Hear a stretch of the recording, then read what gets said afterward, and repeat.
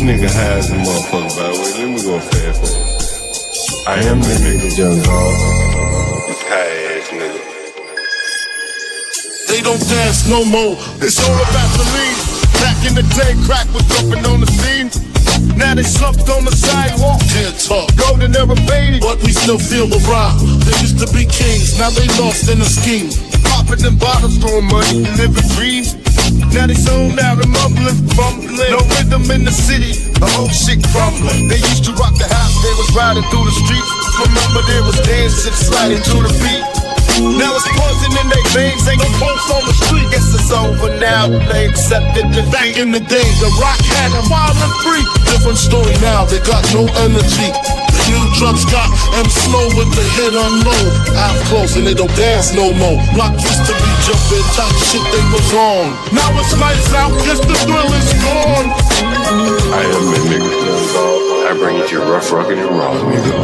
They don't dance no more, it's all about the codeine. Back in the day, they was rocking on the scene.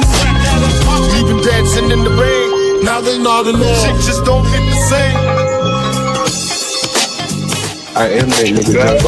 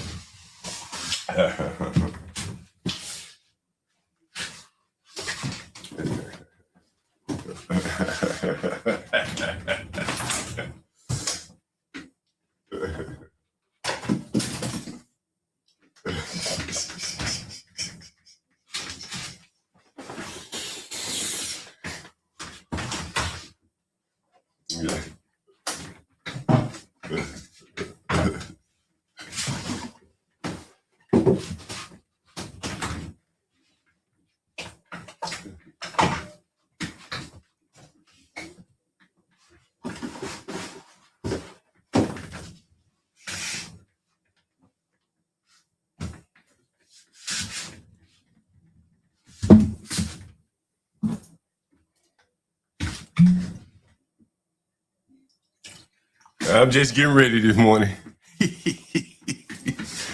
Hey, just getting set up here, guys. Give me 1 minute.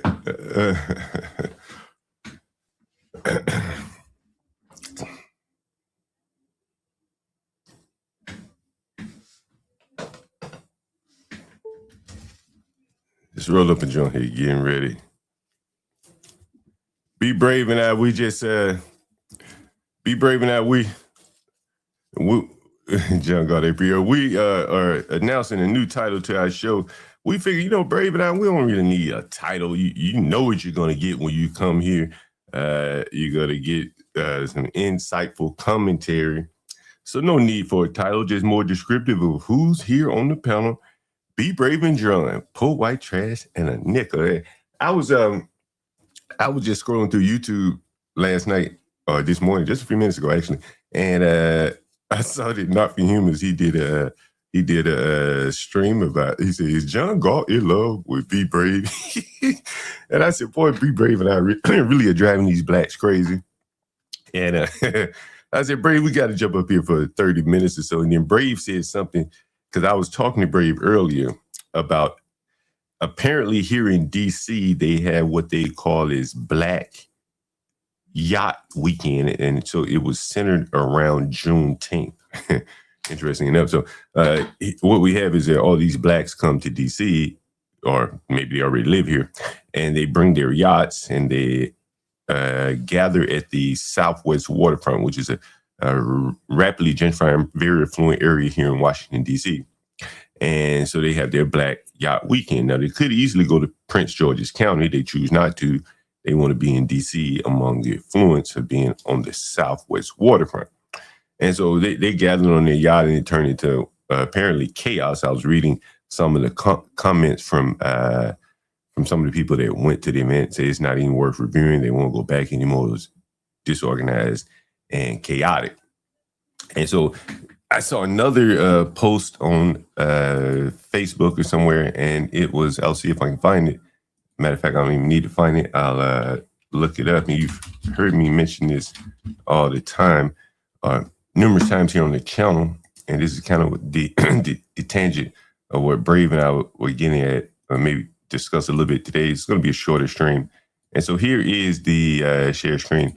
Here's what Brave and I were talking about.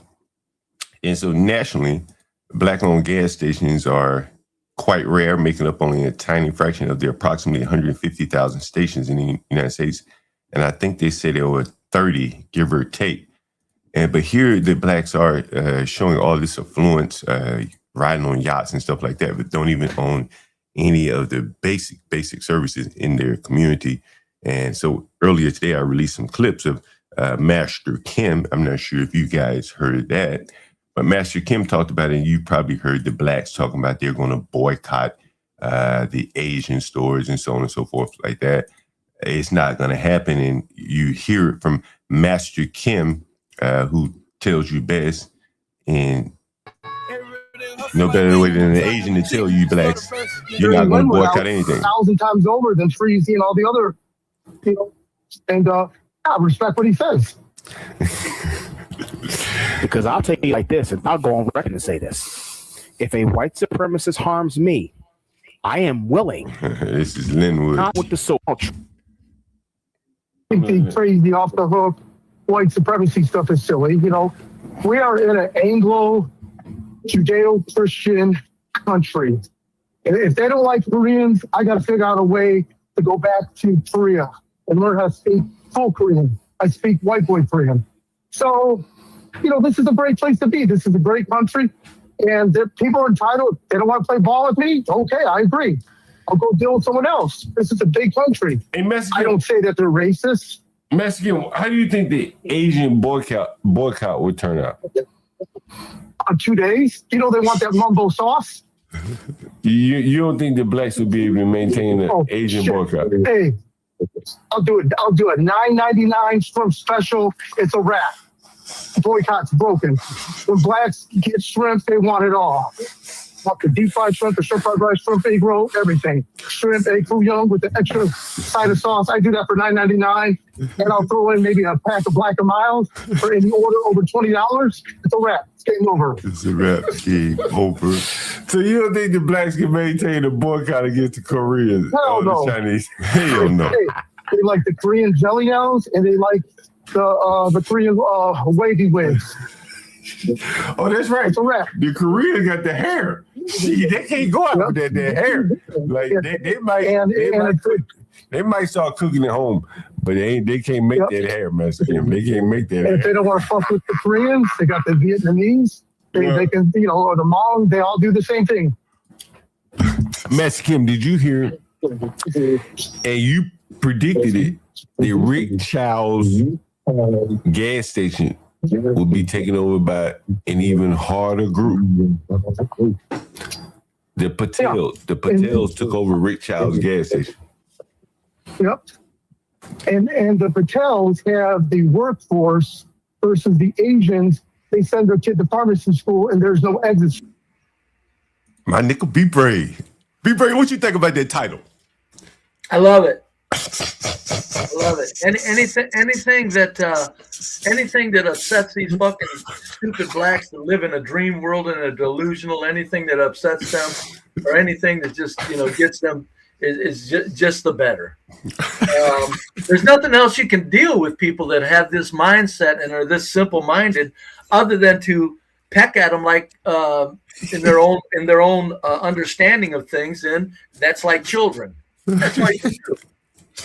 Brave, I'm not sure how much you've been listening, but I don't know if you heard if you're hearing Master Kim here. Yeah, I'm hearing him. Mm-hmm. I got one more video of Master Kim I want to play before we get into this Black Yacht Week, because you had some interesting thoughts on that. I want to let you hear the rest of it. Master Kim. I got one more quick video. Strategy. The Patels, they got an army of cockroaches, and I mean that in a nice way. Yeah. And here is the next clip from Master Kim, where you heard him saying that the blacks were too weak to boycott, more or less. Yes. You heard that? He said he did bribe him. He said he'd bribe him with Newports and shit, right? Yeah. Newports, a Black & Mild. Judeo-Christian country.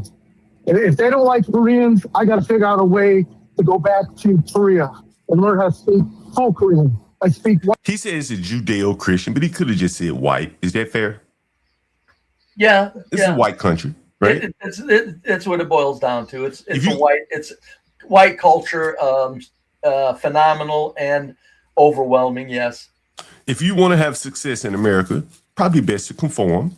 Yes. Fair. Is that fair to say? I've been telling my black friends throughout my working years, act white, you'll be fine. Yeah. Act white. Just act white. And of course, the people that I associated with in the workplace, they did anyway. So basically, it was just a joke to them. And so here's a half Korean, and he's saying, hey, this is a Judeo-Christian country. White boy Korean. So, this Anglo. This is a great place to be. This is a great country. And people are entitled. They don't want to play ball with me. Okay, I agree. I'll go deal with someone else. This is a big country. Hey, Mexican, I don't say that they're racist. Mexican, how do you think that? Did you just hear that, Brave? Yes. He said, people don't want to deal with me. I don't call them racist. I just go somewhere else. Yeah, it's not complicated. Yeah, it's not complicated. But the blacks really don't have anywhere else to go, so they have to force themselves on people. Well, I think it's worse than that. I think not only do they not have anywhere else to go, I think that they insist on being accepted to the point to where they make fools of themselves, because it's against human nature to be across the board accepting of other humans. Yeah, and when you get into race, it just makes that a little easier. But even people among their own races, I'm telling you, John, I'm a snobby ass white person. There's a lot of white. I've always said at these white Christmas parties, these white businesses that I've worked at, I said, when you have a Christmas party, I said, the thing that bugs me about it is if I wouldn't have dinner and supper with a lot of these people in my private life, why are you forcing me to do it in the workplace? Yeah. And that's other white people. Yeah, that's because you that's most what blacks don't understand. It's just it's human nature for people just to be snobby. They can't wrap their heads around it because they're not allowed to snob their black trash, because their black trash will violate them physically.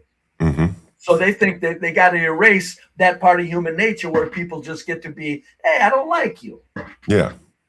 Listen to the rest of the Mexican. We got one more quick clip. Asian boycott would turn out. Is this the right one? For 2 days, they want that mumbo sauce. Bro, rice from Big Road, and I'll throw. Hell no. The Chinese. Wait, the Koreans. The Rick Chow's gas station will be taking Patel. And So I want you to hear this. I think I've had you on here. As it relates to the Patels, is like Mr. Chow. Computer. And I'm speaking specifically about the Hindu Indians, the Patels. Listen to the Singhs as well. And then most Asians have zero spite for the white man. You heard that? Yeah. He's gonna go on to say why though, Brave. If you go to Seoul, Korea today, they got a picture of they got a statue of General MacArthur. You heard that? Yeah. In Seoul, Korea, because they know without the Americans and General MacArthur, we'd all be speaking Mandarin.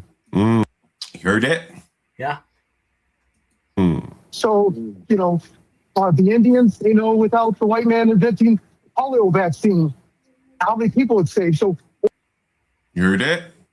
Oh, yeah. This is the white man earning his respect all across the world by being productive. Except right? for one group of people. I mean, the amazing part about this, John, is the respect that Master Kim is speaking of worldwide is so concentrated right here in the USA. In other words, the white magnificence he speaks of, it's like it's distilled down to its purest form in the USA. Is this purest, most strongest form. It's not cut with anything. And yet the black Americans that are here find ways to talk about whites like they're some kind of worthless pieces of shit. It's amazing to me. It's amazing. They're in the country. They're in the country where whites have made it happen, and yet they're pissing and moaning. Yikes!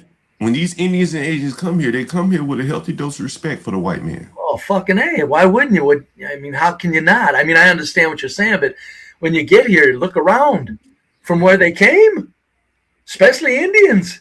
My God. You walk 2 miles that way and you got people washing in rivers, doing laundry in dirty rivers. I'm going to tie this all together in a minute, Brave. Asians and Hindu Indians and the Sikhs are very respectful of the white man and would welcome any day to move into those communities. So, did you hear that? Yeah. You need me to replay it again? I heard the respect part and welcome any day into the Indians and the Sikhs are very respectful of the white man and would welcome any day to move into those communities. Heard that? Yeah. Even if the Sikhs and the Indians aren't as appreciative quite as the Asians, because they don't appear to be quite as appreciative, mm-hmm. they're still well within range of understanding that they know they're in a place where this is the fucking place to be. Mm-hmm. And there's only one reason for it: white culture. Well, one thing's for sure. They're not going to side with the blacks. The blacks don't have a superior alternative. Yeah, no, they don't. That's why I don't understand when blacks are looking for any stupid shit they say. It's like everybody's sick of you. Who are you trying to appeal to other than basically, I'm not saying this to be an asshole, but who are they trying to appeal to than a large percentage of low IQ other blacks? Mm-hmm. It's like, that's pathetic. You're trying to sell lofty ideas to the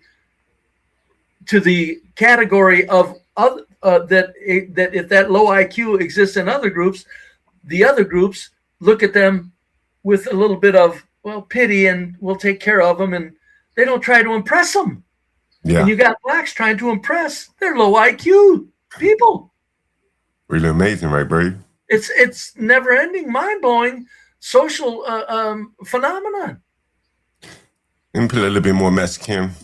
So that white kid got killed by that Anthony, Karmelo Anthony. The Asians and Indians aspire that their children can be friends with those kids. Heard that? Yeah. It's amazing. The blacks out on the island. Every other group coming here is willing to get up on the umbrella or the tent of the whites. Yes. And they don't want the blacks up under their tent. Nope. Metaphorically, correct? That's correct. They don't want to share a tent with the blacks. Don't want to be around them. Don't want to hear what they got to say. And on top of that, they're getting more and more abrasive. And it's like, what are blacks looking for? And as customers, clearly Mexican and the Koreans, I'm not going to say Mexican in particular, but the Koreans, they don't respect these people as customers. Mexicans talk about what it's like dealing with the blacks. Yeah. Right? So you don't respect them as customers. You don't want them under your tent. You're effectively seeing the isolation of these people, correct? Yeah. Yeah. It's gotta, I think it's getting worse, but I don't think it'll ever have any effect, because there's a lot of blacks online talking about the black civil war in the black community. And it's like, these niggas are dumb. I don't think they got it. I don't think they're not saying the right things yet. They're getting close to it, but they're not talking about the right things. It's not bad though. At least it's an improvement that I'm seeing on the internet. But no, it's you got the 70%ers are, as I've always said, it's not even a matter of that they will intimidate the 30%ers. They have the media on their side, making sure that the 30% never gets a foothold in a say-so on what's going on with black people.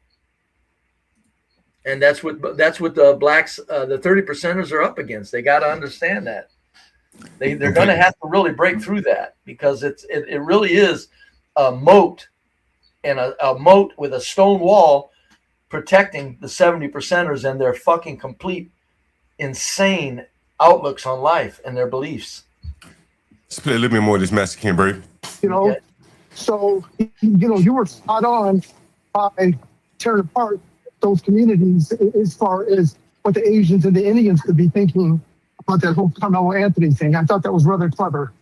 Yeah, you know, Master Ken, like, you know, in America, these immigrants come here, and you probably can understand this, in third world countries, education, you got to pay for it, right? The public school education is not very good. So people with money in Nigeria, Ghana, education.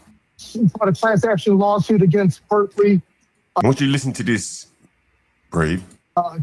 for admission standards and how they were discriminating against them by making them have to achieve higher SAT scores than anyone else. I didn't know that. Yeah, there was a class action lawsuit. A lot of Asians looked at it as oh, good. That escalated the value of a high level degree. Yeah. So a lot of the Asian families welcomed any sort of discrimination, even against other Asians, because that means that us Asians will meet the task at hand.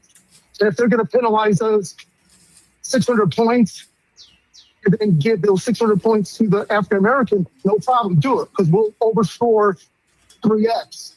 So it gave us, rather than feel discriminated, we thought that was a good thing because it's going to clean out the trash. So we.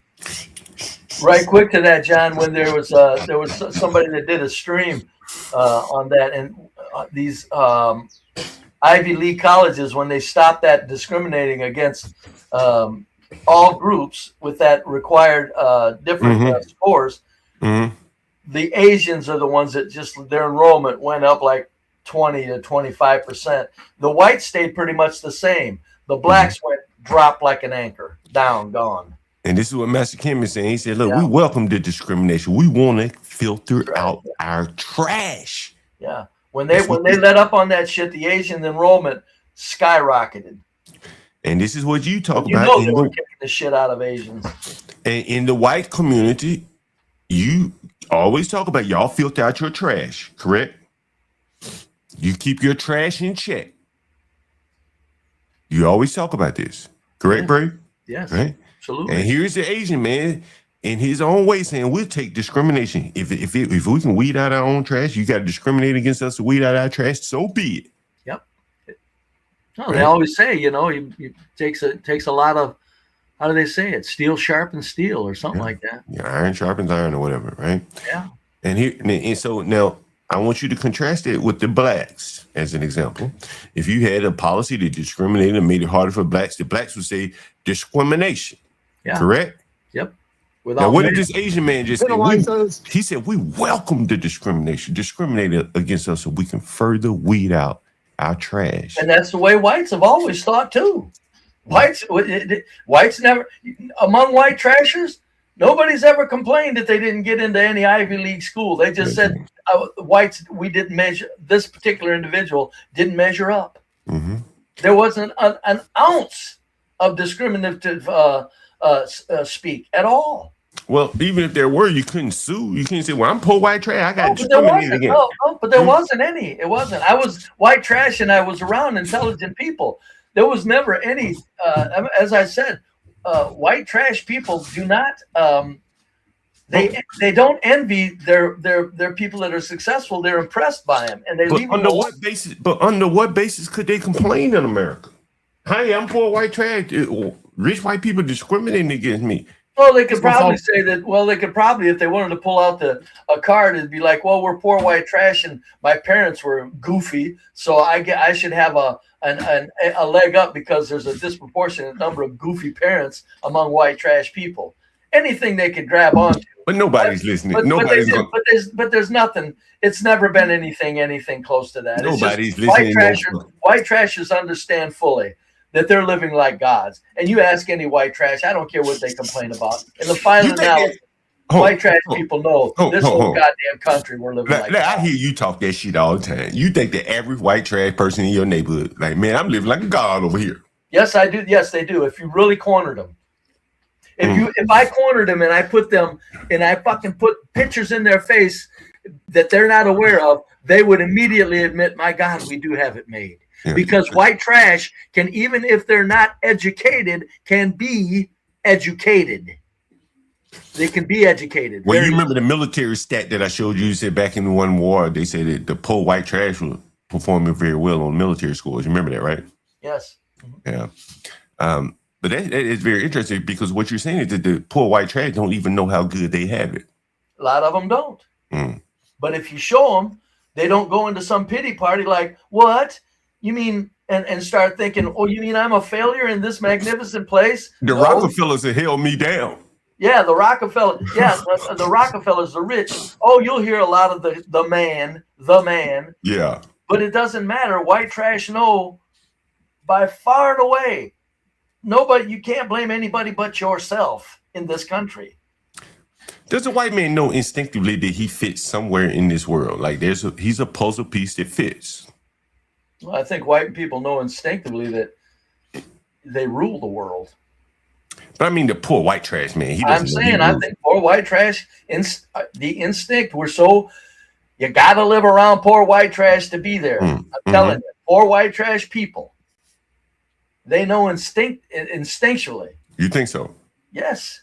Really? They know that we are the fucking race on the planet. Even the poorest white trash. Even the poorest of them. Fucking did you see that drug addicted motherfucker on Kensington pick up something and make use of it like a tool? Yes, he did. Yes, he did. Yes, he did. We could probably watch that stream all day and not see a black do that. Would you say that's fair? Yeah. Picked up some. It wasn't even a lot of trash where the whites were all gathered up. It didn't have a lot of trash around them because they probably picked it up around them. They probably never threw any trash. White trash go, we're down at the bottom, but we don't have to do this. And that's what white trash are known for. Yeah. At the final analysis, wait a minute, we don't have to do this. Now, it was fairly orderly, it was clean, and it was safe around those poor whites. People walking through there. Yeah. You don't hear any reports of gunshots or anything like that in Kensington. Just drug addicts. Go to the very bottom of white trash, and white trash people, they just know at the very bottom, because they do know that the white culture as a whole has expectations. And they better live up to them, at least to a certain degree. That's all. Brave, God of the sea says ingrained. Do you agree with that? Yes, it is. Ingrained implies that yes, it's strengthened and it is refined. Yes, the appreciation for white culture and white magnificence is strengthened and refined among white trash. Right, yes. You see this coming right here. Look at what the hell is this? I need to refresh my algo. Oops. How'd we get up there? Sorry, sir. Boy, you might want to sing. You might want to, if you need a fucking dose of something to get pissy and moany about, you might want to hang around. We'll serve the purpose here. You can go back to your blacks and tell them all how horrible the white man is. You should hear what he was saying over there. Him and his fucking coon friend. Brave, that title might fuck him up, Brave. It might fuck him up real bad. Poor white trash and a nickel in the morning. Brady, I tell you, DJ Wishdorf did the stream about us. Yeah, I seen it. I just sent it to me. I seen some of it. Why do you think he put that? Why you say CT? You up on CT channel more than you causing me a lot of undue stress, Brady. Me even associating with you because you could have said CT because you up on CT more than you up here. It's CT. I'm just a clown over there. With me and you, John, it's like ain't no fucking clown around. It's a team. It's a fucking team. It's two research scientists that got together and said, "Hey, how you doing, sir?" And we met a couple of years ago, and it's like, "Oh my God, you have actually taken notes. So have I." And then, guess what? Let's rub some of this shit in because, guess what? Both of us also are. We love to make trouble. We love to make good trouble. You put good research together with loving to make good trouble and fucking black and white? Get the fuck out of here. These motherfuckers, they don't know what to do, John. They don't know what to fucking do. Bray, I gotta show you something. Look at this. Look at this title right here. For the audience that hasn't seen it. Bray, look at this title. Up on a Tuesday, is there a thin line between black and nigga? Is John Galt in love with BeBrave? Yeah, that's all they got. That's all they got. They don't disprove anything we say.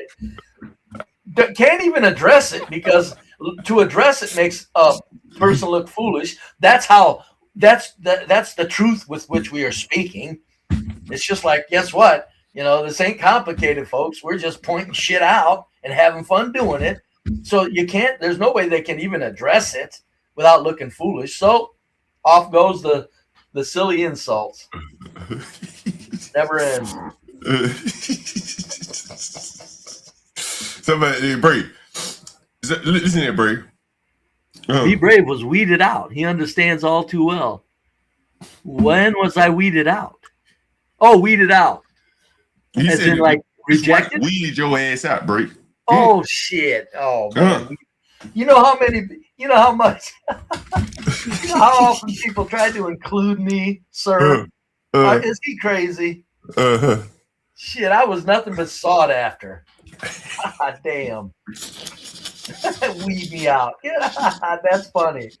That's funny. Brave, I was in CT chat one day. I think it was CT chat. I think I sent the nigga tube chat. I said, same age, Brave and Bob walking through the airport with a pilot uniform on, side by side. Tell me what you think the reaction is y'all walking through the airport together. I don't know. I'm going to get people are going to trust me. They're going to trust my why? Because whites are just people that we've never settled for any when it comes to important positions. Now, I do know there is white families of very wealthy people that get in places. I'm not naive and stupid. Yeah. But at the general level, whites expect performance. Blacks do not. That's why me and Bob walking through the airport in a pilot's uniform. Hell, take my poor white trash ass self at 40. Put me and Bob in. Give me a pilot's uniform and put me and Bob. Let us work a crowd. Now I did want to ask you. Bob would be looking standing still. I'd be kicking ass. You walking through the airport terminal. Poor white trash man. You put a airport uniform. You put a pilot uniform on your poor white trash ass. Yeah, pilot and you uniform. put one on a nigger from Potomac, a Morehouse educated nigger from Potomac. How would the people that saw you two walking through the terminal respond to you versus the uppity black Negro with the pilot uniform on? How do you think the world will respond to you? Well, justifiably so. More positive to me. Why? Because blacks have, again, their standards are so low that nobody can trust, even when somebody rises to what is an impressive position. I think their standards are so low. That's what they've poisoned themselves. They poisoned their image with that shit. I think the white man has earned a reputation, man. 400-500 years of building shit. Yep. Productive shit. You heard what Master Kim said. There's a statue in did we play the rest of that where he said there's a statue? Yeah. Right. There's a statue all over Asia of white men. Did you know that? Did you know that, Brave? That there's statues all over the country of white men. I knew the general. I knew the general might have been a statue, but no, I didn't know about white statues. Yeah, I think he goes on to say it right here. 600 points, and then give those 600 points to the African American. No problem, do it because we'll overscore 3x. So it gave us, rather than feel discriminated, we thought that was a good thing because it's going to clean out the trash. So when you make that degree more valuable. And that's Master Kim there. I think I played it in the early clip where he was saying that, you know, shit, man, like, if it weren't for white people, I'd be speaking Mandarin. That's some deep down rooted respect that's going to carry for a long time, particularly when the white man is still performing very well. Would you say that's fair? It's South Korea and North Korea. I mean, I think they were lucky to have a populations each at that time of 20 million people apiece. But he also went on to say India. I mean, they were very, what were they going to fucking do? But he also went on to say India will have to respect the white man for creating the polio vaccine. India, the polio, that's very true, but it's so many things. Mm-hmm. It's so many innovations, so many. Even if whites don't think of it, they set up the laboratories and the research facilities and fund the research and bring in the finest minds on the planet. Right. White people, even if they don't do it, they make sure it gets done. Yes, that is correct. And so, Brave, all of this I'm bringing to full circle here before we get into the Black Yacht Week, for what that's worth. So, Brave, now we've talked about how Master Kim looks at the white man. He said, I want to get up on that white man tent. Huh? He said, hey, fuck that shit. I know what he can do. I know what he's done. He has a record, a proven record of accomplishment in making the world a better place. Jesus Christ, look at the fucking, just look at our cityscapes and our fucking townscapes. I mean, it's just amazing. Before I get to this video next, what must the Asian and the Indian think when they hear the blacks talk about we built this country? I guarantee you, they already have a very low opinion of them just because of the way they behave presently. Hold on. You said earlier this morning, we should have had it on the call, that you think the Indians and Hispanics look at blacks beneath white people, like lower than how white people look at blacks. Oh, yes. Oh, God, yes. There's no comparison. You think so? Yeah. Oh, yes. No. White people look at blacks as trash, but they know that there are black people that are fine, upstanding people. Mm-hmm. Indian and Mexicans don't give a damn. Fuck your fine, upstanding fucking people. And I'll tell you why, John. Why? Because the fine, upstanding people in the Asian communities and Indian communities, as you heard Master Kim say, they don't associate with their trash. Yeah. It's obvious to all the other groups that even when you're a successful black person, they're associating with their trash too closely. So guess what? Guess what gets puts forth? They don't care about you as a successful black. Whites at least pay a little bit of attention to who's putting effort for it. Yeah. So we do that, but no, the other Mexicans and Indians, oh, no. You think whites are racist? Oh, shit. You think so? Woo! You think so, Brady? Oh, shit, John. I worked around Mexicans for fucking 30, 40 years of my working life, man. I'm guaranteeing you they didn't have, no. They didn't have a damn bit of use for blacks. Not at all. So I say all that to say, Brave, you know, the blacks are up in a tizzy about the Karmelo Anthony verdict.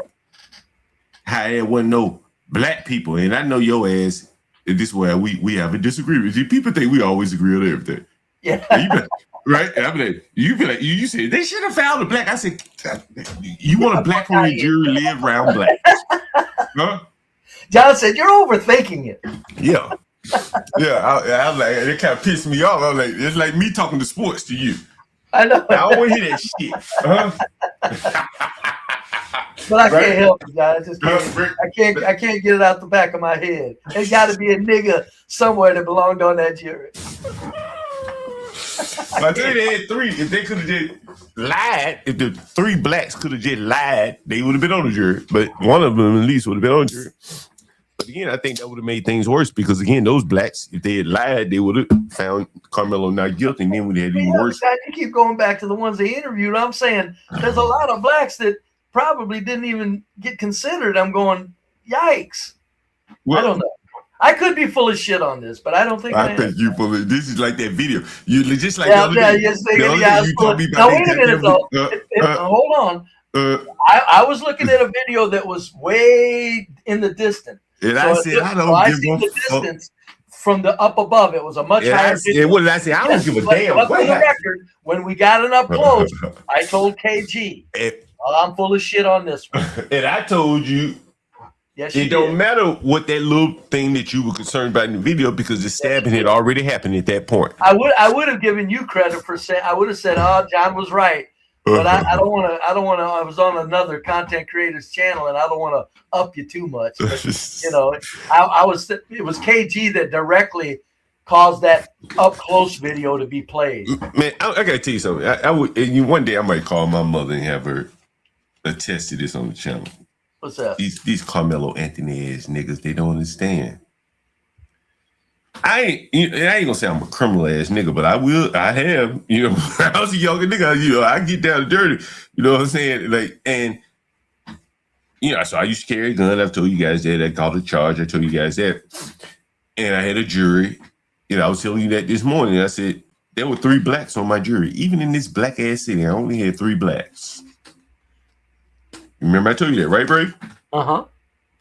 Now, let me tell you what was so interesting after the trial. After the trial, after they found me not guilty, I never forget this like yesterday, and this is what Karmelo Anthony and the blacks who want to run from other blacks don't understand is after the trial, and I should call my mother, let her tell you story. One of the black ladies came up and hugged me. One of the black ladies on the jury. God's my witness. Came up and hugged me. May have hugged my mother too. Huh? But she was proud of you. But because I was able to paint the picture like, look, I ain't no criminal ass nigga. Like, they had a lying ass witness on the stand who created a story the day before trial or the day of trial. And she looked at me and she could see what she hoped her son would be. John, were you doing your best English pronunciation? Nigga, I ain't even have to speak. Understand? Just sitting there in a dignified manner. Nigga, I ain't have to get on the stand. Damn. I ain't get on the fucking stand. This is what I'm trying to explain. Like my mama got up there, boy. He was a good boy. Listen, the night before my trial, I'll drop the link in 1 second. The night before if you got a question for BeBrave, put a 1 in the chat. I'll drop the link. You come up and ask BeBrave a question, or you can ask me a question. The night before my trial, I just happened to go to this restaurant. It was owned by Jose Andres. I think it's Rosa Mexicana or something like that. And there was one of the workers at DC Housing Authority. She was going to be testifying to me the next day. On the next day. It was like the day before trial. And so she said, John, she said, they want me to, to lie on you. But she said, luckily, we don't owe you any money, and you've always been a nice person when you come down here. And she said, I don't have anything bad to say about you. So all I'm really going to testify is that we paid you. You did the repairs as you agreed, and that's all I can say about you. They didn't owe me any money. I wasn't coming down there angry or anything like that. And again, so she was more or less a character witness. You see what I'm saying? Mm-hmm. Karmelo had none. He had nothing. His mammy couldn't even get on the stand and say he was a good boy. And so again, bringing this all full circle, what you just heard Master Kim talk about his respect for white people. You heard him say that. Yeah. How a white man is, saved him from speaking Mandarin, so on and so forth like that. And before I play this video, I'll let this guy come up here. I think he has to ask you a question. Yeah, what's up? What's going on? It's Fighter Complex. All right. I think I've seen you before. What's up? Yeah. You got a question for me or Brave? It's for Brave. Brave. I tell you, Brave. Hey, hold on. How old are you, my man? I'm 33. Look at that, Brave. I keep trying to tell you, Brave. What does that mean? Hold on, Brave. What did I tell you, Brave? He says I'm rather not necessarily appealing to, but catching the attention of all age groups. You can talk to younger men because you're practical. Yes. That's what I said. But go ahead, fighter. All right, got you. All right, so Be Brave, you mentioned how there's 70 percenters, right? So I guess what you're implying is that 30% are upstanding, quote unquote, and 70% are not. So for your white constituents, your counterparts, what would you say? What percentage is upstanding? 95%. 95. Yes. Because they're for this reason. The ones that we don't have any group of what the people that are trash and are the white trash, it's a very small percentage that are actually carrying out any crimes. The people that aren't doing crime are not making apologies or making excuses for the white trash that does crime. Whereas in the blacks, you got 70% of black Americans that apologize and make excuses for violent criminals. That's the difference between whites and blacks. The whites, we do not have a category of people that make excuses and apologize for violent white trash people that need to be behind bars or executed. All right. I thank you. I just wanted to ask that question. Well, you know, before you go, I want to tell you a story that I told Brave, and I've shown it here on the channel.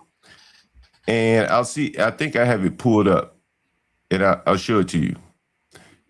This is what Brave is really talking about with poor white trash, honestly. This is as crystal clear as it gets. And Brave is going to remember this. Brave, you remember this? What is it? Let me see.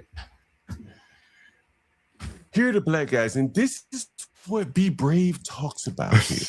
This is what BeBrave talks about. You've heard him say it. Where's the white man? Brave, you remember the white man? You remember the white man? That's all the people that even show up every day. Look, remember the white man with the homeless?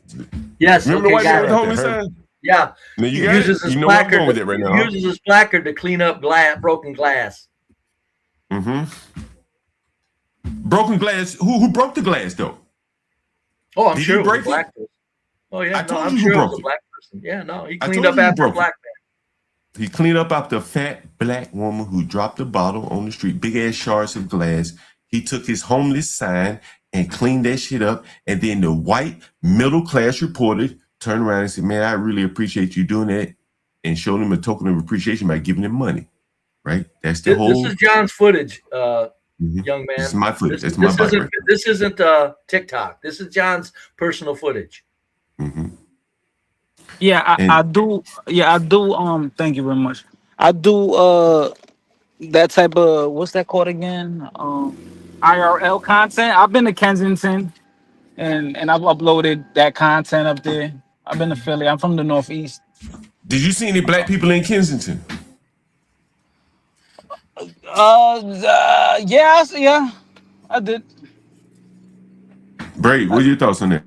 Well, but Kensington gets labeled the whites only. They talk about it like it's whites only. And I've said when it started, I said, I guarantee you the reason whites are there, number one, is because blacks were there first, and then the white pieces of shit joined them. And so I guarantee you that it's more like 50-50. It is not all whites in Kensington. That's bullshit. And if you look at footage, I'm very correct. But you also said it was safe. Did yes. White drug addicts can make a safe drug injection zone? Yep. Where it can be safe. Not around residential homes. They did it in a place that makes sense, under railroad tracks, overpasses, and shit like that. They're not. John has footage of blacks shitting themselves, puking, and sleeping on sidewalks where the homes are worth $400,000. You don't find that in any white neighborhoods. There's not all whites laying around shitting themselves and sleeping on sidewalks where whites have $400,000 homes. Don't exist. Hey, you got another question, fighter? We got big time up. He may have a question. You got any question coming? That's all right. That's good. Talk to you later. That's my question.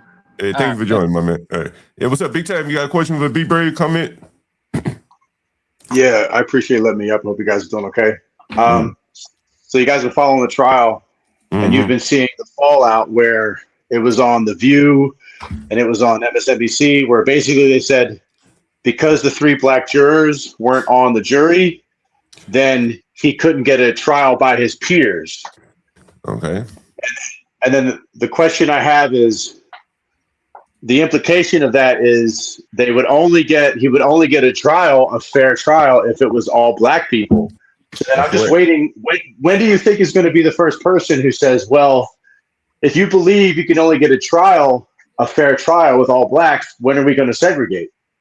Well, I did a video on that specific topic.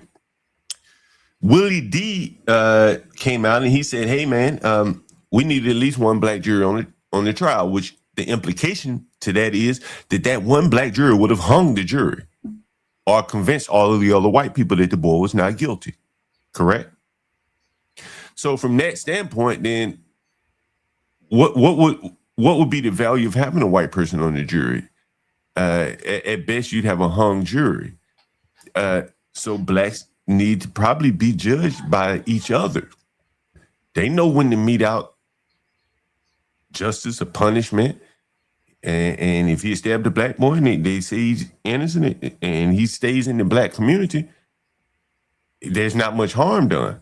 The only harm is done is when he goes into other communities, creating these kind of problems. Let the blacks mete it out. If they feel like he's innocent, let him stay in their communities and do this kind of shit. That's the only solution that I see. Because to me, what they're arguing is that they're incompatible with the justice system as it stands. Right. And I want to play this video. This is the next video. I've been leading up to, because the blacks have said there's a non-black jury. Okay, fair enough. The blacks have also argued for diversity, right? Okay, we've been playing clips from an Asian man. And now here's what the Asian man is about to say about Karmelo Anthony, right? And so this is an Asian man that likely could have been on the jury, right? The blacks, you're not going to get an all-black jury. You're going to get some Asians on there too. And I want you to listen to what this Asian man says. And we've all heard from this guy on the channel. He's a pretty fair guy. Listen to what he said. So the current Karmelo Anthony, they look at it as the guy's dumb because he's a murderer. So regardless of what DEI, EIP score he would have got, it's irrelevant. He's a murderer. He had no self-control. From the family's name by Asian culture. Wow.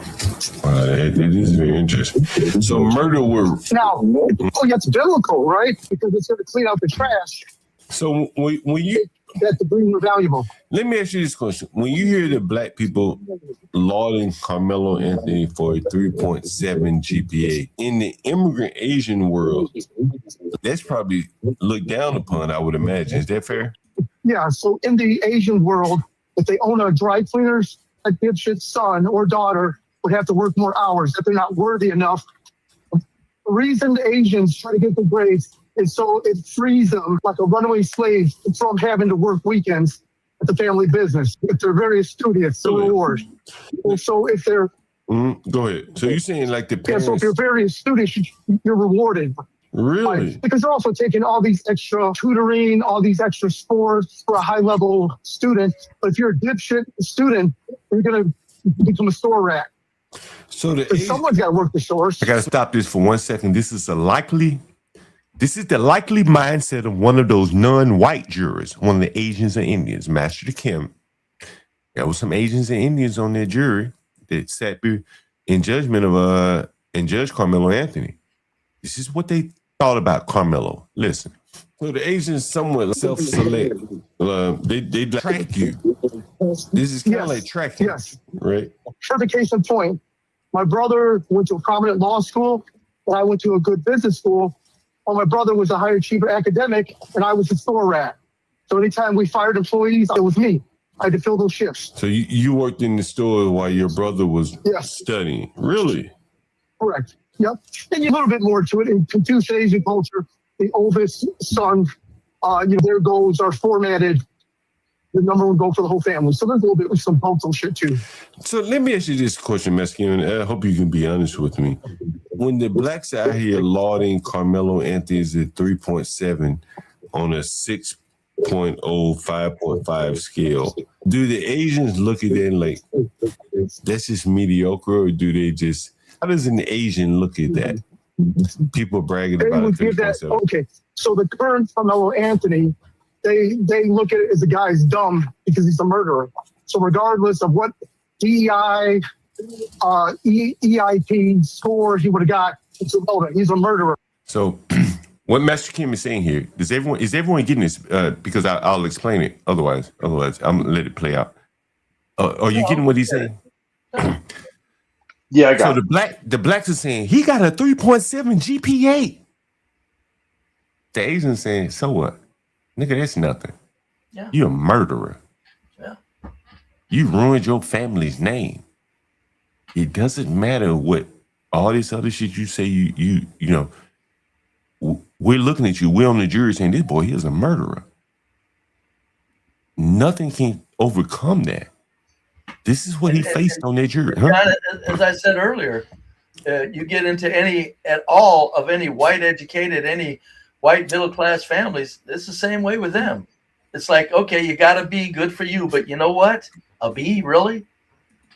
I mean, like I said, the two women that good chance when I was a very young man would have ended up at, they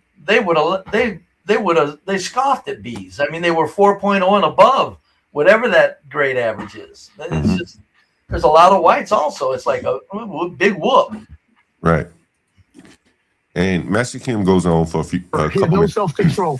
Did you hear that? Regardless of what DEI is, the guy's dumb because he's a murderer. So regardless of what DEI, EIP score he would have got, it's irrelevant. He's a murderer. He had no self-control. He ruined the family's name by Asian culture. Wow. This is what Karmelo was up against. This is the Asian mindset that was sitting on that jury judging Karmelo. See, this is what the blacks don't understand. Like, there are a lot of other people coming to this country that got Confucius backgrounds, Hindus and all that kind of shit, and they look at the blacks' behavior and they're much more critical of the whites. Would you say that's fair, big time, Brave? Well, of course. Oh, yeah, absolutely. I mean, when the Koreans came here in LA and South Central after the Watts riots, all they could do was buy stores. And if you watch, there's a documentary, I think it's called Clash of Colors, that talks about the LA riots from the Korean perspective. Wow. And they were so educated in their country that there was such high competition that they moved here for a better, the whole immigrant story. They thought that owning a store was beneath them, but they would live, but there's stories of like a mother and father. The store would be open 24 hours a day. The mother would work the morning shift and the father would work the overnight shift. Well, you know why they do that? It took Master Kim to explain that shit to us. Brave, did you ever hear why Master Kim why they keep the stores open 24 hours a day? Yeah, did because anyone ever hear that? It's cheaper than loss prevention. It's cheaper than someone driving a car through the front door, and now you got to replace the front door. Or hiring a security and shit. Or hiring a security guard for when you're closed. Yeah. So they just keep it open 24 hours, and the clerks are the de facto security guards. That's the behind the scene how the business works. And I never knew that until Master Kim explained that. Yeah, you don't think of it like that, but and Mr. Kim is very true, because whenever I'm like I said, I'm from Philly. Whenever you go into Chinatown, if you walk into a restaurant and it's owned by a family, it's very common for their children to be doing their homework. They'll walk over, they'll walk you to a table, they'll give you your menu and your dinnerware and your napkin, and then they walk back over to their homework. It's very common that the entire family is working in the restaurant. What do you think about that, Brave? Brave, what do you think about that? It's the nature. It's human nature to do just that. It's just you got your family. That's what that's why old farm families. It's like, no, you didn't lay in bed. You got up and tend the fields. But whites don't do that today. But they can still see the value in it. I would say there's probably whites are the whites in the inner cities but I'd aren't say doing whites that shit. Whites aren't doing their kids aren't, of course. we've come. Whites are too affluent to do that. Right. That's what I'm trust saying. me. In days of old, in days of old, when whites weren't, and it was a struggling young country, I guarantee you've seen kids doing just what Big Time described. I'm gonna go help mom and dad in the restaurant, then I'm gonna go back do my homework in the back. I guarantee. But what I'm saying is today, if a white person, if a fluent white person, some executive at Goldman Sachs came in and saw an Indian couple with their children, whatever Big Time just described, they would not turn up their nose and say, "Oh, this." They would probably be, touch at their heartstrings, right? Whatever, that's the word, impressed. Yeah, they would not turn their nose up at that. No, white people are impressed. We're impressed by performance. Right. We're not envious of it. We're not jealous. We don't try to drag the crab back down in the barrel.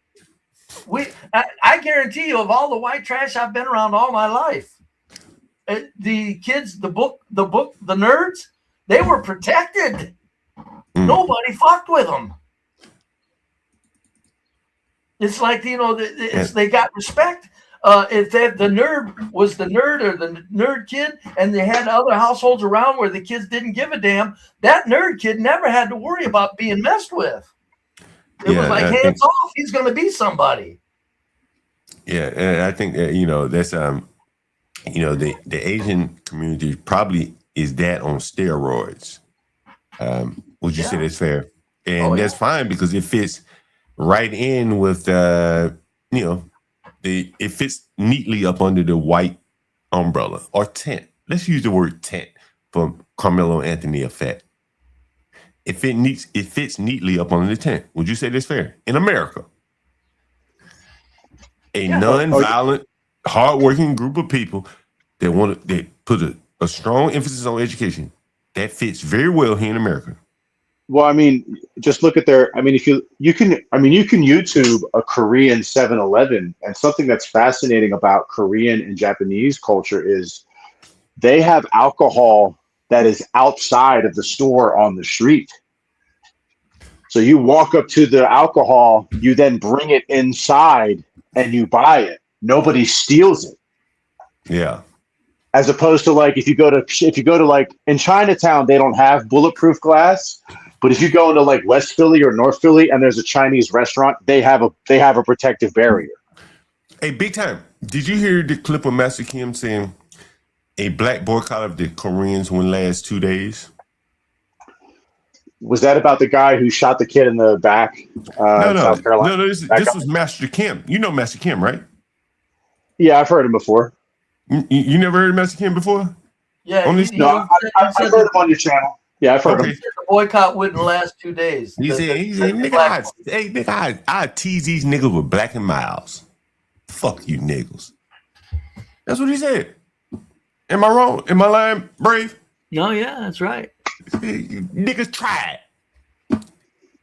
I have your ass in here chasing some Black and Miles and some mumbo sauce before the boycott even gets started good. That's what he said. Well, the funny part about it is yeah, right. Like black women are going to go without their weave. Get the fuck out of here. Oh, that's their fucking god. I mean, in North they Philly, go to church and they worship their weave. I mean, there's an entire there are entire Korean and Vietnamese hair shops in South Philly, right at 9th and Washington. Yeah, they're owned by Koreans, and what's funny is all the black girl stuff is all locked up. They have to come over and unlock it for you, and that was back in 2016 when I was still living in Philly, in South Philly. Since you didn't hear Big Time, the reason why I want to play this again for the audience is because ultimately what this is showing is a lack of respect for blacks. Blacks don't have any respect even amongst immigrant groups. Listen to this. Okay, I agree. I'll go deal with someone else. This is a big country. Hey, Mexican, I don't say that they're racist. Mexican, how do you think the Asian boycott would turn out? On 2 days? They want that mumbo sauce? You don't think the blacks would be able to maintain an Asian boycott? Hey, I'll do it. I'll do a $9.99 from special. It's a wrap. Boycott. Niggas ain't shit. Fuck you niggas. Try it, nigga. Fuck around and find out. I have your motherfucker there walk around here with your feet looking like with the nails curled up under your feet. And that's just the food and drink part. Imagine the weave part. That's the funny part. These motherfuckers be looking so terrible. They look so ugly out here, Brady. The beauty desert would be on 10. Oh, that's why it ain't happening. Well, I'll tell you what. If they actually were boycotting them, I'd start me up a bonnet store. I'll guarantee you that. All their heads would be covered. I'd be making bonnets. I'd be making bonnets out of everything I could find. Burlap. I'd buy a sheet of tarp. I'd buy some plastic tarp and start cutting bonnets out of it and sewing bonnets together. Hey, Bray, do you remember that bitch I had in the store with a trash bag on her head? Yeah. Bray, this is why I said we don't need a title, man. No, white trash and a nickel in the morning. No title necessary. Is that right, Bray? That's right. Not complicated, folks. Not complicated. We're just describing life. Can I ask you guys one more question? It's kind of similar to the Karmelo Anthony thing. It's kind of. I have a question about how, kind of like how the system is admitting that there's a problem with the black community. And I'm going to use an example of Michigan. Michigan is now trying to hire primarily black male teachers for first grade through middle school because they've noticed that only 0.02% of all the teachers are black men. And they're essentially saying that they're going to give them a sign-on bonus. And they've noticed that with all these black female teachers, they're kind of quietly making the connection that black females cannot control young black boys, but they're not coming out and saying anything. They're just kind of nudging at the fact that because maybe there's no fathers in the home, they could really use more black male authority figures in elementary through middle school, but they don't point to the root cause. Jesus Christ. Well, what's going to happen there is you're going to have 70% of the black males are going to be part of the 70% group, and the black young males are going to be just probably not quite as unruly, but I don't look for any hopes of discipline just because they're putting black males in there, because so many black males are wrapped up in self-pity themselves. Jesus Christ, man. Oh, you said it's in Michigan or Philly? Michigan. Is it in Michigan right now? Yeah. Jesus Christ. Yeah. It's they're talking about the problem, but they're not talking about how the problem came to be. Do you know what I mean? No, they never will. Well, I think part of this is going to become them niggas be more or less security guards. Who's going to break up the fights? You can't ask the women, even though they're big ass bull mammy type women in these teaching positions, they can't break up some of these fights. You need some men in there.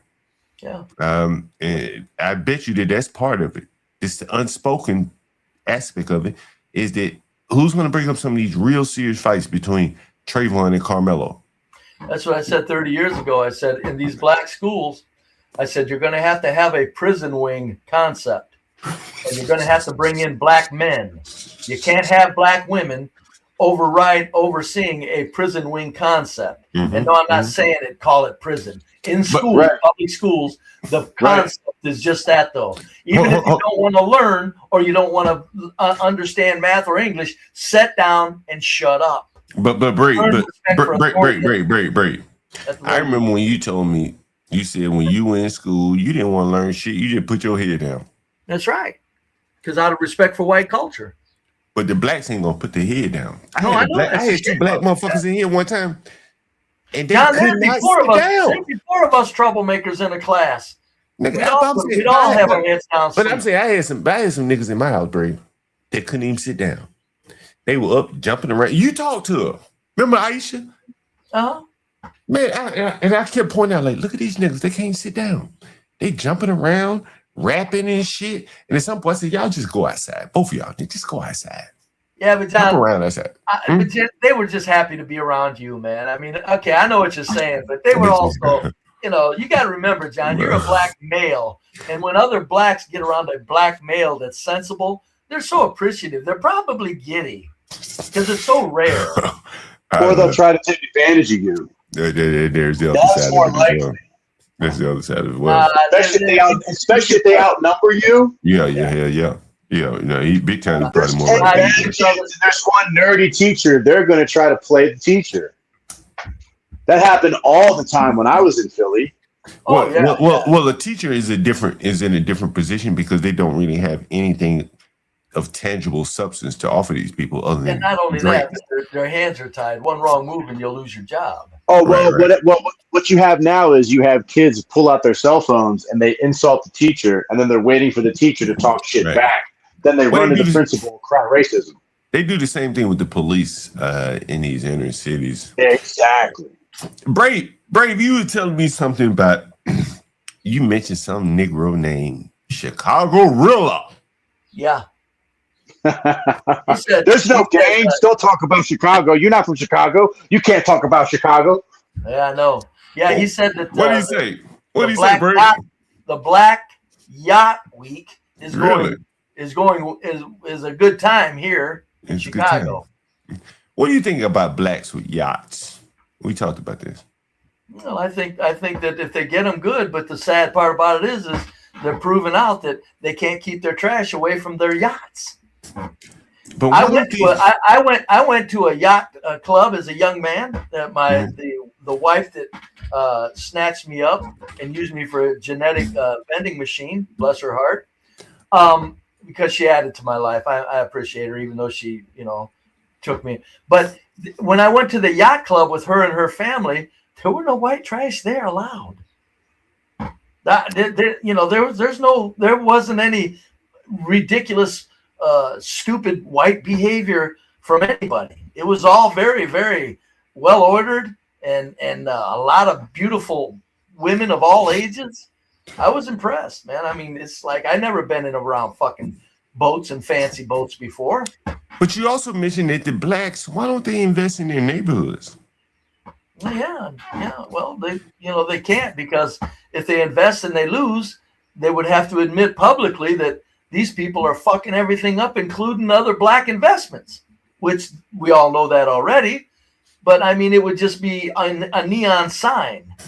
So that's why blacks, I think, they say that it's a risky investment. No, I think a lot of it is if you don't uncover something, nobody will know it exists.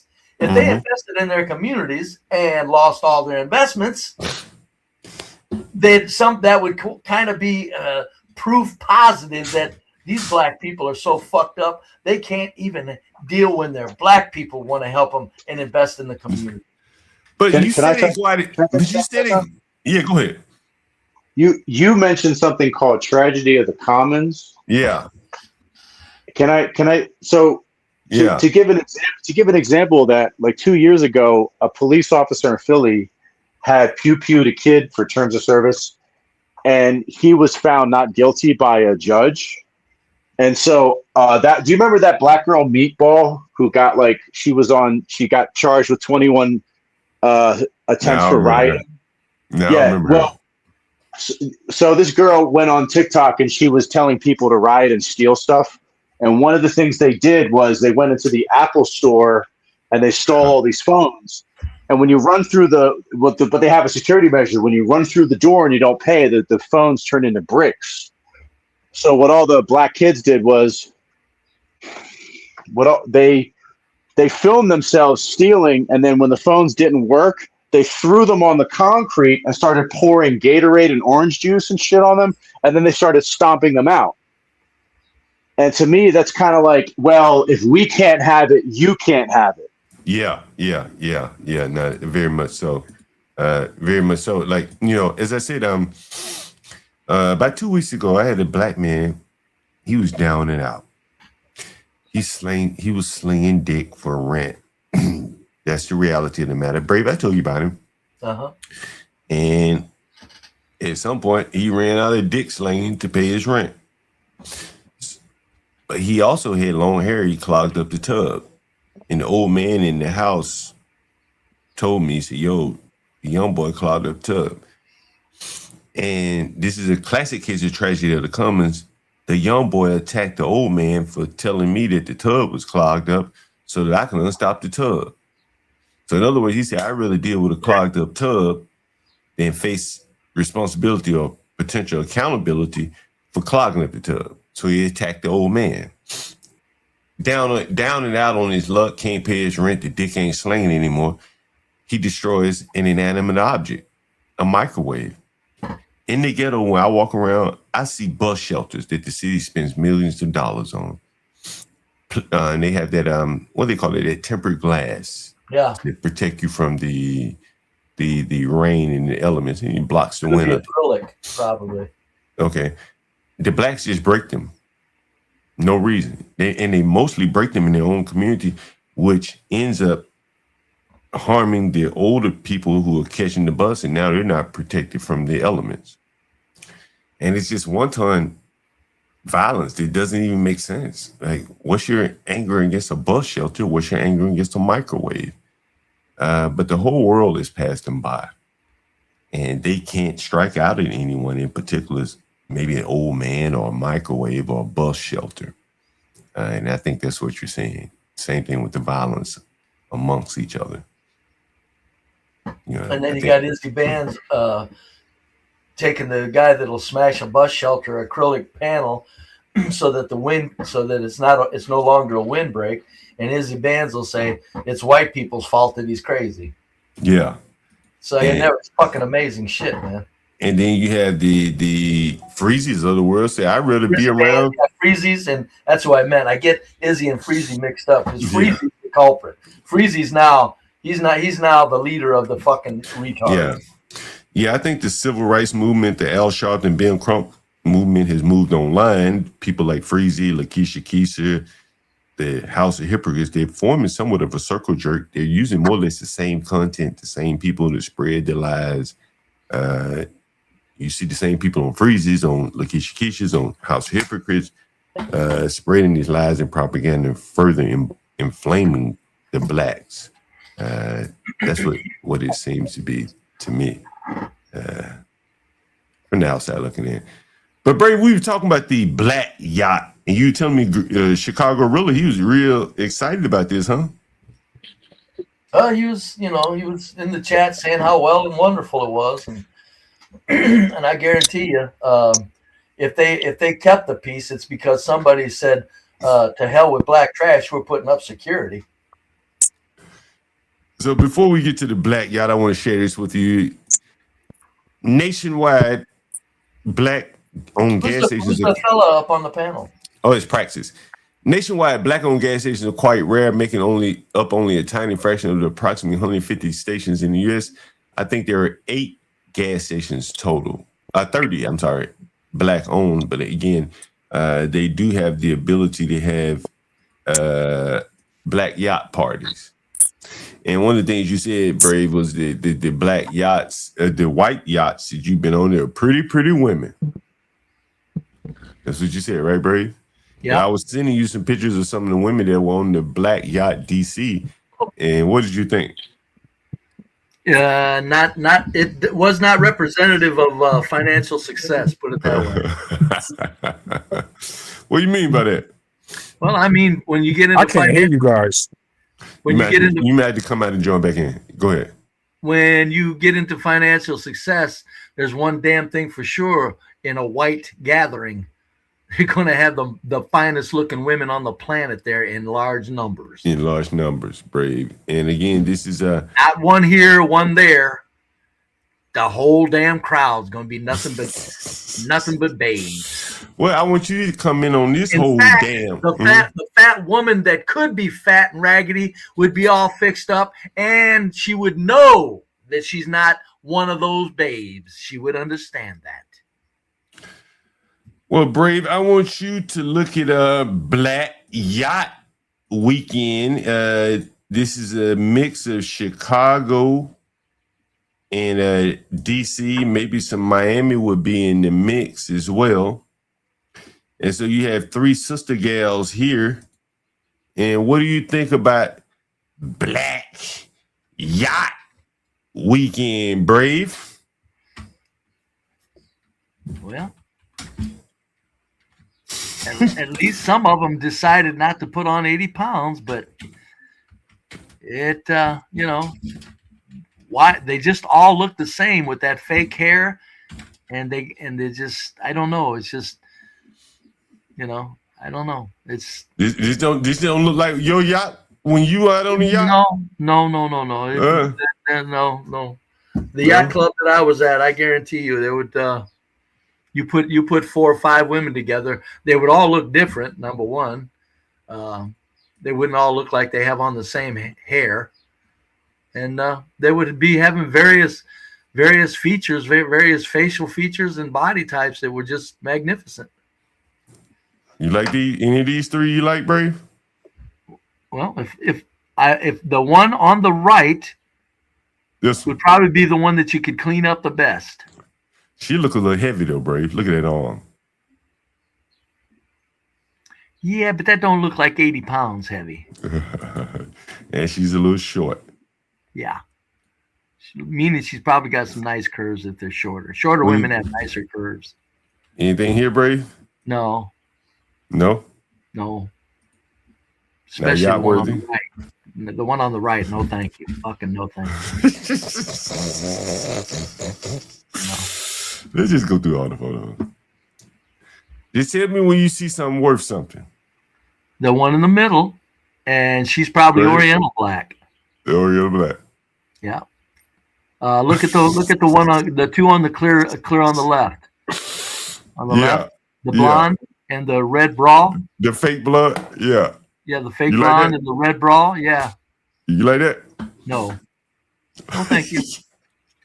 And the one on the right, yeah, no, thank you. Sorry. And I'm not being mean, folks. I'm just saying. You just be honest. Yeah, I'm just saying. You know, I'm going back when I was 25 years old, 30 years old. Now we're judging it from a yacht perspective now, Brave. Yeah. In other words, from when you can get women. I was never rich, but when I was 25 and 30, yeah, I keep up with a rich man and getting attention of the babes. I couldn't marry one and take care of them.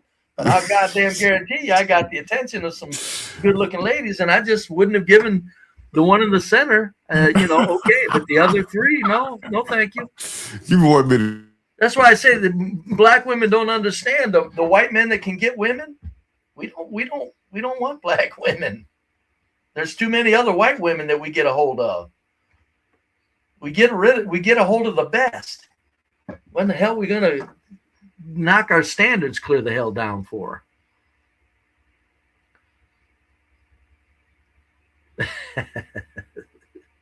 But yeah, that when are they going to have black don't shoot anyone weekend? Well, I think they've tried a whole bunch of those and they end up bad. Somebody always gets shot. So it's never ending. But yeah, folks, it's to call it Black Yacht Week. I understand, I get it, but the shame of it is if you went to that Black Yacht Week, look at the ratchet shit that they have in there. I guarantee you, those 2 black women on the left side, the red bra and the blonde hair, I guarantee you, there's a whole bunch of them ratchet ass women in that crowd of all of these successful people, and that's why the black culture is just so destructive to anybody that, if I was a successful, well-reasoned black man, I wouldn't have even went to that fucking thing, because it would have been disruptive to my soul to see other people that had done well for themselves still acting like black trash. It's like it don't register. You wouldn't even go, Brave. No, as a black man, I'd say no. I can't take it. I could not take the constant onslaught of trash behavior that's allowed in with these people that are doing well for themselves. And a lot of it is a lot of these people that are doing well for themselves, they're afraid of these ratchet people. This isn't that they want them in there. They're afraid of them. Your black successful people are afraid of the 70% and the black trash. They're afraid of them.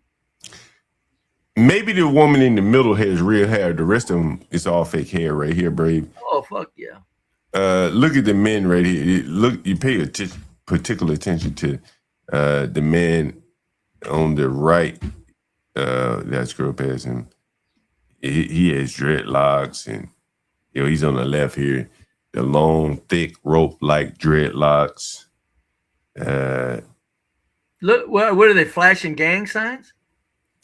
I don't know why they do that, Brave. I don't know what to either. say. I'm guaranteeing you, even if it's not gang signs, it's adjacent. They're adjacent. It's a psychological being psychologically adjacent to flashing a gang sign. It's the same fucking thing in their fucking putrid mind because they're thinking black trash more than they're thinking success. And that hair, Brave, you have to wonder, like, in what world does he make a living with his hair like that? Well, he probably got his own business, or he's probably a friend of somebody. More than likely, he's just a friend of somebody that's very wealthy. But I mean, like corporate America, clearly. Oh yeah, limitation. Corporate America, unless it's a DEI forced position, like maybe in a, who knows? Who knows where these people that look like they're fucking off a boat in Jamaica get forced upon other co-workers. Who knows? You see, off a boat. Who knows? You see. All right, the woman in the middle, I guess she's kind of okay, right, Brave? She looks all right. Yeah, she could. Yeah, she could. Little bit conservatively dressed, even a little bit. And where is she? Here she is. Yeah, she looks all right. But again, she's in fairly light skin. Here's another fairly light skinned, slender looking woman. Again, Brave, I tell you one of the things that what I found interesting about this is that they did not choose to have this Black Yacht Weekend in the black county that has a waterfront. Don't you find that interesting? Yeah, that's very telling. What do you mean? Well, they had to go to the white waterfront with the nice restaurants and all that. Yeah. And I wonder if that was the same case in Chicago. There's probably some black area that has a waterfront somewhere in Chicago, but I bet you that the Black Yacht Weekend in Chicago is probably in a white neighborhood as well. Would you say that's fair, Brave? Oh, fuck, I guarantee you. I guarantee you it's not, it's not gonna, they can't do all black anything. They can't do it. They want to do because it's a complete failure top to bottom. If not even violent, it's just still a complete failure if it's all black everything. They have to intrude on white spaces to make it clear that they've arrived in their minds. How about these sister gals here, Brave? Anything yacht worthy in the white man's world? We talking about the white man's world? No, right off the gate. No yacht worthy? Nah. Now, see, I'm telling you, Brave, in Black America, that one on the left right here. Yeah. Boy, I mean, like she's worth her weight in gold in Black America. You gotta remember, in the yacht world, the fucking women aren't just pretty; they're the fucking angels of the fucking planet. Yeah. What about the ones on the right there, Brave? The ones on the right, yeah, no. First of all, God damn it, if they would do that, stupid fucking hair is what knocks the shit out of them. But outside of that, you might have, even when their faces are somewhat tolerable, their faces are too big. You got to remember, white women have small, petite faces. That's part of their attraction. Is they have small, petite, feminine faces. It's opposite of the male jawline. It's opposite. Yeah. So what are you saying, though? I'm just saying that when a woman's got a big face, it doesn't matter if she's got high cheekbones or whatever she does with makeup. The final analysis, it's just not that much softness and attractiveness to her face. Yeah. And it's just like, that's why I say that above all, if you're not that pretty, my God, at least be soft and sweet. You can pull it off. I wanted to flip over to some white yacht. Here's some women on a white yacht. Yeah. No tits hanging out. No gang signs flashing. And so what we've been talking about, Brave, is that money is not the end all be all with blacks. At some point, it really doesn't matter how much money they make. Would you say that's fair? Oh, of course. Yeah. Look at this, Brave. These are older women, as you can see. Oh, yeah. Look at that, Brave. Yeah. Yeah. Look at these women. Telling you, man. And every one of them women in those pictures you're looking at, all those white women, I guarantee you, when they're around their man, they're just soft and sweet as apple pie. Look at all these women smiling. Even if they're old and a little raggedy looking. Look at them, bro. Yeah. Look at her. Look at one on the right, bro. Look at her. Yeah. I'm telling you, man. And here are the blacks on the yacht again, that's bro. why a young white trash male can leave white trash world behind at the drop of a hat, because he's got motivation if he wants to tap into that motivation of the beautiful woman that awaits him. Blacks don't have it. There's no beautiful women awaiting young black trash males. Very few, if any, await him. I'm going to go out and be successful. Yeah, for what? For fucking what? Any women you see yacht worthy, this woman here on the extreme left is not very attractive at all. I see what you're saying about her face is a little big. They're all big. It's not like it's. I'm not even faulting them as much as I'm going, stop it with the claiming that you're just not equal. It's like old punk ass white men trying to say I'm equal with a fucking NFL football player, black football player. You ain't equal. Shut up. Bray, look at these women here, bro. Football, white dude. It's okay. Look at these women, bro. Yeah. Yacht worthy or no? Anybody the one on the left, the one on the left could be cleaned up. That's fake hair though, bro. I know. I said cleaned up. You don't know what you're gonna get when you take that weave out of here, bro. I said cleaned up though. I'm cleaned up. I mean made into a natural woman. But what if that hair is short? It's her smile and the look on her face, and that she's alone and doesn't need 3 other ratchet bitches around her is a good sign. Mm. See these women when they're together in that middle? Mm-hmm. Look how they're a team. They're a fucking team, see? When you seen all them white women standing together, they were friends. Mm-hmm. What you see here is a team mentality. It's like they gotta stick together because, it's like two of them all over each other. Aren't they like, what? It is odd that they're all over each other, isn't it? It's a team. It's a fucking, they have to, it's ridiculous. It's a ridiculous loyalty to each other. That's what I said earlier. People, even within races, the loyalty is not necessary. Just be yourself. You know, I tell you, Brady, of the 3 pictures here, the one on the right to the left, something about her, I think I could deal with. The one on the right, the 2 on the right to the left. Right, the left one on the right picture. Yeah. Yeah. Of course, they're not horrible, John. I'm not. Yeah, I'm not saying that. The one on the right, extreme right, I don't really like her, but the one on the left, she seems pleasant, nice. Mm-hmm. Yeah, she got kind of natural short hair, no weave.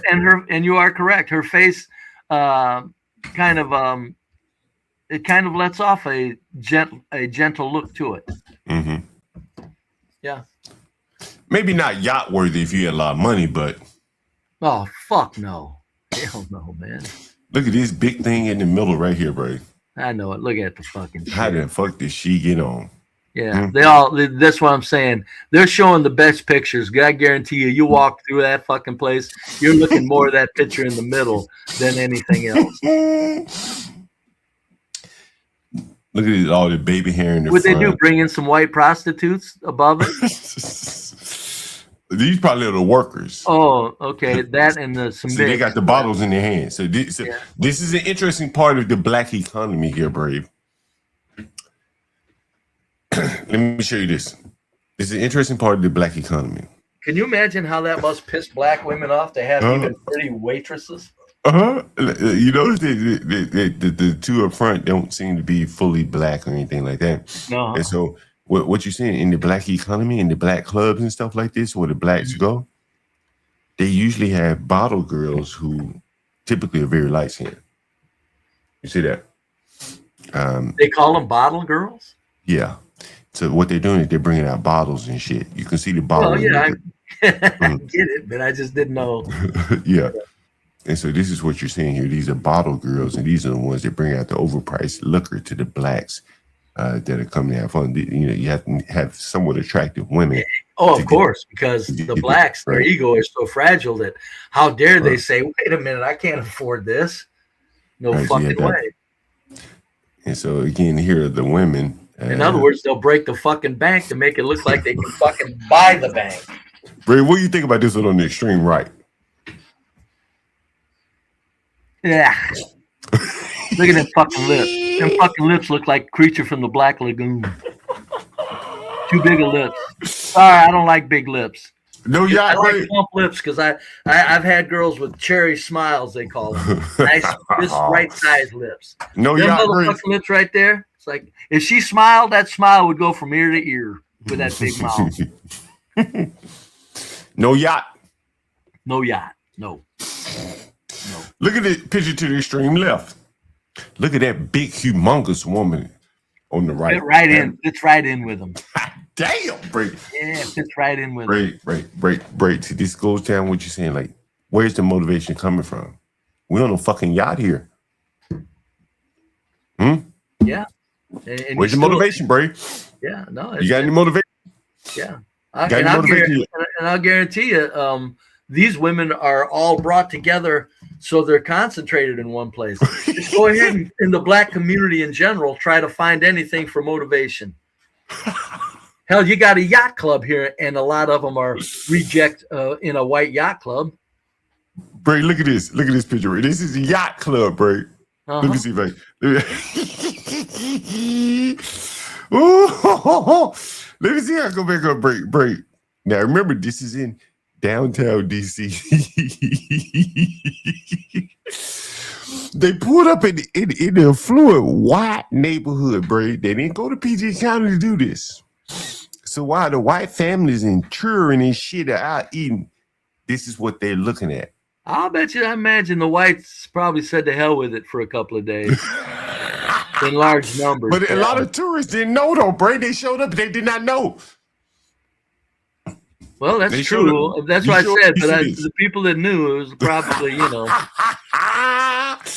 But if you show up and these niggas are blasting their rap music from the water, what do you think, Bray? Do you think they were really that? Do you think they were that intrusive with it, or nigga, do you think they held back a little bit?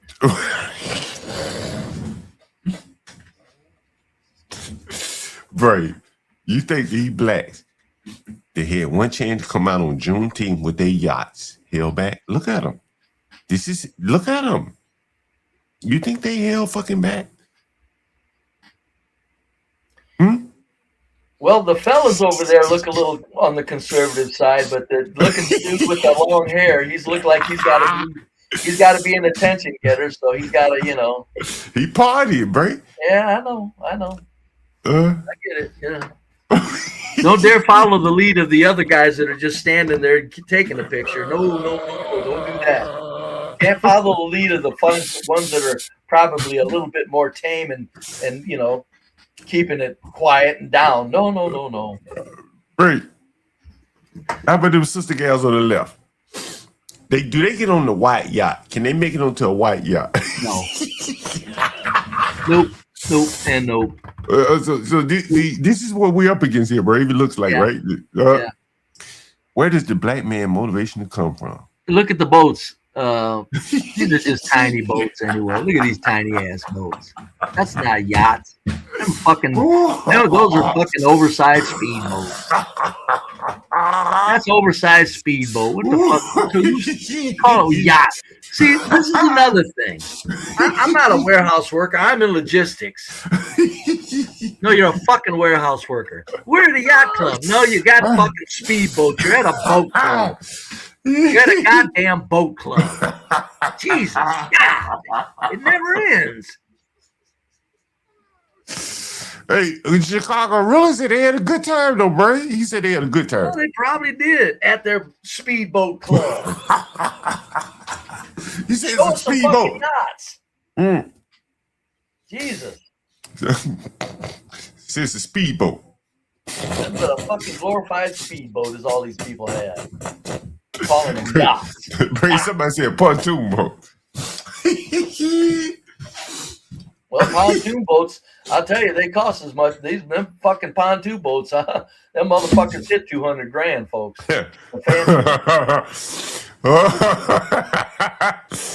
Oh, Lord have mercy. Brady, look at that comment, Brady. Fishing throwers. Oh, Brady. Basically nothing but fishing boats.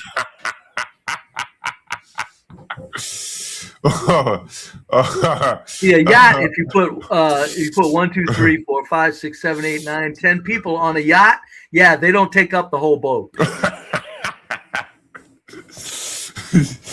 Ooh, Brady, look at this shit. Everything's exaggerated. Everything's overstated with these fucking people. Ooh, Brady, you fucking black. I tell you, Brady, you fucking blacks every day. It's crazy. Fucking ridiculous. Chicago real estate, they had a good time. They was out on yachts, Brady. These speedboats. Like the fella said earlier, the one that just go fuck nothing but fucks trolling boats. If you can push a boat with a trolling motor, it's probably not a yacht.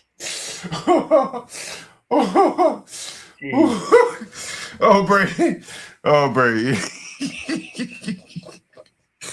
Brady, when I talked to you on the phone, you had me laughing like hell. I tell you, man. Son of a bitch. I mean, Brady, blacks really think they done something here, Brady. Oh, yeah. Yacht club. Why? I'm serious. Why? What's wrong with boat club? Boat club weekend.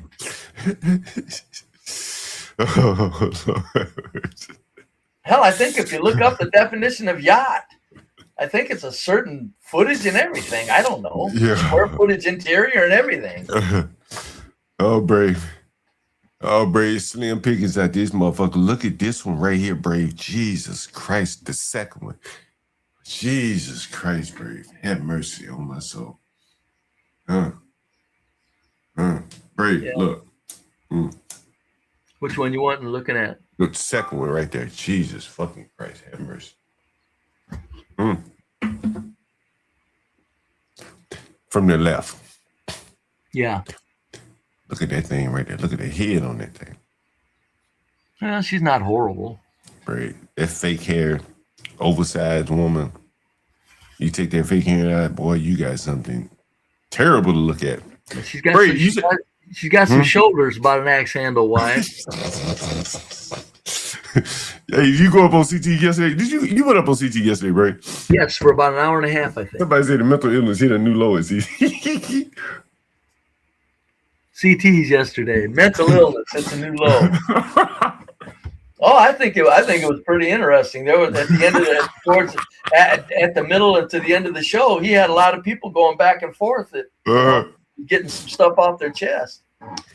Brady, what do you think about Freezy? You think he retarded? Yeah, I think not severely. CT was going off on, and I didn't call him on it. He was going off on Southern accents, and I'm going, CT, I've heard white Southern accents that speak very well, very proper pronunciation, and if they put a little drawl on it, it doesn't mean you're offended by the way they're speaking. This isn't Southern accents we're hearing out of these people in the South. This is Ebonics, and it's low IQ. I don't give a fuck. After a while, it's like pretty soon it's either low IQ or else you're really stubborn and don't want to learn how to speak the English language. I don't think a lot of times they're that stubborn. I think when you speak proper English, it probably involves an IQ existence. John, just like when you speak white and you want to go into business and you start cleaning up your language and you can do it, I think a lot of blacks can't do it. Yeah. I don't think they can. So it's like when you're speaking like you're retarded, like Freezy sounds. If he's got a speech impediment, I would apologize to him up one wall and down the other if that's a speech impediment. But it ain't. Oh, Brave, boy, I tell you, Brave. The way you say something, it just really. I'm just telling you, it's like if that ain't a speech impediment, you sound like and what kills me is the thing that irks me the most is they'll get into a situation that if they spoke really good English, it would be a complete advantage, and yet they throw that advantage away and expect people just to overlook that they talk like a retarded person. Hey, Brady, did Freezy talk about CT yesterday? These people kind of looked at a little. Look, listen. They ain't look all the way black. You know, most of the white people was trying to pick at me. They said I talk like a slave. It was on this meth media show. I'm not going to say. He's talking about CT right here. Yeah, meth media. Oh, creative. Yeah. You said you crackers on meth. Yeah, meth media. That's their dream. They have to hang on to that for dear fucking life. Look here, Brady. Meth media. You know, most of the white people was trying to pick at me. They said I talk like a slave. It was on. Brady. They talk like they say I talk like I was a slave. Or shit. I don't know. It's like I'm just saying. I would defy him to prove that he can't speak properly. Speak properly, or prove that you can't, and then I'll certainly apologize to him. Brady, Jesus Christ. This meth media show. I'm not going to say the name of the show. But I call it meth media. And is that I call talk it like a slave. But the reality is it's your black race that's got the retards. The meth head whites are still more intelligent than your fucking productive citizens. And is that I talk like a slave. You gotta think I talk like a slave. Sometimes I try to talk professional sometimes. Shit. See, I'm telling you, he thinks he's trying to talk professional sometimes. I'm going, that's all he has. That's all the effort he has to put forth, and it has to be acceptable. He dares anybody to go, that's your best foot forward. Can you comment to this on the screen? Freezy feeling got hurt because in the back of his mind now he's got to think his white neighbors think the same way. Oh, that probably fucked him up, Dolomite. Yeah, because his white neighbors can't say it to him. His meth neighbors. Right. You know, I talked to Freezy one time about his neighbors on his channel. And this is the black existence that we're trying to explain to the blacks. He said, you don't have really any relationship with them. Only high and by. There's no relationship. You know what I'm saying? He stayed to himself, they stayed to themselves. That's it. In your neighborhood, y'all kind of got a little ecosystem going. Motherfucker fix motors around the corner. The young couple that you say you sitting on, you probably right now watching all the people house, make sure nobody break in, right? Yeah, while the autistic boys at work. 3, 4, 5, 6 houses. While the autistic boys at work and you streaming, you the security guard. You George Zimmerman. Sure am. Even though you don't get along with your next door neighbor, I know you told me. Oh, that's the one on the I watched their house. I'm looking right. I always look across their backyard. They're right next to me. Something was going on. The lady of the house was pissed at me for getting a survey done, which took some of her property from her, and she won't talk to me. If I seen somebody messing with that property, I'd be on that fucking phone in a minute. And none of your white neighbors, you don't feel like any of your white neighbors look down upon you or anything like that. Hell you no. poor white, right? No. Nobody looking down on the autistic boy. My neighbor hates me because of the neighbor lady and her husband. She won't allow him to even wave at me because of a survey that took away property. But no, she doesn't think of me as she's very glad to have me as a neighbor. I guarantee you that. She just don't like your ass. Yeah, but she's very glad to have. I'm very quiet. Yard mowed, clean, house cleaned up, house repaired. Bought it as a fixer-upper, put it back together, prettied up the outside and everything. Yeah. And so Dolomite's saying Freezy probably is internalizing this and like, wait a minute, I got white neighbors. They may think the same thing. That's possible. I don't know how blacks think that whites don't think that. Well, I think that they think I find it amazing that blacks don't understand that. They don't get this one little fact. Whites can't say to you what's on their fucking mind. But I think that they think that money raises them above whatever. Yes, that's what I'm saying. They still don't get it. The whites are still thinking things about you when you're a dumbass. Your money doesn't erase fucking what whites think about you. Right. Blacks think that if they hit the lottery, your opinion of them would change. You still the same black person that might. Look who we got in the audience, Brady. Who's that? Hey, Ryan, how you doing? Nah, she hates that. Come here, Brady. Shed he's doing. Ryan, I got 3 of them now.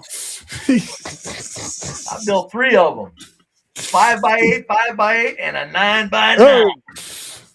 What's up, Pricey? Let me play. What's happening, man? I was waving. I forgot I wasn't on mute. No, what's up? What's up, Pricey? What's going on? I was saying hello to my fellow Mexicans. Come here to do the yard work. You gotta give them gratification. You heard that, Brady? Yeah.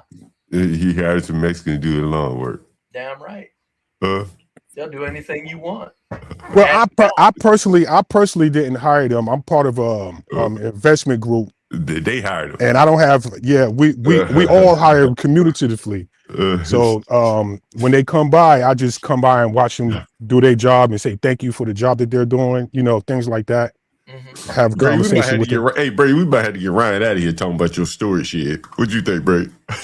Yeah, dump his ass. Get his ass out of here. Don't do that. I'm just joking, Ryan. Yeah. We need everybody here. Now, Brave and Ryan, they go back and forth all the time. It's good to see Ryan in all that. What you say, Brave? Dirty bastard. Dirty bastard. Have you guys ever seen this Netflix series called Ozark? Oh, yeah. You seen that? Yeah, that was pretty good. That's how Ozark, yeah. But you get the concept of that show, right? I forget what it was actually about, but I do remember Ozark, yeah. Well, we're just Caucasian people dealing with each other, and then you have certain classes of Caucasians dealing with other classes of Caucasians, right? Yeah, I forget what it was about. Bray, you want to talk to Ryan? Well, if Ryan wants to come up, of course. Well, hold on. Let me finish what I was going with that. I didn't see the Ozark, so what was the gist of it? Ozark was good. I just don't remember it. Okay, inside of Ozark, they had an archetype of what you would consider poor white trash, and those were the Langmores. And one of the Langmores, the poor white trash, was trying to steal money from the other Caucasians, which was upper class, but he was upper class because he was washing money for the Mexican drug cartel. Yeah, I vaguely remember. Yeah, go ahead. Right. But the thing is, the poor white trash, the one that wanted to change her life, the other ones was holding her back and try to keep her in this perpetual state of criminality. So she ended up killing them. And they were her family. And that whole show was a distortion put forth by the small hats, sir. No, it wasn't, because that's how it goes. Yes, that's how it's going. That's not how it is. No, that's what's. Let me explain. Let me explain. Well, we're not gonna argue over no goddamn. Yeah, we're not going to. No, I'm talking about the concept. I'm talking about the concept of the group of people in certain economical disadvantages and advantages. Hold on, Price. He cut me off. He cut me off because I'm telling you. There's a certain group of people that are going to make whites look like shit no matter what whites do, sir, in the media. And same thing with the so-called black No, people. you don't have to go very far. All you got to do is look at closed-circuit cameras to make blacks look like shit. And you could do the same thing with Caucasians. No, you can't find white kids shooting up white neighborhoods. You can't There find was white kids carjacking. You can't Back find in white kids tearing up fucking events and Yeah, you can. pulling up and shooting up Yeah, you can. celebrations and carnivals and circuses, sir. Maybe not that, but you can see the debauchery of the Caucasians in You said Florida. maybe not that, Brave. But in maybe not that. You can see the debauchery of the Caucasians in Florida, Kentucky, West Virginia. They even made a show about it, a series about it on AMC. Hold on. Do you know it's called? What was the name of that? What do you remember that show that was on about transporting corn liquor? Oh, that's not debauchery. It is debauchery because they creating poison and they poisoning themselves. They don't have any teeth. They don't wash, and they be at each other.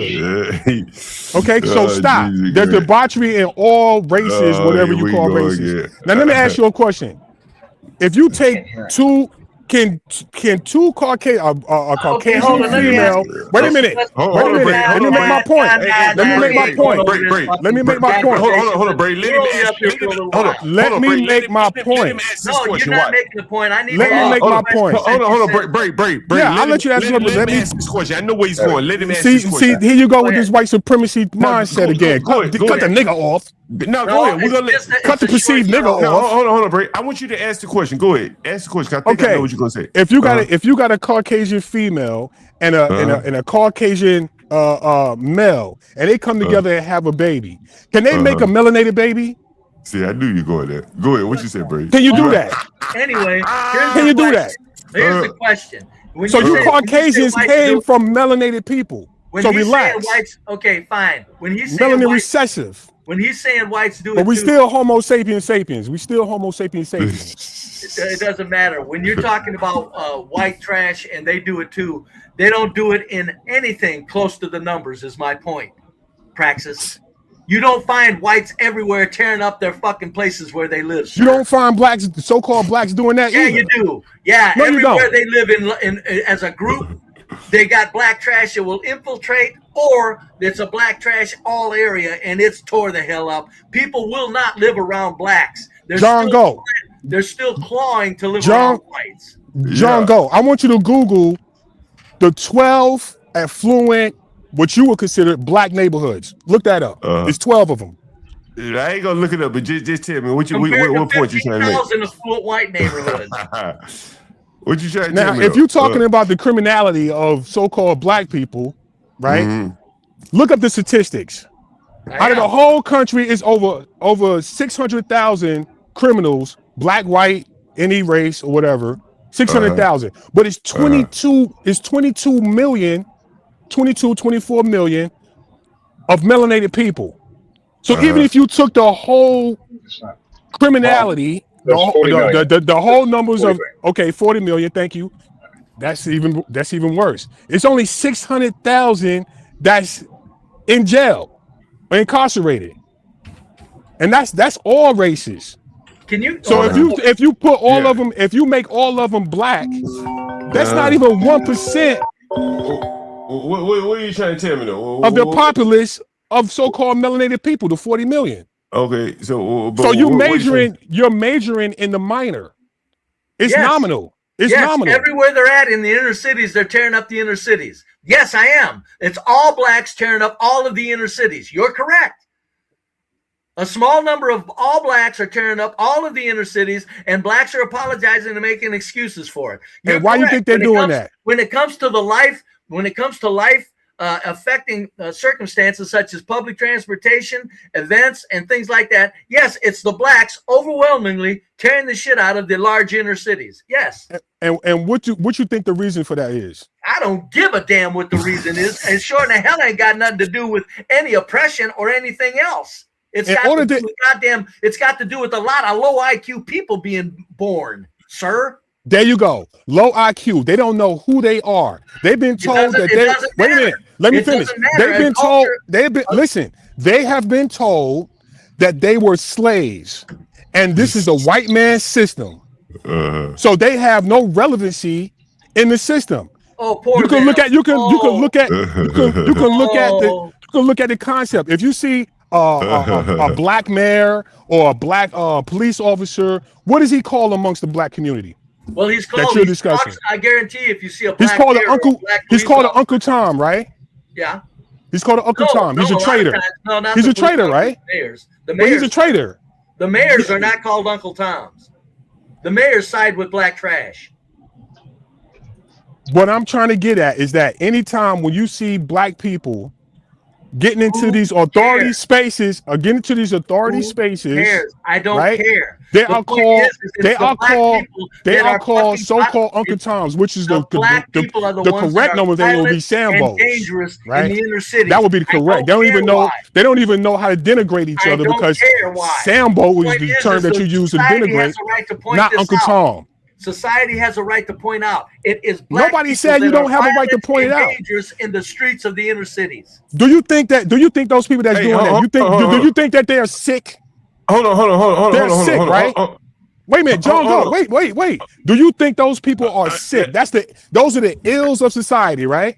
No, it's so the ills of the if your black body, culture. if your It's the body, ills of the wait a minute, black hold on. culture. Let me make my point. If the body is ill, if you're sick, you got to find the root cause of what's making you sick and stop doing that. Shut the fuck up. Get him out of here, fucking John. Get that shit out of here. Come back a God little damn bit. it, get him out of here. I'm only up here for a fucking hour. Get him the fuck out of here. Come back a little bit later, prices.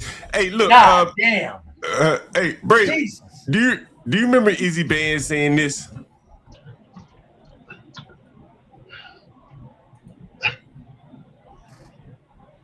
Nobody can hear it.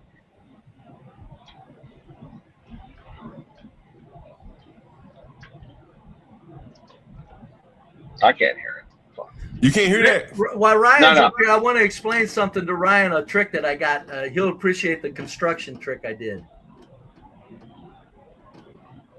Go ahead. Brady, I can't hear John's video.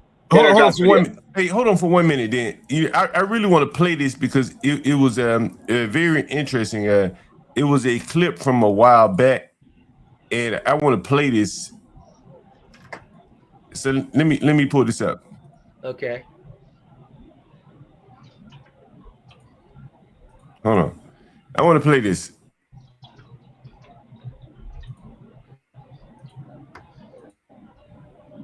Can't hear it. No, give me 1 second. I'm about to pull it up. Hold on.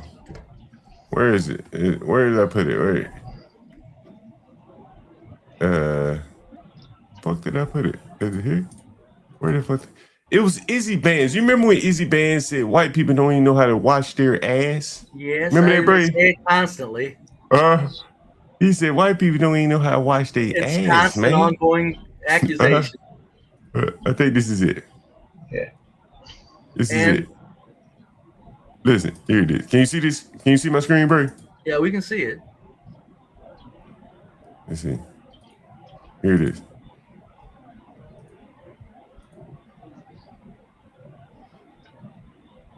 Can't hear nothing, John.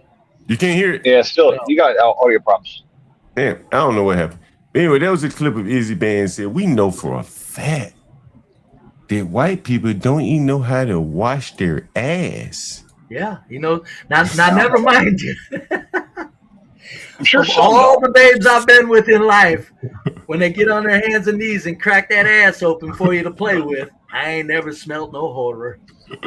It ain't never been nothing but clean. We know for a fact, Brave.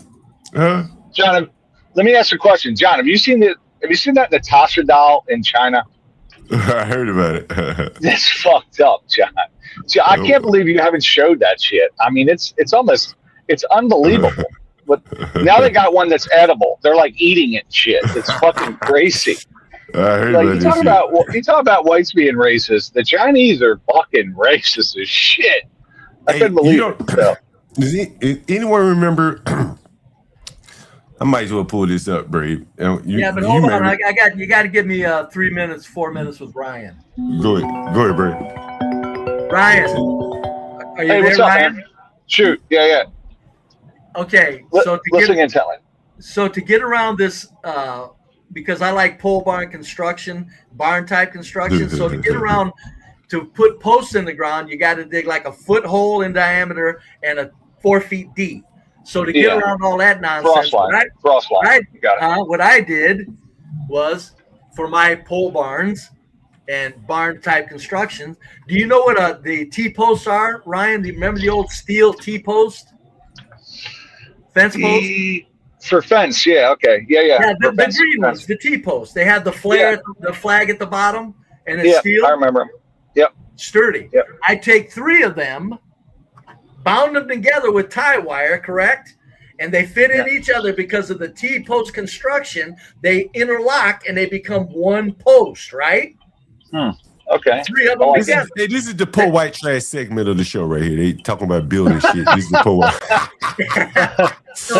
And this is how you get around permits. So I take those 3 posts and I dig a hole 8 inches in diameter, 30 inches deep, and I put those posts in concrete, correct? Yeah.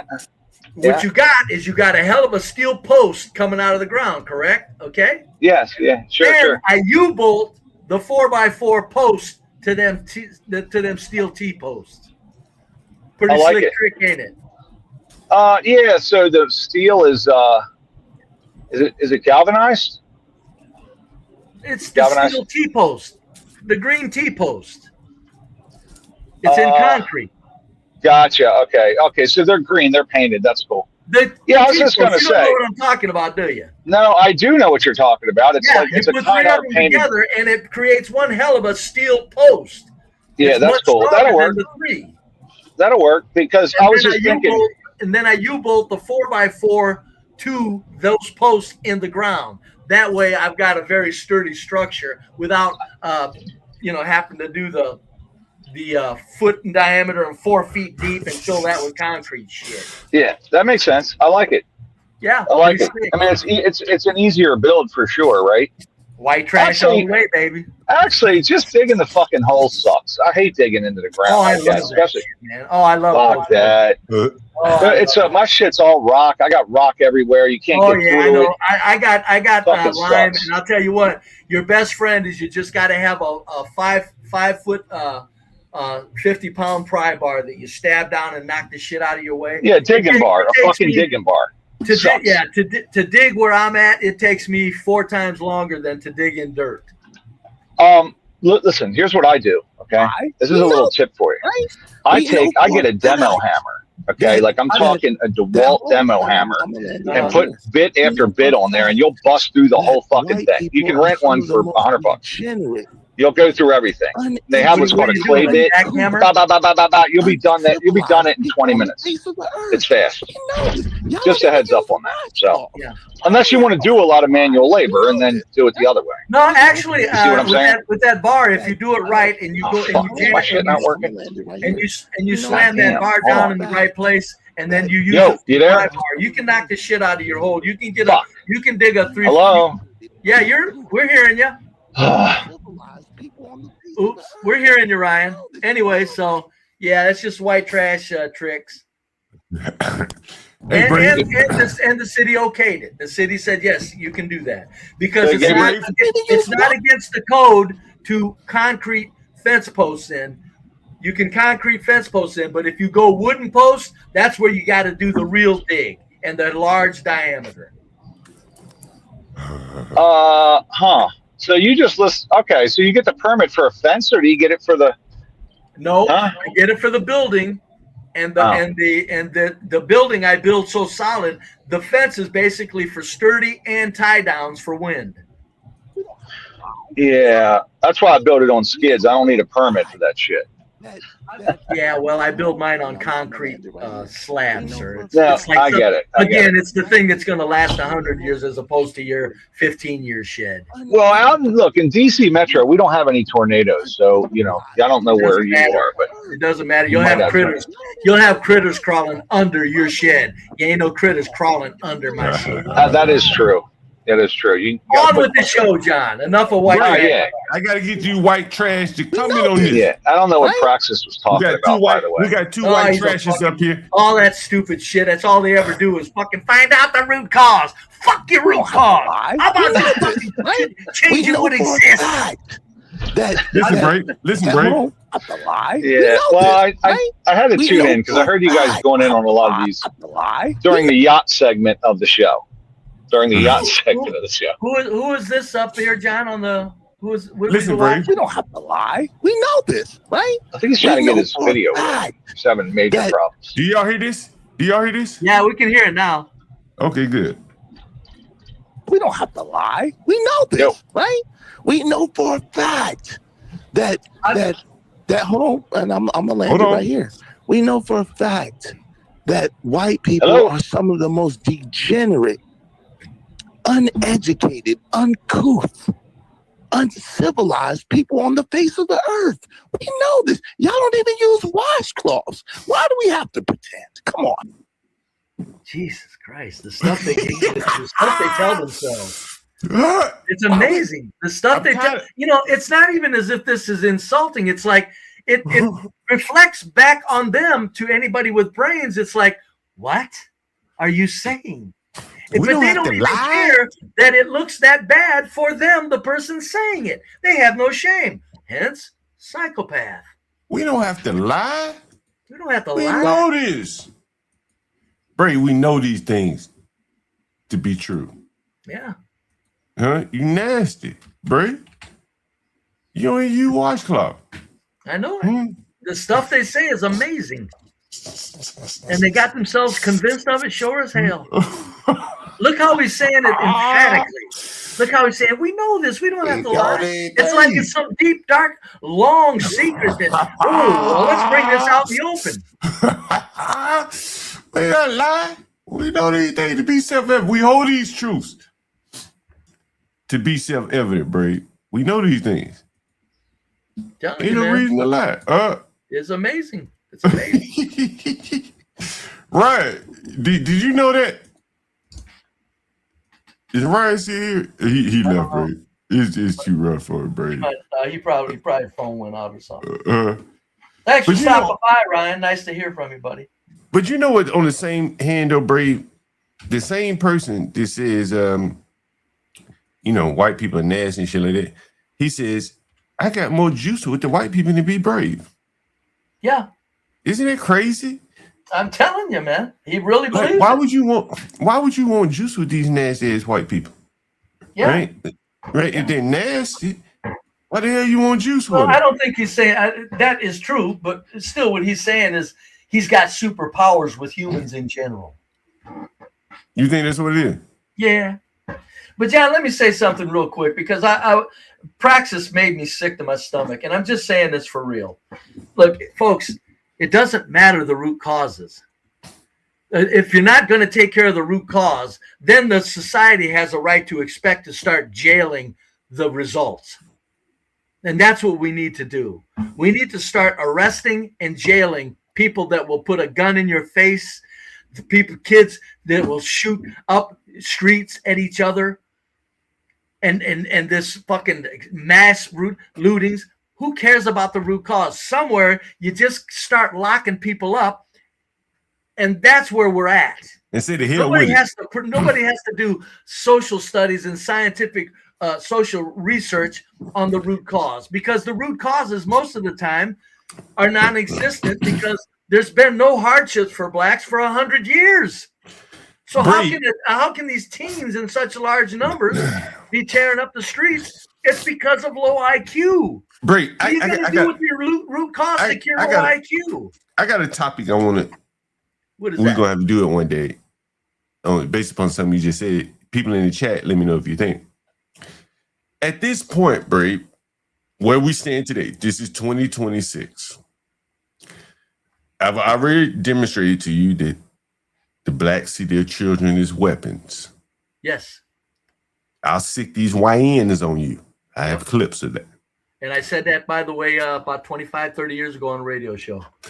So on the other side, talk about understanding you, John. Man, I'm right there. On the other side of the spectrum, though, Brave. And it's worse. The bull mammies are the ones that are really using their kids worse than the black men do. That's where I'm going here, Brave. On the other side of the spectrum is the bull mammies who are able to monetize these people as well. So they can be weaponized and monetized. It's very interesting. Yeah. You can weaponize them or monetize them. Yep. Pick your poison. Politically, they monetize them and weaponize them. Yeah. Down in the streets, they more or less just weaponize them. Would you say that's fair? Oh, yeah. And so the stream I want to do, and I haven't come up with a title just yet because I just thought about it, is the weaponization of young blacks. And I've talked about it before. I talked about them being child soldiers, but I want to talk about the financial and just the violent aspect of young blacks being weaponized. I think that'd be an interesting topic because they are more or less creating the child soldier mentality in the Karmelo Anthony's. You hear the Freezys of the world. Yeah. And then there is the economic boom for these black women to have these babies willy-nilly. Correct? Yeah. And there's the economic piece to fuel the weaponization piece. That's very interesting, Brady. I don't know if any other race of people could be used like this. No. There's no other. Again, this is solely a black phenomenon. I guarantee you there's no white trash that when their fucking kids get in trouble, they're going, yeah, go tear up society. Make mama proud. No, there's no other groups doing that. Yeah, this is something very, very, very, very. There's only one group that, because you hear black bull mammies continuously apologizing for every damn thing their very violent, filthy animal kids do, and then talking like it's somebody else's fault. They don't even seem that remorseful. You've seen when you seen the woman whose 1-year-old child was shot and killed by the policeman. Mm-hmm. That was within 48 hours of the occurrence. Mm-hmm. No grieving. How could you? Well, people grieve different. Nice try. Right. That bitch didn't care. No, she didn't give a fuck.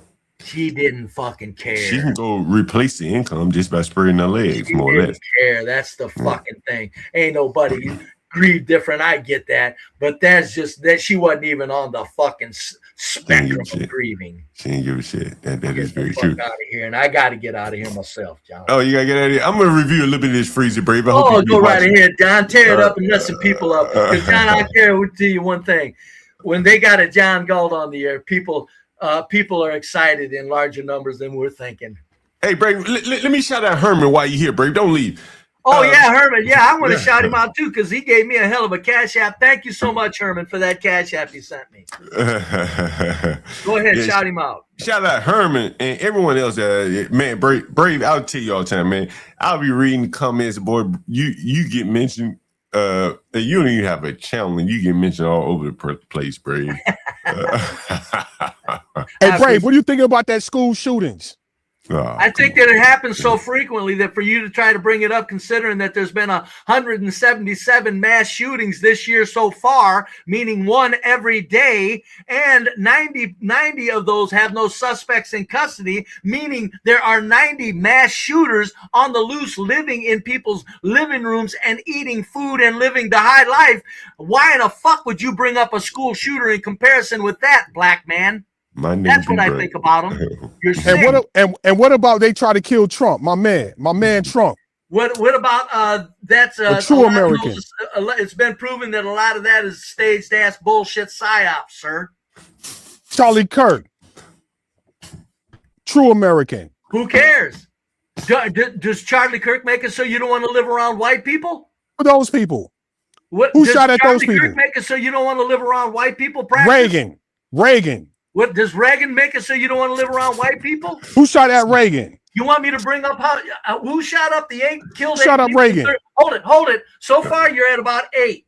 In Chicago, there were 8 people killed last weekend and 35 shot in one weekend. Who shot up those churches? Hold it. Do you really want to go back over I don't want to do this shit. The House of God. Hold it. Shut him up, John. Yeah, I won't do that shit. I won't do that shit. I don't either. Do you really want to go back over decades and decades when you can add up the same number of killings in a fucking weekend, Praxis?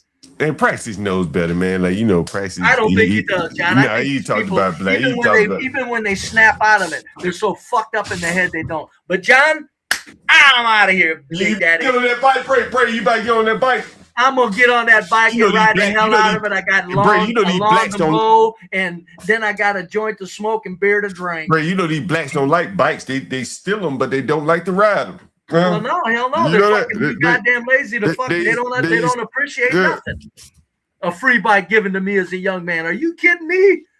I'd have treated that bike like it was gold. Niggas are still a bike, but they ain't gonna fucking ride one. They criticize people for riding one while the immigrants won't take care of them either. You saw that, Bray.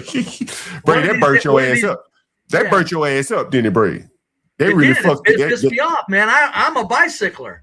I pedal. I'd have fucked them electric bikes. I'm a peddler. I'm going, that's my horse. And that's how you take care of your horse. They don't appreciate nothing. They don't look at the fact that fucking little vehicle that they threw on the ground like a piece of trash just got them from point A to point B, and they didn't even have to pay for it. You don't think they appreciate anything? Nothing. That's why I'm saying when Praxis comes up here, what's the root cause? It don't matter.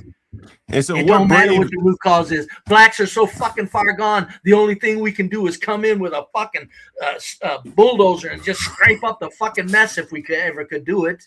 This is what you're talking about right here, Bray. This is what pisses you the fuck off. What's the root cause of some dumb kid that don't understand fucking there's a kickstand on that thing. See that signpost right there? If there wasn't a kickstand on it, a white person will lean it up against that tree or that signpost. A white person will not drop that bike on the ground after they use it. Somebody stole my bike. Niggas be stealing, bro. You niggas steal bikes and then they throw them on the ground. It's like those are bikes that they use for the government bikes that they use, correct? Yeah. Folks, they don't even look how close he is. Look how he could have leaned that up against that tree. It's got a kickstand, number one. But say he didn't have a kickstand. There's a signpost right there. Follow white trash around on their bikes if they're on free bikes. No matter where that white trash stops that bike, if he's going to leave it for the next person, he's going to lean it up against something. You think a cracker to put that bike up against a wall right there, yes. That wall right there, Bray. I'm telling you, that's what I'm saying. It's amazing to me. It's 2 feet away to just lean that thing up against the corner. These blacks say, nigga, what the fuck you worry about it, nigga? Yeah. That's what they saying to you, Bray. They drop it like they're too cool to worry about propping it up for the next person. Dumb bastards. Talk to you later, Mr. My John. nigga BeBrave. Hey, give a shout out, my nigga BeBrave. Bray, put your cash up in the chat, man. Let these people show some support. You give it to them like nobody else gives it to them, Bray. Oh, it's BeBrave and BeBrave. Cash app BeBrave and think. Put it in the chat, Bray. Put it in the chat. Somebody put it in the chat. Put BeBrave cash app in the chat, right? For BeBrave. And shout out to Herman. Anyone else that is supported the channel. Boy, I tell you, boy, that was a hell of a surprise. Oh, Herman just popped one on me, boy. I don't even look at her, and if Herman's ever listening, I never look at anything regular. I'm just looking at him going, holy cow. But thanks for everything, John. Oh, my pleasure, bro. You're the greatest, dude. Talk to you later. White trash and that nigga John. Woo! Everybody burn him up, bro. The title might burn the blacks up. Poor white trash and a nigga John Gall. We're gonna review a little bit of this Freezy and we're gonna get out of here. But I can switch it up, I'm multifaceted. I come from the streets. This is a Freezy. This is a Freezy, and so CT did a response to Freezy yesterday, and Freezy took a little bit of offense. I think Dolomite said he was a little bit of butthurt by people commenting on his lack of diction and stuff like that. Oh, is the word diction or the ability to pronounce words? I forget the word. I've been drinking early morning. Sometimes I do say my T's with a D. Sometimes I say my T's with a K when I say street, not streets. But this is someone that actually commented on CT's channel. What is it about poor black people, whatever, to replace their T's with D's? Someone said this actually on CT's panel. So this is what more or less tipped me off that this is who Freezy is responding to. He never mentioned CT's channel here, but this is what he's referring to. I'm multifaceted. Yeah, I come from the streets. I come from the streets. You know, sometimes I do say my T's with a D. Sometimes I say my T's with a K when I say street, not streets, but streets. I come from Florida, you know. But the people on Meth Media, they was picking at me. They was like, oh, look at the way he talk. Look at how he talk. And they was trying to mimic me and everything. I was like, God damn, is it that serious? They wanted me to come up there so bad. I was like, God damn, they trying to bait me and everything. I'm not finna come up there on Meth Media. You think I'm finna join Meth Media? I'm gonna tell you, one of the worst places a black person can go, one of the worst type of platforms you can go as a black person that's proud of their race is on Meth Media. Money. You do not, word to the wise, listen. Can I talk to y'all for a second? Go right ahead. One of the worst panels or shows you can join is a Meth Media platform. You do not. You know, one of the things that I think would present a problem for him if he would have joined the Meth Media platform. Imagine if Freezy came up here. When I go on Freezy, I'm very respectful of him, and I let him or this guide the conversation. But if he came up here, then I guide the conversation, then it becomes a little bit different for him. Freezy does one-man shows for the most part, so he can run with the narrative without being challenged. He only responds to super chat, so people that super chat him, they're more or less the sycophants of him. Him going up on CTs, too, John. What? Anybody? You up here? Anybody come up here? Yeah, you put me down because I want to get back at my brother Brave. But see, that's not the show for. We don't do that kind of show up here. When Brave comes up, that's why it's called the BeBrave and John, Poor White Trash and the Nicca in the morning, because like we're just trying to run through a couple of topics. We're not trying to. It's not a panel. You know what I'm saying? Yeah. For those of you that may not understand that,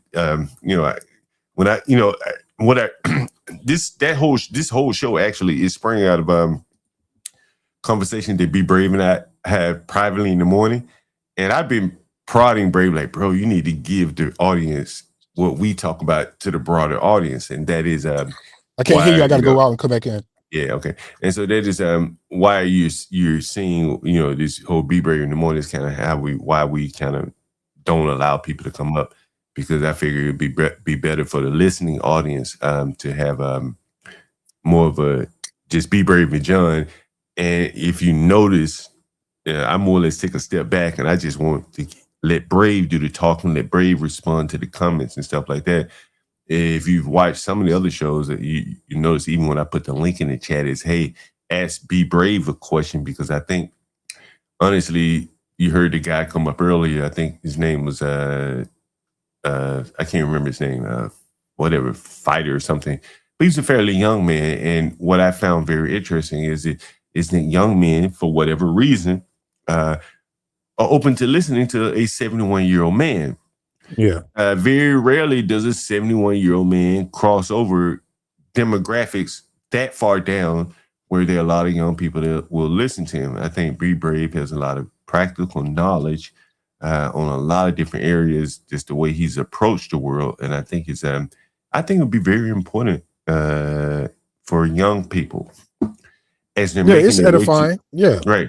And I'm not talking about the world beaters, because they're going to make their way through the world either way. But the guy that, the innate ways of the world, the people that just, work in security or a retail place, the way BeBrave went about the world, to me, it was very interesting. He always approached the world like, hey, I'm trying to work as many hours as possible.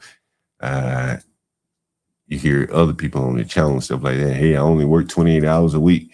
So, I think BeBrave's standpoint would be very valuable to the young people trying to make their way through the world.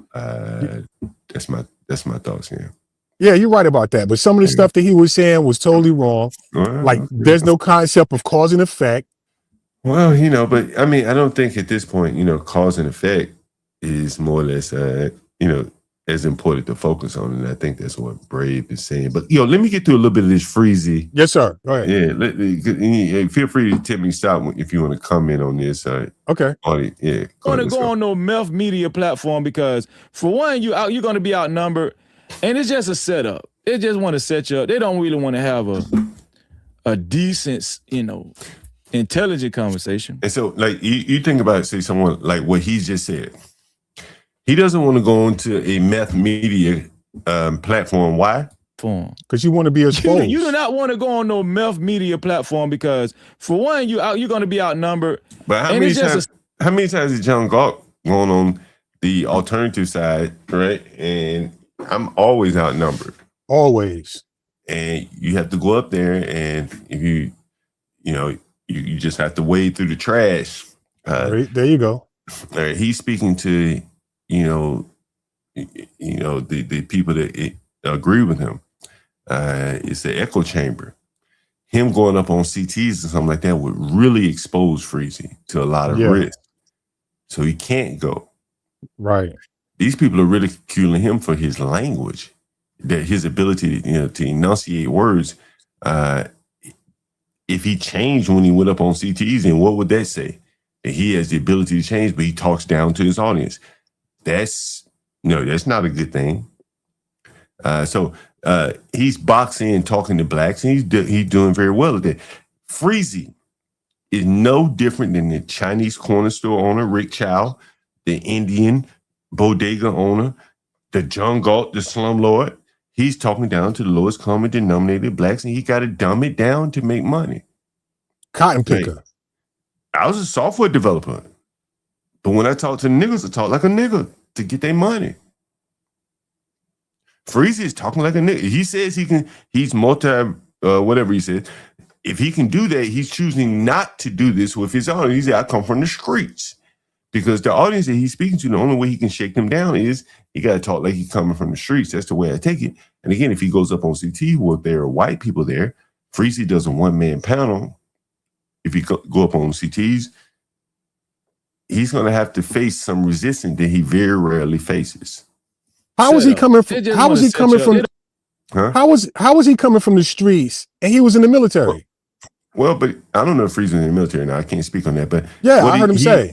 But he's appealing to the people who are looking for that street-like talk. That's why he said the streets and shit like that. He's an actor. Well, he's at least appealing to his audience, which is the low vibration. I was about to say IQ, but let's just say low vibration. That's what the word blacks like to use, right? So this don't really want to have a decent, intelligent conversation. And I ain't gonna lie, I was like, damn, he got me on the thumbnail. Maybe I should go. I was like, man, I ain't going up down. He's talking about CT, right? CT had him on thumbnails. On Mel Media? You know what I'm saying? So I just wanted to share that with y'all, man. Wherever y'all, when y'all see platforms like that and y'all see a bunch of pale-faced people and confused black folk and black coons and house ninjas, that's meth media. And see, right now, one of the people he's talking about actually is Blacks Who Defy. Blacks Who Defy is one of the people that was up on CC's panel really criticizing the way Freezy talks. Blacks Who Defy had actually watched this episode of Freezy and was heavily criticizing Freezy's diction and the lack of ability to enunciate. So this is who he's referring to when he's talking about the blacks that were up there. That's meth media. That's meth, MEFF media. Okay, I'm trying to tell y'all right now, you not want to go up there. Or is it, okay, the proper way to spell it is METH media. Okay, right. Now let me explain let me explain something different between CT and John Galt. Man, fuck you. Fuck you. Show you niggas the difference between a nigga like John Galt and a nigga like... I'm talking to? I'm talking to you. You call my name, nigga. And if I was in front of y'all, I'd beat the shit out your bitch ass. I'll piss, I make man. these I'm niggas telling call you, my name. man. Listen, man. I do not they can't hold it fuck in with these people. I'm telling you. They have to And call my name. these people so fake. So fake. They fake. But I ain't fake. He know they ain't fake. They fake. I ain't fake. They have to call my name. He don't even. That's why I stay my ass over here. You think I'm finna be around these fuck niggas? Fuck niggas. I push their ass in the corner. These fuck niggas, though. Look, I push their ass in the corner with killers. Listen. Oh no. You goddamn right, John Go. I would rather hang around. Say my name, my nigga. Say your name. These other niggas are meth media. These other fucking niggas are meth media, but I'm a very dangerous nigga. You gotta call me out by my name, nigga. You goddamn right, John Go. I would rather hang around Karmelo Anthony than a lot of you black coon ass ninjas. These other niggas are meth media. Right. I seen your shit, nigga. I seen he saw it. With your drunken ass. With your drug habit, drunken ass. You're goddamn right. All day. You're goddamn right. Day. With your drug habit, weed head, drunken ass, alcoholic ass. You motherfucking right. Yes. I would rather hang around a real nigga like Karmelo Anthony than your black coon, drunken ass, weed head ass. You motherfucking right. Wait a minute. Hold up. Stop right there. Stop right there. Yeah. Don't people from the streets, don't they participate in alcoholism? Shit, they advocated for weed to be legal. So what is he talking about? I pushed him in the corner with killers. You know what I'm saying? Yeah. I push these niggas in the corner with killers. But he from the streets though. But what I've done is showing you how like extreme the black behavior is to go to the extent to defend Karmelo. They have to say, I'd rather be around a nigga like Karmelo Anthony and a nigga like John Galt. I ain't killed anybody. I ain't been accused of killing anybody. Y'all some bitch ass niggas.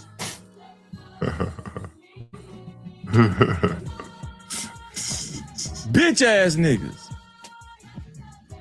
And you know you a bitch. You know it. Not just John Galt. I can't give John Galt some credit. He'll come up and holler at me. Yeah.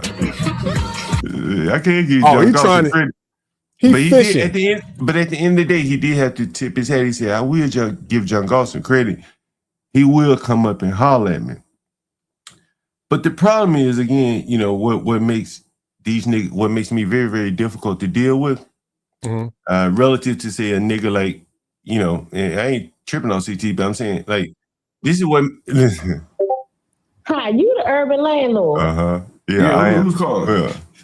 This is Lisa. You just got finished talking to me and my fiance. Yeah, that's right.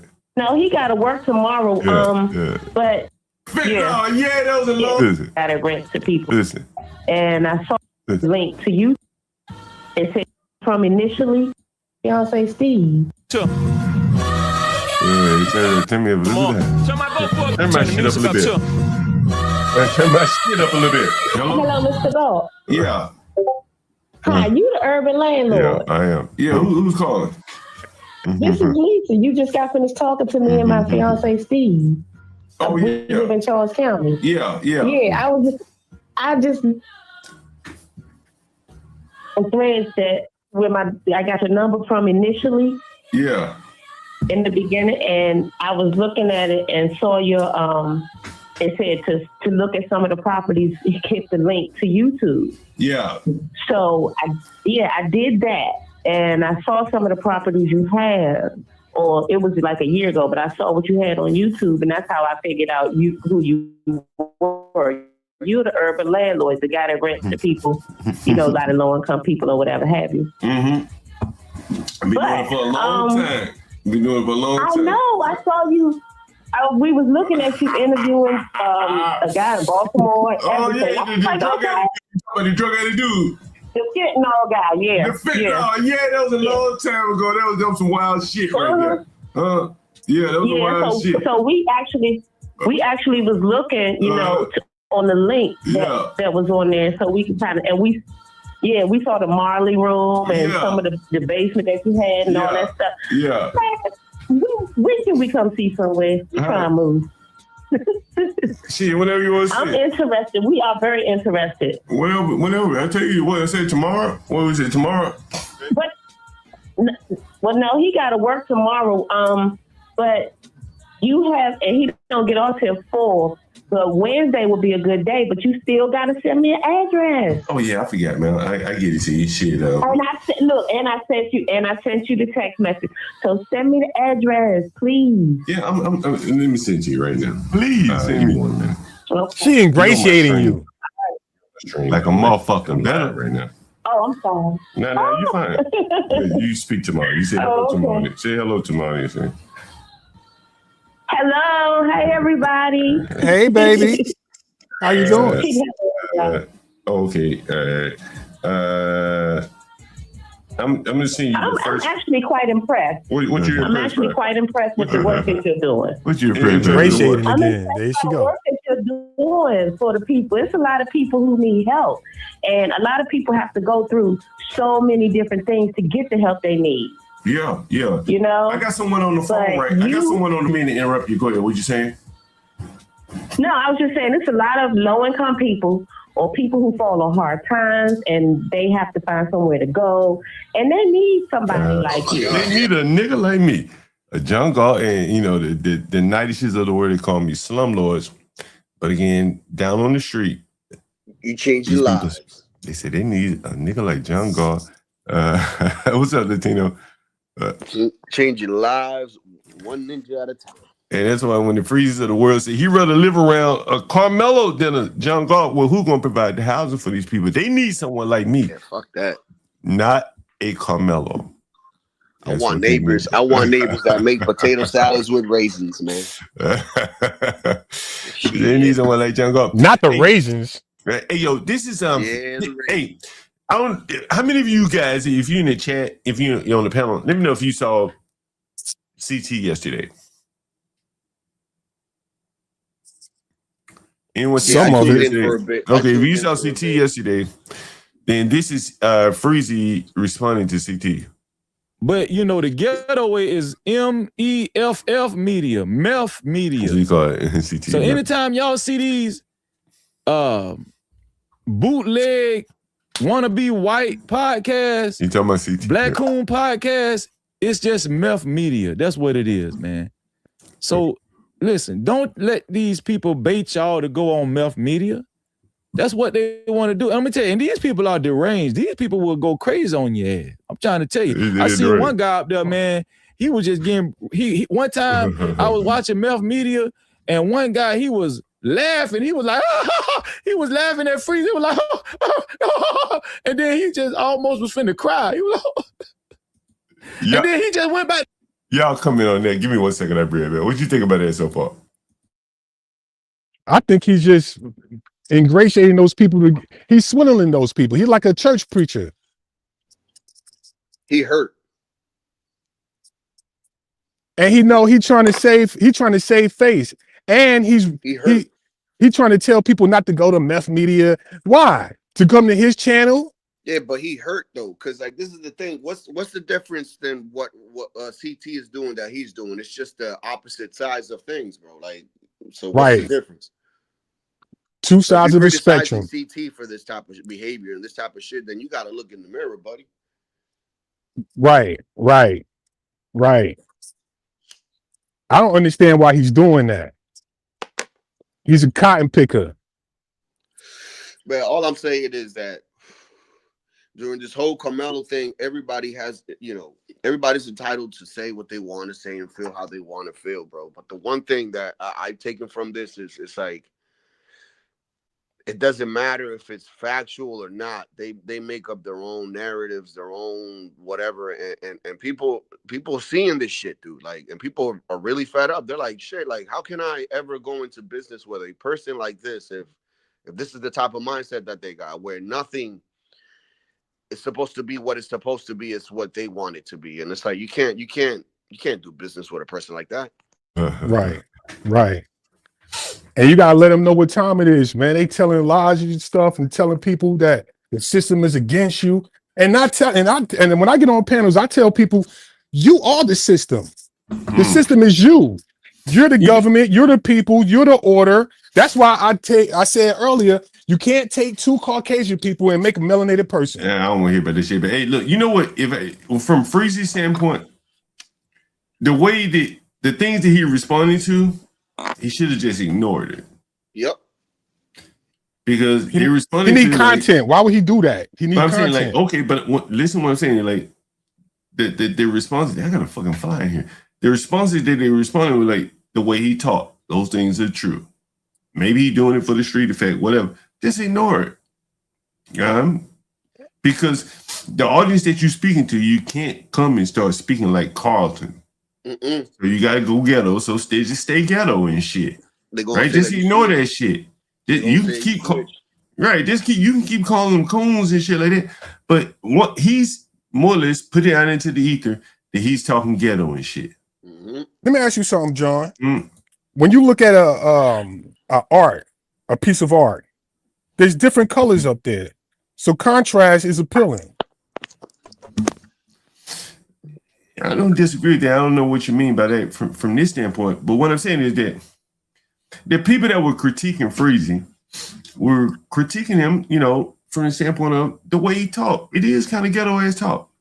Yeah, it's no, you know, but he's talking to ghetto ass people. They're not demanding that he talk like he, you know, some white collar professional. Yeah, right. It's the same thing with me. I don't give a fuck. The whole shit, like people. When you say ghetto, what do you mean by that, though? The whole fucking show is ghetto, man. Like, is it ignorance? I'm not even listen, nigga. I'm on the chitlin circuit, so I ain't even criticizing. Like money, that's black effects. The whole AI shit, the money songs and all this shit. If you just watch it, it's black effects. So he's talking black. That's why he's out from the streets. You wouldn't talk like that if he was on a job interview, right? He said, I'm from the streets. I'm from Southwest Florida, wherever, to Jacksonville. He don't go in no job interview. Listen, so you saying he's doing a disservice? He don't go. Listen. You don't go. You think he would go on a job interview on the white neighbor that he talks to next door that he has? Because I've identified all that. You think he said, "Hey man, I'm from the streets."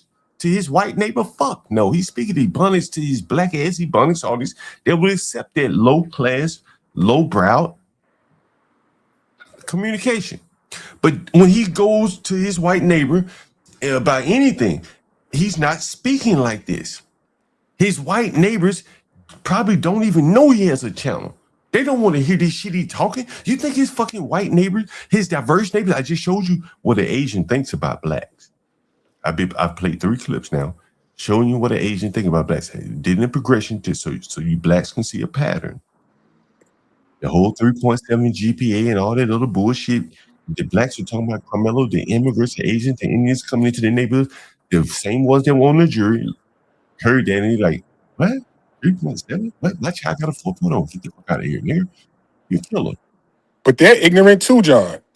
Man, I'm gonna put you down, President. I'm trying to move somewhere weird. I ain't trying, but I'm trying to. You missing the point I'm making is like a lot of people look at the behavior that Carmelo Anthony did, and it's so much greater than them self-defense or anything like that. You have the whole family's honor at risk.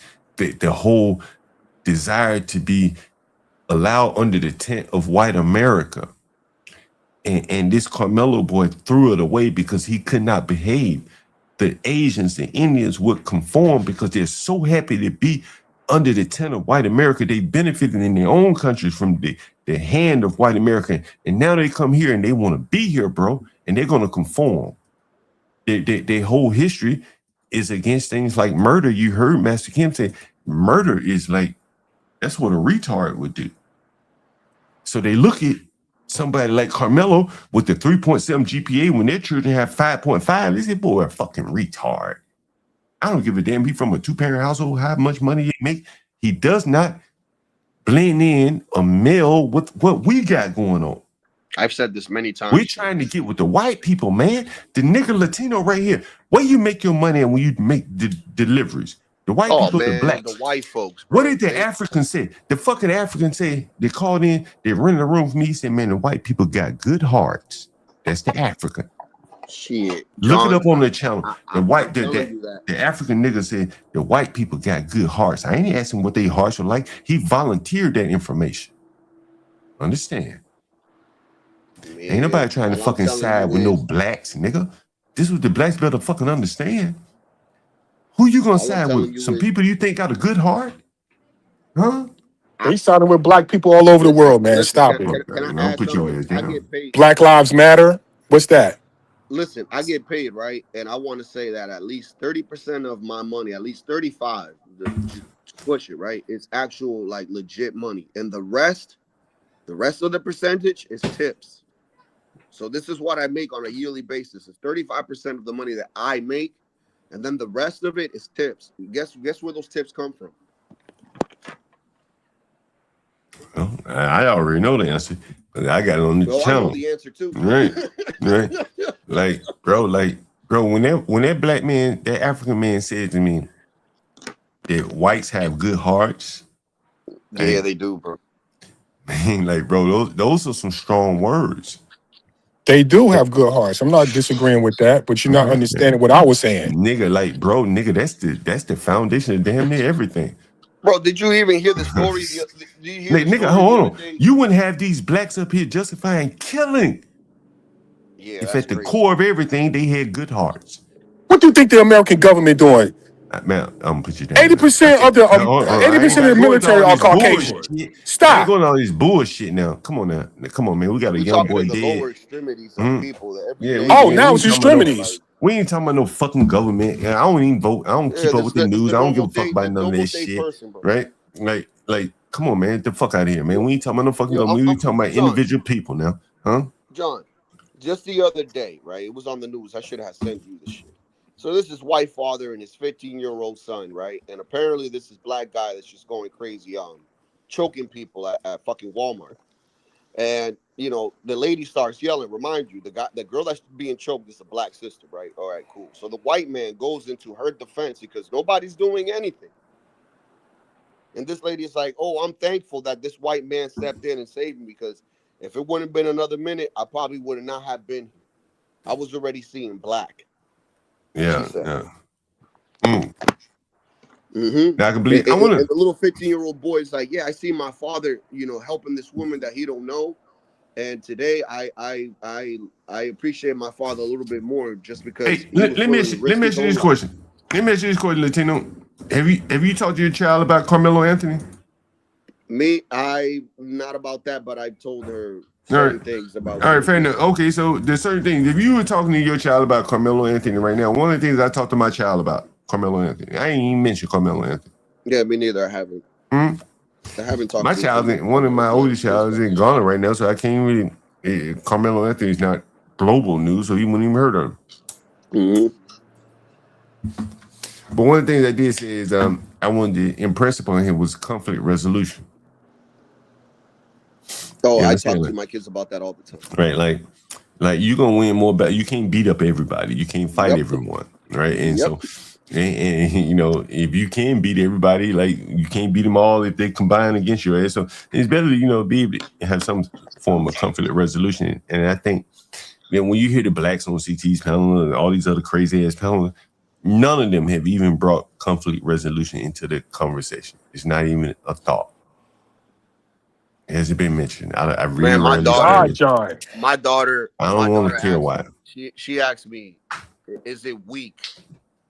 Is it weak for somebody to, you know, bully on you and pick on you and you not to do anything?" And I said, "No, it's not weak. You'll find alternatives around it. But if it gets to a point where it's too much, then yeah, I will step in and go to your school and all that other stuff. But it should never get to that point. They should be able to handle these things themselves." Yeah, I mean, the boy Karmelo Anthony had plenty of opportunity.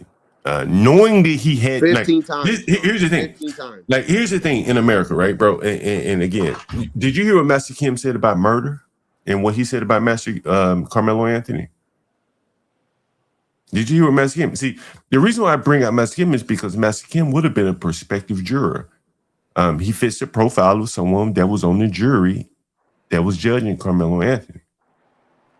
There were Asians and Indians on the jury, correct? Yeah, Hispanic. Master Kim is an Asian and Indian. a high income Indian that if he lived in Texas, he would probably live in Frisco. Yep. Right? Put a 1 in the chat if you agree with that. Master Kim being very high income, Master Kim would be living in Frisco. Yeah. Master Kim would be jury worthy. Yeah. Master Kim said that Karmelo Anthony was a fucking retard. And murder from his background is like an abomination against not only humanity, but your family and everything. Stop, yo. That's what he said. My God. That's what Master Kim said. We were talking about this the other day on my stream, and I'm gonna have to kind of agree. And so again, like, and I'm gonna give you my reasons why after. But this is the neighborhood that Karmelo Anthony moved into, a group of people who are trying to fit under the white tent, who by history, Confucius, Hindu, the white man's influence on their country, they're trying to get up under the white man's tent. No, they're John. not. Hey, they're not siding with. Hold on. You say no, but Florida's a great example. Right, they're not siding with blacks, bro. Karmelo Anthony's girlfriend is Hispanic. Yep. I didn't think about this, but someone mentioned on Twitter. I said that to you. Well, but I'm telling you this. You let me finish. That she probably faced family pressure. You're not about to get involved with this nigger shit. Yep. You got a Latino on this, you got a Latino on the panel. Telling you that I ain't lying.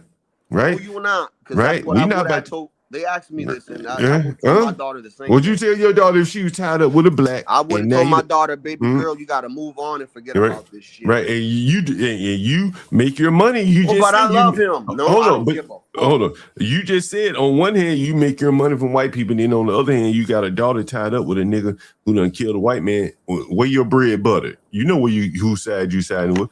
This is what the blacks don't understand. Right? No. Oh my God.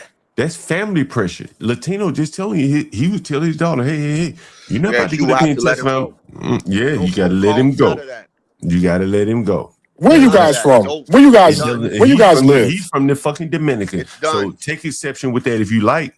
But that's the real No, I'm not talking about that. In New York, I'm from New York, and we got all types of people that living with each other. Bro. I'm not going here with you with that. Bro, let's be all that shit is an illusion, bro. Listen. No, it's not. It's fucking an illusion. I eat at the Dominicans' homes. Yeah, you can eat it. You can eat their home. Maybe you that one special nigga, but the ones that don't know your ass don't want to have anything to do with you. Maybe the ones that you know that you've ingratiated yourself with. They dress like us. Nigga, fat laces, beatboxing, hip hop. Bro, listen to me. Bullshit. I don't want to hear no about no fucking. Hey, stop. I want if you mention that fucking rap music. I'm not talking about the rap music. I'm talking about the culture, man. Nigga, they ain't nobody address. Nigga, anybody. They ain't fucking with niggas. Anybody can do without some fucking fat shoestrings and that fucking ghetto ass monotone rap shit. That shit. I'm not talking about that, John. I'm talking about the culture. You mentioned ain't no fucking culture, man. Fuck. They do hang out with us. Goddamn, they hang out with their own people too. They can get rid of hanging out with us. If blacks were removed from this country today, the Dominicans would go right along. The fat shoestrings and the rap music, they could consume that shit from abroad while the blacks are rapping in Africa. Right. The Dominicans could watch it on YouTube. The blacks would be streaming it from YouTube. They just so what do you mean they're not fucking with us though? What do you mean by that? Bro, like, goddamn, man, come on, man. You come on, man. I can't do this with you, man. They tracing us. I can't fucking do this, nigga. They tracing you and making a better picture. How about that? Didn't what's the name? Didn't that Xi Jinping? Didn't he come out and said that the early Asians were melanated people? Stop. Oh, Jesus fucking Christ. You guys are majoring in the minor. Why don't hey, you know what? If melanin was so fucking important, why don't one of these fucking black ass chemists come up with a synthetic melanin? You see what I'm saying? If it's so fucking important, it's a chemical, ain't it? Why don't the word chemistry comes from the melanated people. Why don't you niggas use chemistry? Ignorance. I'm trying to show you something. Okay, why isn't the black fucking manufacture some fucking melanin, huh? You ever thought about that? Like, damn, if it's fucking a chemical that's so valuable, you don't think a white man or even some fucking smarty arty ass black man would create this shit and sell it? They sell everything else. They got all kind of chemicals, Viagra, and all kind of shit you can buy in the gas station.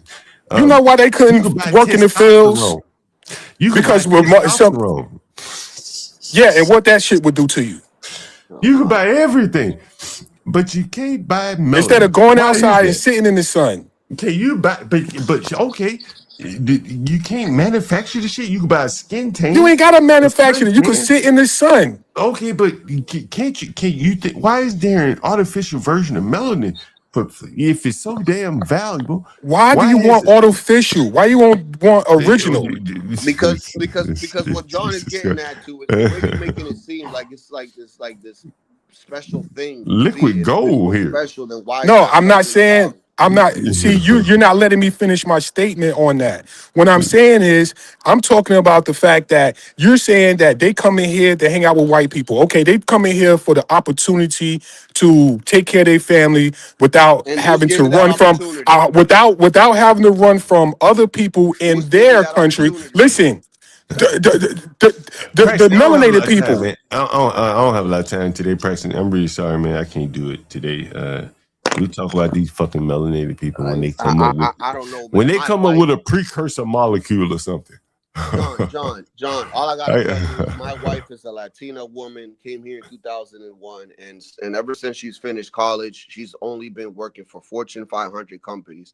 I wonder who are the people that run these companies.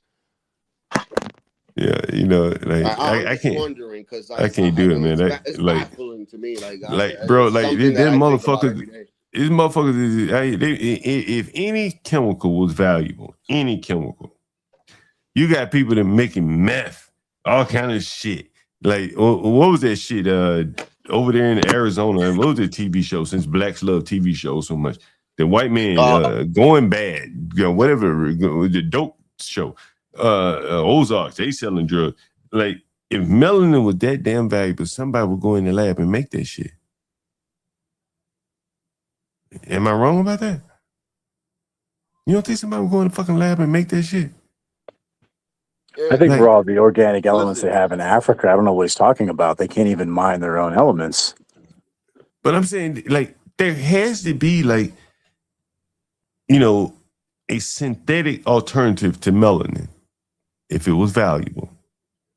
Correct? Right? Yeah, for sure. Am I wrong? No, absolutely. Right?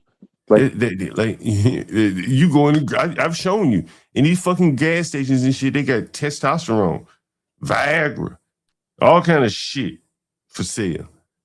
If melanin were that fucking valuable, you don't think somebody would fucking make that shit and be selling it in the gas stations? Am I wrong? I could be missing something. But if it's a chemical, wouldn't they just make it? And say, hey, this is some shit that the black people got is magical. You can buy it and achieve their magical powers. Correct? It makes sense to me.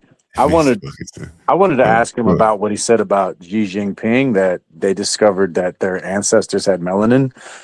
I was curious if he had ever seen that this commercial. Have you seen that commercial on YouTube, John, from China, like about 8 years ago? No. They did a laundry commercial where they had a young, he's got to be African.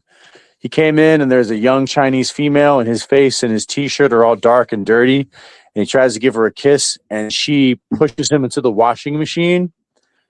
And then she's sitting on the washing machine and then he comes out all clean and with a white t-shirt and he's a clean cut Chinese guy. Yeah. And I was curious, like, well, if they revere you so much, you know, have you seen this commercial? This is what they think of you. Yeah. Like, you know, does anyone remember that the Chinese Airbnb guest that I had? Mm-hmm. Well, he wasn't even a guest. He asked me, he said, John, what's your ancestry? I went, what? Yeah. He asked you the he flipped it on you. Right. He's like, what's your ancestry? He interviewing you. Right? He said, man, what's your ancestry? And the blacks want to act like they didn't know what he meant by that. Like, he didn't want to know if I was American, right? He wanted to know a little bit deeper in who are you? He wanted to know if I was black. And the blacks are running from that. They don't want to believe that these things are true. Let me see if I can. Do you who remembers that in the chat? If you remember that, the white guy the Chinese guy. Whoever this guy is, Mr. B. I did see that commercial and that shit was funny. Actually, do you know? Hey, John, and the other guy. Do you know Frank Zanu? Yeah, I heard about him. I've heard about him. I don't know much about him. Did you see that he had like a 2.5 hour debate with this one really educated brother who teaches at Temple, and he was giving an example of how like East Asians are, and he said, you know, the Japanese have a word for like foreigner. I think it's I don't remember if it's Dilo, but he said that he was in America, maybe that might be it. I don't remember, but there were 4 Japanese guys in Chicago, and when they're in Chicago, they point to you and they call you foreigner. Because to them, wherever they are, everyone else is not them. That's just how they see the world. It's the same thing in DR. Like even the Dominicans that come from New York or from Boston or wherever, right, to the Dominican Republic, they just state them as Yankees. It's like, oh, look at this Yankee, and it's like, bro, but I'm Dominican too, you know, right? It's like, yeah, not really, you're Yankee. yeah. Frank Zanu said that. He said that he's a Ghanaian. He's a Ghanaian, and there's a word for like American blacks, which means basically like white in their language. Yeah. And the guys he were talking to, they got real offended by that. What do you mean white? He says, well, you're from America. Yeah. You know, my children have Ghanaian. I better talk to them about that. I'm pretty sure they go through it, John. Yeah, pretty sure. Because I've been through it as a kid. I'm telling you, it's like, look at you. You can barely speak Spanish, you know, because they speak different kind of dialect. You know what I'm saying? Yeah. And I was always made fun of it because of it. So that's very interesting, man. I want to get into a little bit of this Freezy, because you know, I think that you know, this really highlights like the reinforcing of the negative black bad behavior, because you see how Freezy is criticizing CT's panel for criticizing how he talks, and they are correct. He says screech, and it was a black man, Blacks Who Defy, who's up on CT's panel, who said, I don't know why the ghetto black people replace their T's with D's. Right? Shit instead of shit. Or they say scrimp. They say scrimp instead of shrimp. Right. Scrimps. Give me them scrimps. Right. Give me them scrimps. And all those things. And you know, I laid off the stream by showing three Master Kim's clips where he talked about Karmelo was a retard. 3.7 is below them. The whole Hindu Confucianism way of looking at the world, where murder not only is wrong, but it's biblical and it smears the family name. And then I said, well, what if someone like Master Kim was on the jury for Karmelo, which he likely would have been? Karmelo didn't stand a chance. But this is the diversity that blacks seemingly desire. But the diversity that they desire, they're desiring people who probably have stronger attitude, more strident attitudes toward their behavior than white people. That's interesting. Or who just copy them. Didn't that guy say that Dominicans dress like them and rap like them? And wasn't that what that guy was saying you just kicked down earlier? Yeah, but what I'm saying is that the more productive people, if you come from China, as Master Kim comes from Korea, he said there are statues of white people, General MacArthur, all throughout Korea. So when they come here to America, these people don't see white people as some kind of racist enslaver. They have an appreciation of white people. He said But if it wasn't for white people, I'd be speaking Mandarin. That's what Master Kim says. Sure, there'd be no And South Korea. Sure, Listen, right. somebody was surprised that we love Christopher Columbus in DR compared to the people here. Right, and there you go. And on goes throughout the world that the white man has forged a good reputation. And so it is not a surprise that when they get here to America, who are they going to side with? Who are they going to want to live around? Master Kim said, I want my children to go to school around white people. That's what Master Kim said. I mean, my kids are What have I been telling? What have I been telling you niggas all along? What have I been telling you all along? America's real estate values are parcel driven by what? School costs. Yeah. Right. The schools. My not kids' the cost. school is 92% white. Right. And this is and so and the Arabs. That means the state school. The Arabs and the Indians and the Mexicans and all these other people. They're coming here and they're looking for safe schools, safe neighborhoods, which ends up looking like Frisco, Texas. And then the blacks drag their black ass there with their Karmelo or their Trayvon under the roof. And they commit crime and they have to be judged by a Master Kim who sees murder as being biblical. Right? Who sees that as being a shame upon your whole family. He can't understand why you would do something like that. To shame your whole family. Damn right. These are the blacks when they move into the suburbs who they're being judged by. These are the blacks. These are the people that are more likely to not have criminal records who will easily make it onto a jury. Correct? Absolutely. You fuck around end up with Master Kim on your jury and you a 17-year-old boy just killed another 17-year-old. Like, he's going to want to throw the book at your ass. And he's a nice guy. He's a nice guy. I'm going to throw the book at you. My mama, she said he deserves 75 years. So again, what kind of blacks do the blacks want on their jury? Blacks who side with murderers and criminals. The Freezys of the world, the people that say they'd rather be around a Karmelo Anthony than a John Gar. That's what they want on the jury. Implicitly, that's what they're saying. Correct? That's dangerous, though. They don't want me. They don't want my mama. They don't want Master Kim. They want the Freezes of the world on the jury. And what kind of community would spring out of that? Chaotic as a motherfucker. Chaos. People be killing people over anarchy. Right? Anarchy. Frisco will no longer be Frisco. Frisco will no longer be Frisco. And all it took is one. Right? All it would take, honestly, is one black on the Karmelo Anthony jury that felt like any of these blacks that we hear on these YouTube channels, and Karmelo would be at home right now. Think about that. He'd be in Morehouse College right now if there was one black on the jury that felt like the blacks that we hear on the YouTube panels all day, every day. If Freezy was on the jury, where would Karmelo be today? Oh, he'd be free. Home. He'd be at home. Yeah, hung jury. Now, do you see the problem? Yeah, of course it's a problem, man. I mean, I've been saying this for the longest, bro. Like, people should just look at right as right and wrong as wrong. Like, this should be no in between.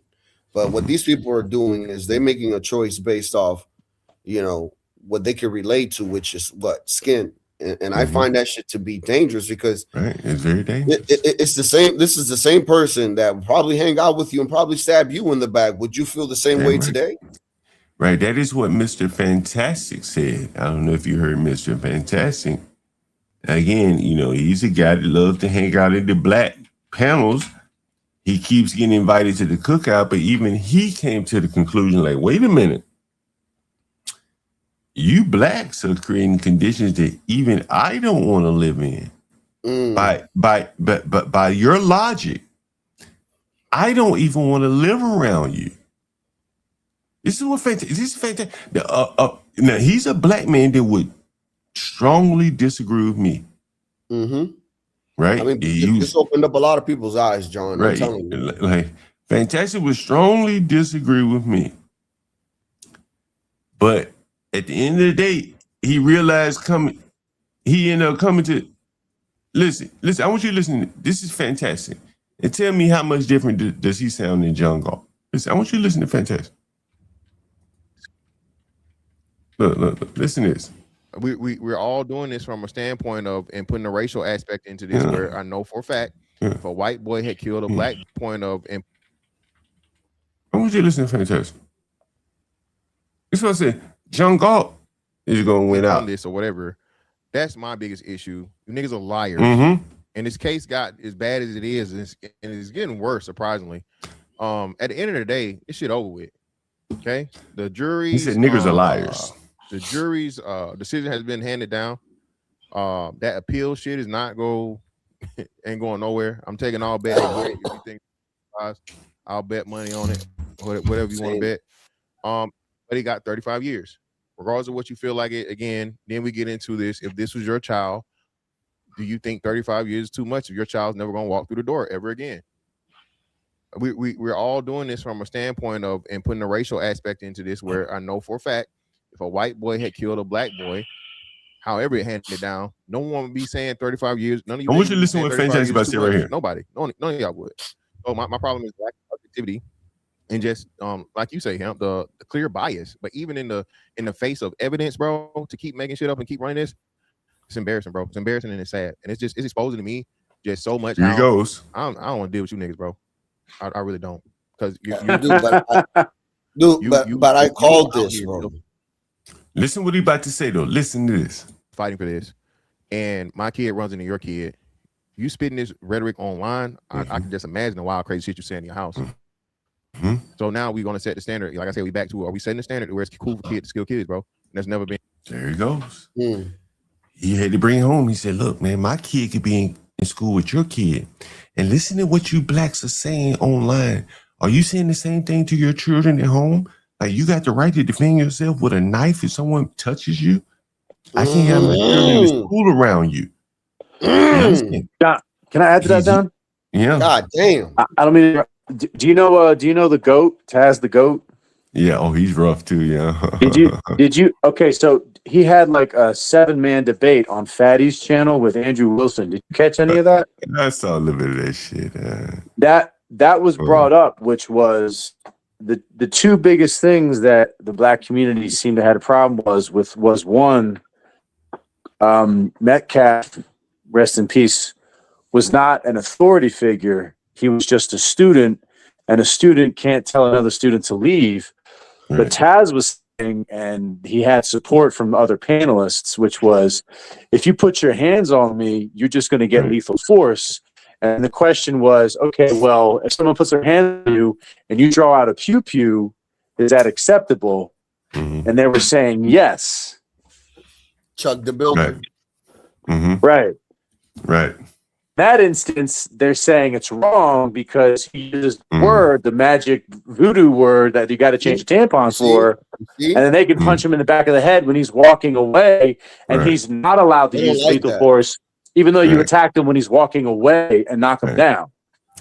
All this shit's so illogical, man. You can't make heads and tails out of it. You understand? Like, but what you do realize at the core of all of it is they want to be able to kill white people. Yep. And they want to have representation on the jury to let them off for killing white people. And they want to be able to fuck them too. Right. Now, and then they will let their own off for killing each other. Like, blacks have so much conflict with each other that they kind of can understand, like, okay, I understand why you had to kill that nigga.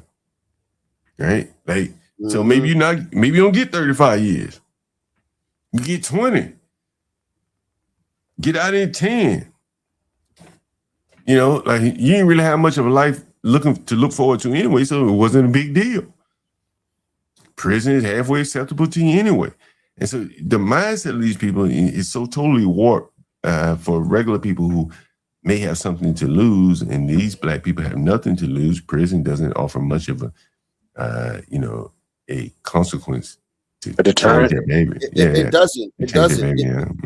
That dude, whatever that dude that was here, he said it on one of your streams last week. He said, "Oh no, prison it doesn't really do much. It's just like a place for other dudes to bond. It's like college for criminals." Yeah, and it's like so you hook up with other criminals, you get the number. Hey, when we get out, let's do a robbery together. And a lot of these people, saying like have never been to jail. like Carmelo Anthony never been in jail. But clearly he's a risky motherfucker, right? Because he's willing to, kill someone. And so again, like, you got a lot of confluent variables coming together that makes him very, very dangerous, to be honest with you. The Metcalf boy probably never could have imagined in a million years that someone would do that for such a slight provocation. But their parents are teaching them this shit. Listen to Freezy. I want to play a little bit more of Freezy. Did you get a chance to hear CT review Freezy yesterday? Anybody get a chance to see CT review Freezy yesterday? I had some thoughts about it. It was interesting. No, sir. For one thing, he would not mention CT's name. Nor would he go up on CT's panel. He said he would have been outnumbered. Part of the things they were criticizing Freezy on was his diction, his pronunciation of words. Enunciation, maybe is the better word. So he's Freezy. Again. I was like, God damn, hell no, I ain't going up there. What kind of shit that is? Yeah. That shit be crazy on Meth Media, man. And so Meth Media is what he's referring to as CT's channel. And, I've been talking to you quite a while on this channel. Like, one of the things I think in his nails or something? Oh, I didn't even notice that shit. Damn, that is crazy. That is fucking. Does Freezy do it? That's crazy. They're like jagged, right? They're like what they call them shit, claw-like nails, or spikes, or claws, or whatever. But one of the things that I started talking about is that, like, I don't think blacks in general can speak to a wider audience, a broader audience. Freezy dumbs it down and just speaks to a broader black audience, and so you'll hear him drift back into real black parlance, and you may not even notice it, or maybe you do. Listen. Hell no, I ain't going up there. Hell no, I ain't going up there. Like, there's just no enunciation. Take me through that. Take me through that. Yeah, you know what I'm saying? Like, there's no enunciation. He's speaking to a black audience, so he doesn't have to enunciate anything like that. Hell no, I ain't going up there. Shit. What kind of shit that is? What kind of shit that is? This is what CT was criticizing Freezy for yesterday. Again, this is what I'm saying. Like, Freezy, if he would have dropped a link to his neighborhood, hey, guys, check me out on my panel, they'd be looking at him like he a damn fool. Like, damn, this is who we live next to? A nigga that hate white people? Advocating for the killer of a white child? What kind of shit live with his is? people? He lives in a mostly white suburb. Oh yeah. Talk like your people, but you don't live around them. I got a clip of it on He's like Obama. Yeah, man, you'd be amazed where Obama lived, bro. Obama lives in D.C. See, Obama one of the few one of the few presidents that didn't leave D.C. He's, I think, the only one that didn't leave D.C. Did you know that?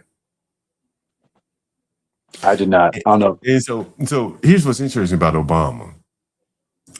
And I can be better served by pulling up a map. Let me show you this. DC map by neighborhood.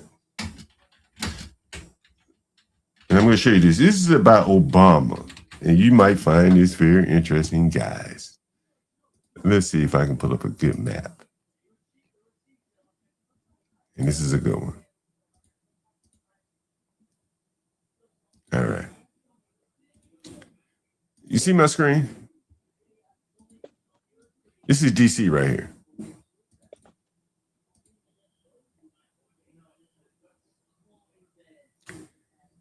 This line right here, you see this line? I'm going straight down the line. See it?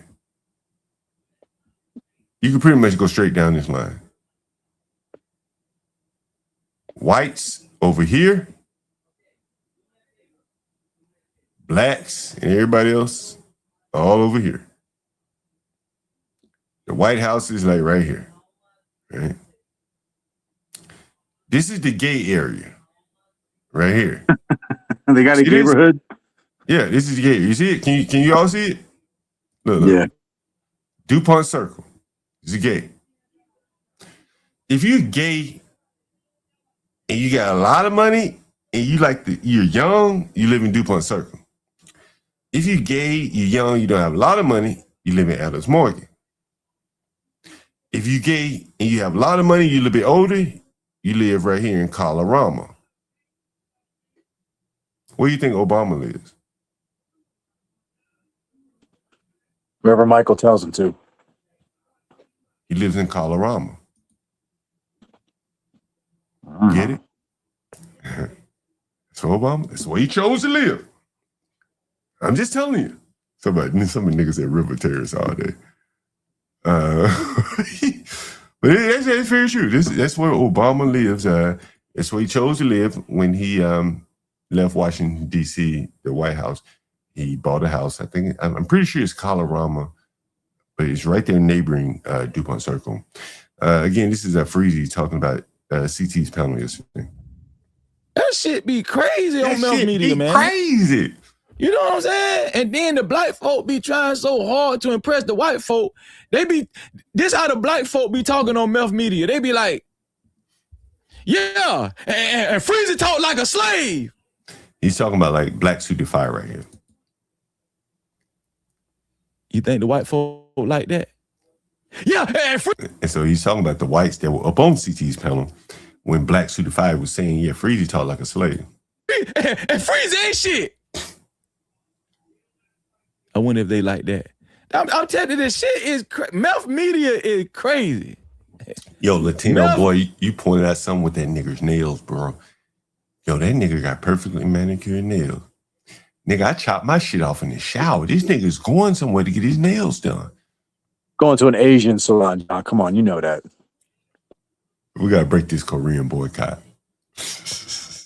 We gotta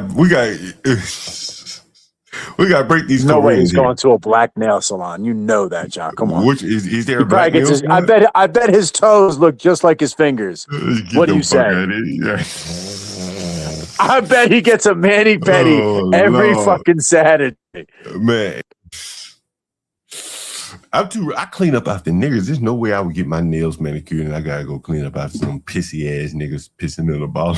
Media, I said I can't join this bullshit. I can't go up there. The black folk be trying to impress the white folk, and the white folk, they don't know if they want to laugh or Yo, them nails are well done. I ain't gonna lie. Cry. They be coming down I gotta get off of a high. You know what I'm saying? Yo, them nails are long as hell for a man, and they well done. I don't know, man.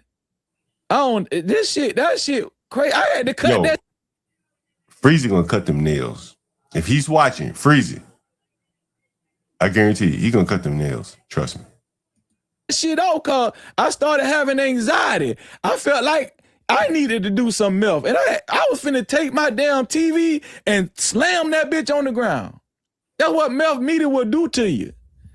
Mouth Media will have your ass going crazy.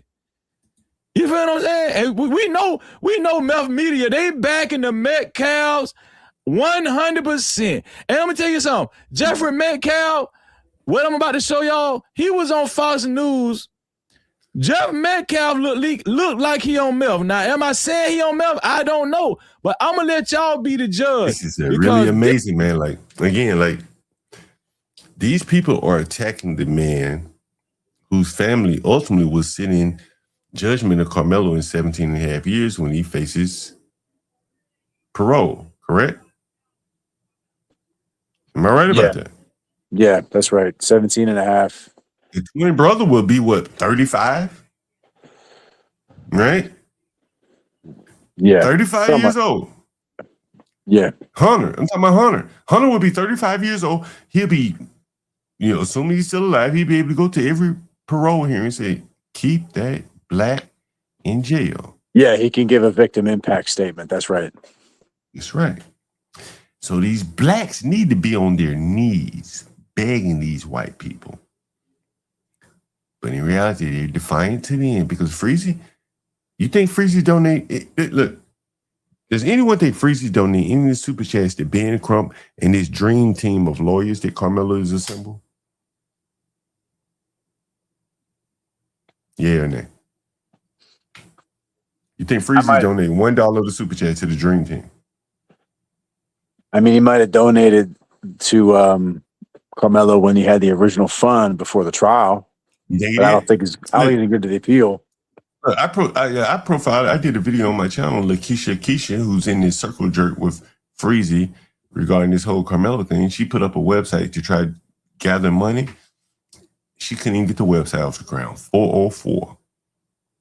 If you know what the 404 area is in software. That Site gateway. not found. Site not found. And so, anyways, this is Freezy. This is a kind of like a photo of him on Fox News. I'm just saying. Now, Yeah, someone said, why didn't Melo have that team for the main hearing? This team that they assembled is a pro bono team, led by Ben Crump as his spokesman. Yeah, but Ben Crump can't talk. What that should tell you people, for those that are listening, Freezy, I hope you're listening. I know this will end your grift. Don't look away now. What that should tell you is that his parents don't give a damn about him. They chose Ben Crump to lead their boys' appeal. This is his last shot at getting out of jail. And they chose a man that's big time, just said King, hardly speak the King's English. He doesn't have any criminal law or appeal experience. They're going with the race. And the bigger message that you can take out of this is that by the fact that Ben Crump and all these blacks, he used the NAACP lawyers and shit like that have taken on his appeal. They're saving all the money from the GoFundMe for themselves. They could have hired better lawyers, correct? They could have said, well, we're going to go with the best appeal lawyers known to man. But they chose racial lawyers and want to pursue a racist angle. That's the only thing you can deduce from this. Someone said John has no shame. That's the only thing you can deduce. Nigga, if you even find yourself in the same room with Ben Crump and you're not asking yourself some questions, am I in the wrong room? If you find yourself on the same side of the aisle on any issue as Ben Crump, you need to be looking yourself in the mirror. Am I wrong? I mean, he's an he's a racial ambulance chaser. And that nigga will lie. Right. John, I say he can't read because one time he was trying to read an autopsy report. He couldn't pronounce cervical. Yeah, and he a lie, man. Like, I don't give a damn if he can read or not. I know that nigga a lie. And what he did in the Trayvon Martin case was absolutely, it was disgusting. I watched it, man. What really, my mind was already open, but when I saw that Trayvon Martin trial and what them blacks did to Trayvon Martin, that shit was disgusting. If you're ever interested in going through what really happened in the Trayvon Martin case, go to the conservativetreehouse.com. And what those blacks did, what they tried to do to railroad that man was utterly disgusting. Rachel Jontel was not his real girlfriend. They had a fake girlfriend, right. It's fake, right? And remember, they recorded her statement in a closet. The reason why they were able to use her is she was Haitian. Remember that? Rachel Jontel was Haitian. Her family, loosely, poor-ass family from Haiti, they would probably let their halfway midwit daughter be used in this type of incident. The real black girl's family wouldn't allow that. That wasn't his girlfriend. But they used all of that to convict Trayvon Martin and hid his cell phone and all that kind of bullshit. Angela Corey, I think she's in the White House now under Trump. She was part of all this shit. It was a very disgusting case, bro. It was also the photo. Do you remember the photo that they circulated? It wasn't him when he was 17 with his tattoos and his grill. It was when he was 12. 12. Yeah. And they did, and a similar, and remember that case in DC where it was maybe a couple of years ago, you had the 12-year-old who committed 9 robberies and he was let go every time because if you're 12, you're let go. And then on this 10th carjacking, he tried to carjack a security guard for a federal building and the security guard lit him up. And then there was all this moaning and bitching and crying about it. And then like they went to the school and the principal wrote a letter saying what a good student he was. I don't remember that one. It's on Black Conservative Perspective. He covered it a couple years ago. But this kid had committed his 10th violent felony. Yeah. And he got smoked. And you didn't hear about it because the guy was a Fed. That's why there was no witch hunt for him. Did he go to prison? Did he go to prison? No, because he's a federal security officer. Well, you know what's more interesting is that you've heard of Roz Girl. She was up on CT's channel yesterday. I know Roz Girl, yeah. Okay, so there's a black man. She lives here in DC. There's a black man in her neighborhood. He worked funny enough, he worked for DC Parks and Recreation. And there's a distinction between feds and city, local, like DC. So you're not as protected for the city. Anyway, so this guy shot a young black boy who was breaking in cars all night. They ended up putting the black man in prison for like 12 years. They never went out and looked for the other blacks that were with him. He likely was armed. He was running toward the black man. The black man would have been in his house if it wasn't for the black kid breaking in cars.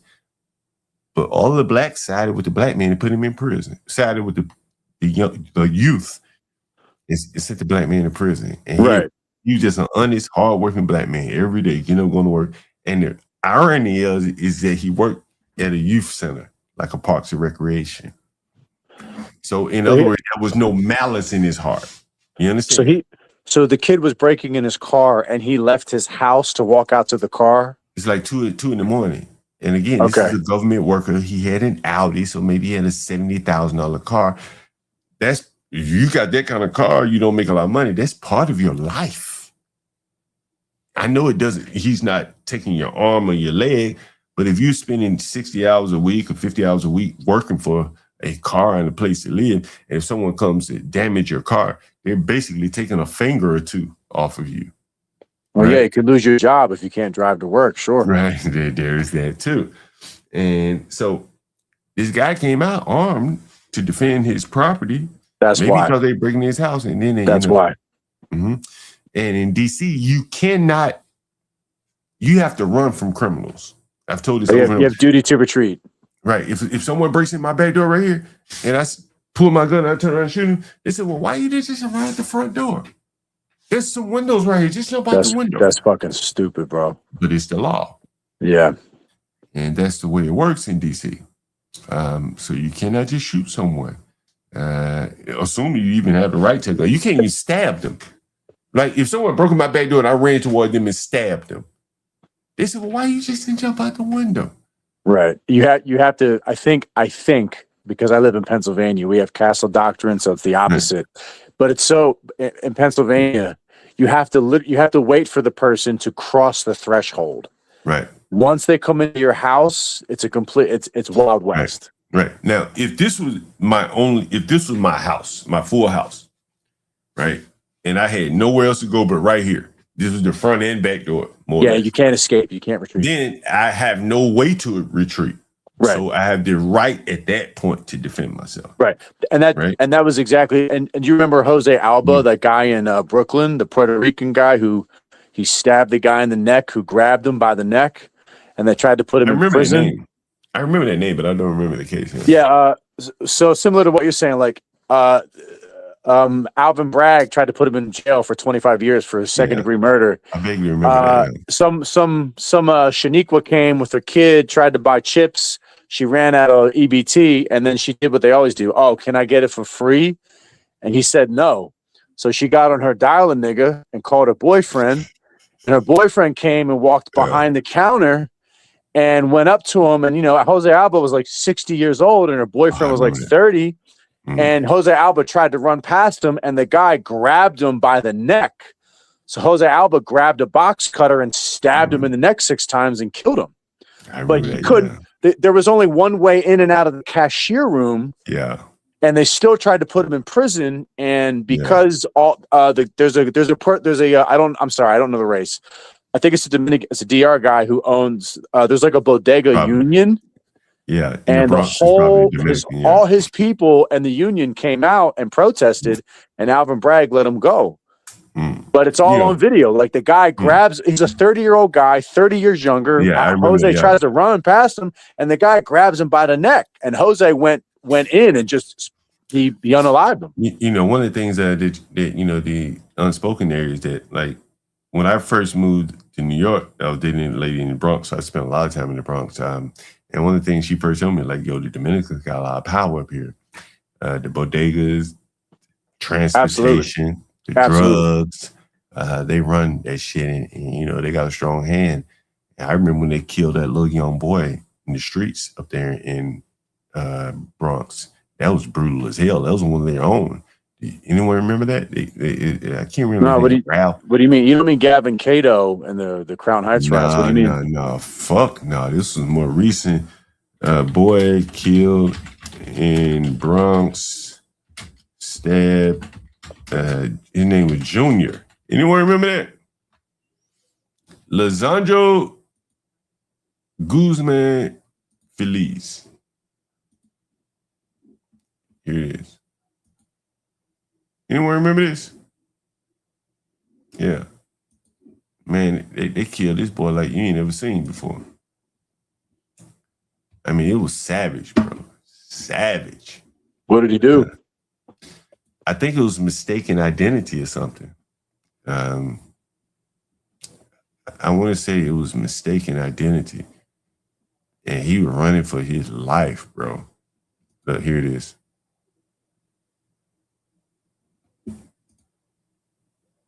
Probably be some kind of fucking ad. Oh, wow. So he was hunted down by a gang. Yeah. I think that's a little boy right there. And they all got knives. Of course they do. Yeah, look at him. Yeah, it's the mural they put up for him. But, all right. Look, everybody. Diversity. Yay. Well, this is a race on the lookout. Some armed with knife. Fucking knives right there. You see that knife? Jesus fucking Christ. Little short. Yeah, they're like Yeah, but and I mean they savagely killed this guy in the middle of the street there. That was very, very, very savage, and that was right there in the Bronx. I didn't live very far from there. At the time they killed that guy, I remember that. I said, "Damn, these Dominicans are rough people, bro." And there's some rough people. Was that a kitchen knife? I don't know. Maybe a restaurant kitchen knife. But anyway, so CT covered Freezy yesterday, and Freezy's deep down the rabbit hole. I think he's running out of content, though, to be quite honest with you, because the conspiracy stuff is, you know, that's pretty much, they've run its course on that. So now he's going to the mainstream media, and he also went to criticizing CT. But the things that I think that he criticized CT for were legitimate critiques, how he speaks and stuff like that. But I also think he speaks to there is a low IQ black economy. Freezy speaks. Go ahead. I'm sorry, I don't mean to interrupt you, John. I'm sorry. Now, Freezy speaks to the low IQ. Freezy's able to make money off the low IQ black economy on YouTube. I'm able to make money off the low IQ black economy in the real world. Mr. Chow, Rick Chow, and all these people are able to make money off of the low IQ blacks in the real world. But I think this whole civil rights movement and shit, with technology and everything, has given advantage to the Freezys of the world. That's my thoughts. Anyway, go ahead. What were you about to say? Well, I agree with you that there's definitely, I mean, there's evidence of what you're saying. Just look at Jasmine Crockett.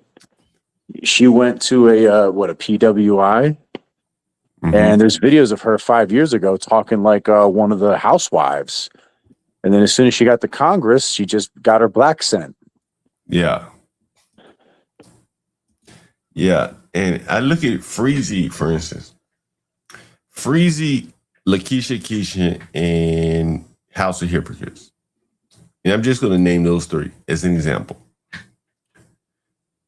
In the last week or so, in terms of the Carmelo Anthony coverage, they've been able to speak to thousands more people than Al Sharpton and Ben Crump could have summoned up down on the streets. And they've been able to make more money.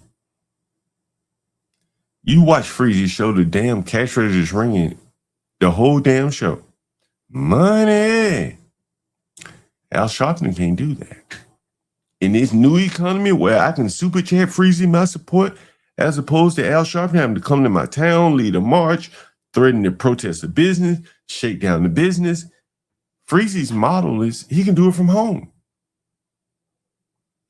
That's why I think the Black civil rights movement is moved to the virtual world. Just like their economy, there's nothing on the streets. Freezy's not going to go lead a movement on the streets. He will do it online. It's safe. He can do it from his home with all the bells and whistles of Stream Deck and shit like that. Yeah, but what the nuance I would add is the problem is it depends on where he lives, because if he has to go to the store, is the store locked down? Does the store have, you know, like 2 guards with flak jackets and guns on their sides? Like when you went to your around white CVS. people. Hold on. Freezy live around white people. Freezy live around blacks. I got clips of him. But is that in a Democrat-run place where they allow crime to occur, like Seattle? He doesn't live around. He probably doesn't live around crime. I mean, I've talked to him. He will say, "Well, I live in an area with low insurance rates." Well, what is that related to? Crime, right? So an upscale white area, maybe low 6 figures. Well, he's saying he may say it's not white, but he says it's diverse. Okay, well, what is that's like Frisco? Frisco wasn't white, isn't white. It's just diverse. But Indians and Asians don't want to live around black, so it tends to skew, right? Mm-hmm. But Indians and Asians still self-segregate. I live in a little mountain town of 400 people. There's 2 Hispanics and like 1 black, and they still hang out with each other. They don't hang out with any of the white kids here. So they choose to self-segregate themselves. And the Indians, you know, like wherever they go, they just help themselves. They start to build their own stores, their own supermarkets, and then they just start to import their own people from their country. They bring their families over, and they just grow bigger and larger. I mean, look at Texas. Yeah, you look at Frisco. But again, even with Frisco, Master Kim says the Asian people, that Confucianism and all that, Hindus and all that kind of stuff, the way they look at murder, they can't justify it the way that blacks can, right? Master Kim was very absolute, like, yo, murder, you shame your whole family. Blacks can kind of rationalize murder for very trivial matters. That doesn't fit under any tent very well. Would you say that's fair? No one wants to be around people that can kill. Even Fantastic say, I don't want to be around people that will kill you for a trivial reason. Well, I think maybe now that he has a family, you know, maybe he might have had that perspective as a younger man. But now he realizes that perspective now applies to his protege, his blood.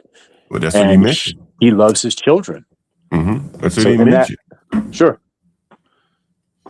He said, I don't want my children around your children because I don't know what you're saying to them behind closed doors. Well, I mean, I don't think this ever really changed. I mean, we had the O.J. Simpson trial. I was very young when it occurred. I think it was 92. But I've seen, I mean, if you've seen the black jurors that were interviewed, they said, why did you know he was guilty? Yeah. But you still voted not guilty. Yeah. What was it for? And it was because of the guy who was driving on the highway in 92. What's his name on PCP? Rodney King. Yeah. But one of the witnesses put up one of the jurors put up a black power fist, and, you know, so. I mean, and he should have been excluded right away. Well, this was after the verdict had been rendered, so he couldn't be excluded. So he was. But the bigger point is, I think the difference between that case and this case, these are 2 adults, OJ and the Simpson lady and the Goldman. But with children, now you have to really start to make a decision like, damn, do I want my children around these people? Nicole made a decision to get involved with OJ's. And Ron Goldman was like collateral damage. But what about your children? I'm saying that I don't think the sentiment has ever changed.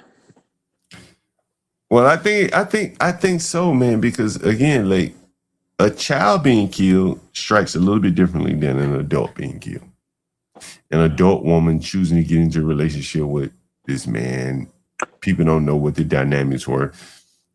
It wasn't necessarily proven that he did an it. NFL star, an But he NFL didn't athlete. admit, but he didn't, let's say he didn't admit he did it. There was still the benefit of the doubt, and he found not guilty. But here's a boy that was found guilty, right, of killing another child. And the blacks straight out of the gate never show any remorse, any sympathy for the child. We go through this whole show. Freezy's criticizing the dad, the brother, the dead boy. Never shows any sympathy for the child. And so that is what I'm saying. Like, I think this is a little bit different because we all have to share schools. That's the tragedy of the commons. And now, do we have to teach our children at an early age how to deal with blacks? Well, I mean, if we're going to use another example that was recent, look at the Ukrainian girl Zarutska. If you watch the video, John, after her throat is slit, she's laying on the ground bleeding out, and 5 black people just get up and walk past her and let her die. There's no humanity. And if she had been racist and not sat in that seat, she'd be alive. Right. That's what I teach my children. Right. And Be Brave and I, we were going to do you ever heard of the talk before? Yeah, Derbyshire. Yeah. My man, John Derbyshire. Anyone ever heard of John Derbyshire? If you're in the chat, you never heard of John Derbyshire, I'll pull it up. He became popular because of the talk. You heard of that though, right? Yeah, it's how they have to act. You have to act a certain way around the police and the police. Yeah, I know. No, it was it was the talk of John Derbyshire did a white version of the talk. You never heard of it before? Well, I think Jared Taylor covered that. Yeah, it's like you be careful where you are. How many people around three? That's where I won't be. But it was John Derbyshire. You ever heard of John Derbyshire? Anyone ever heard of John Derbyshire? I mean, but pull it up. Sure. Let me pull it up. John Derbyshire, he did the talk. This is what got him in a lot of trouble. John Derbyshire, the talk. And it refers to a controversial April 2012 article written by journalist John Derbyshire, the talk non-black version, which was published in Tacky's magazine. That's right, it was Tacky. Yeah. It was written as a reactionary piece to traditional talk that the black parents give their children on navigating racism, blah, blah, blah, blah, blah. Yeah. And 15-point list, blah, blah, blah. Avoid being a good Samaritan. I can find it online. Yeah. I'm looking it up online. Yeah. And anyway, so that was John Derbyshire's version of the talk, the white version or the non-black version. It's very interesting that he said the non-black version because I think it applies just the same for Indians and Asians that find themselves in an area like Frisco, and they have to behave accordingly as it relates to blacks if there are blacks in their school, like a Carmelo Anthony, because you never know. Okay, I can add to that. Yeah. I've told you this before, but in South Philly High School back in 2009 had a civil rights lawsuit filed against it because like 13 Asian Americans were lynched by like 50 blacks. And they went to the hospital. Damn. And it was just another example that blacks can't be in charge. Yeah. But essentially, when they filed this lawsuit, they were interviewing all these kids, and there were these like Laotian and Guatemalan kids whose parents were afraid to even talk to the Philadelphia Inquirer because they were illegals. But the Laotian and the Guatemalan kids said that they have to speak, dress, and mimic the Africans or they'll be beaten. Damn, are you serious? The African students were like 70. The school was South Philly High School. It's Snyder and Broad. I lived right down the street when it happened. I lived at 8th and Wolf. And when they're talking to these kids, that's when I started to get red pilled because when they were interviewing these Asian American kids, the principal of the school, I think her name was Legretta Brown or Legretta Jackson, she actually, without anyone's permission, she took a bunch of black kids, put them on a bus, and drove them to the interview where the Asian students were being interviewed. And she said the real culprit was racism. Damn. Yeah. Damn. Jesus Christ. Oh, that's John. That's a rabbit hole. You ever want a rabbit hole? 2009, December 3rd, South Philly High School. The Philadelphia Inquirer basically said that none of the black kids were punished. Not one single black kid went to prison. Not one. And the newspaper, the Philadelphia Inquirer, covered for it. All of it. Full coverage.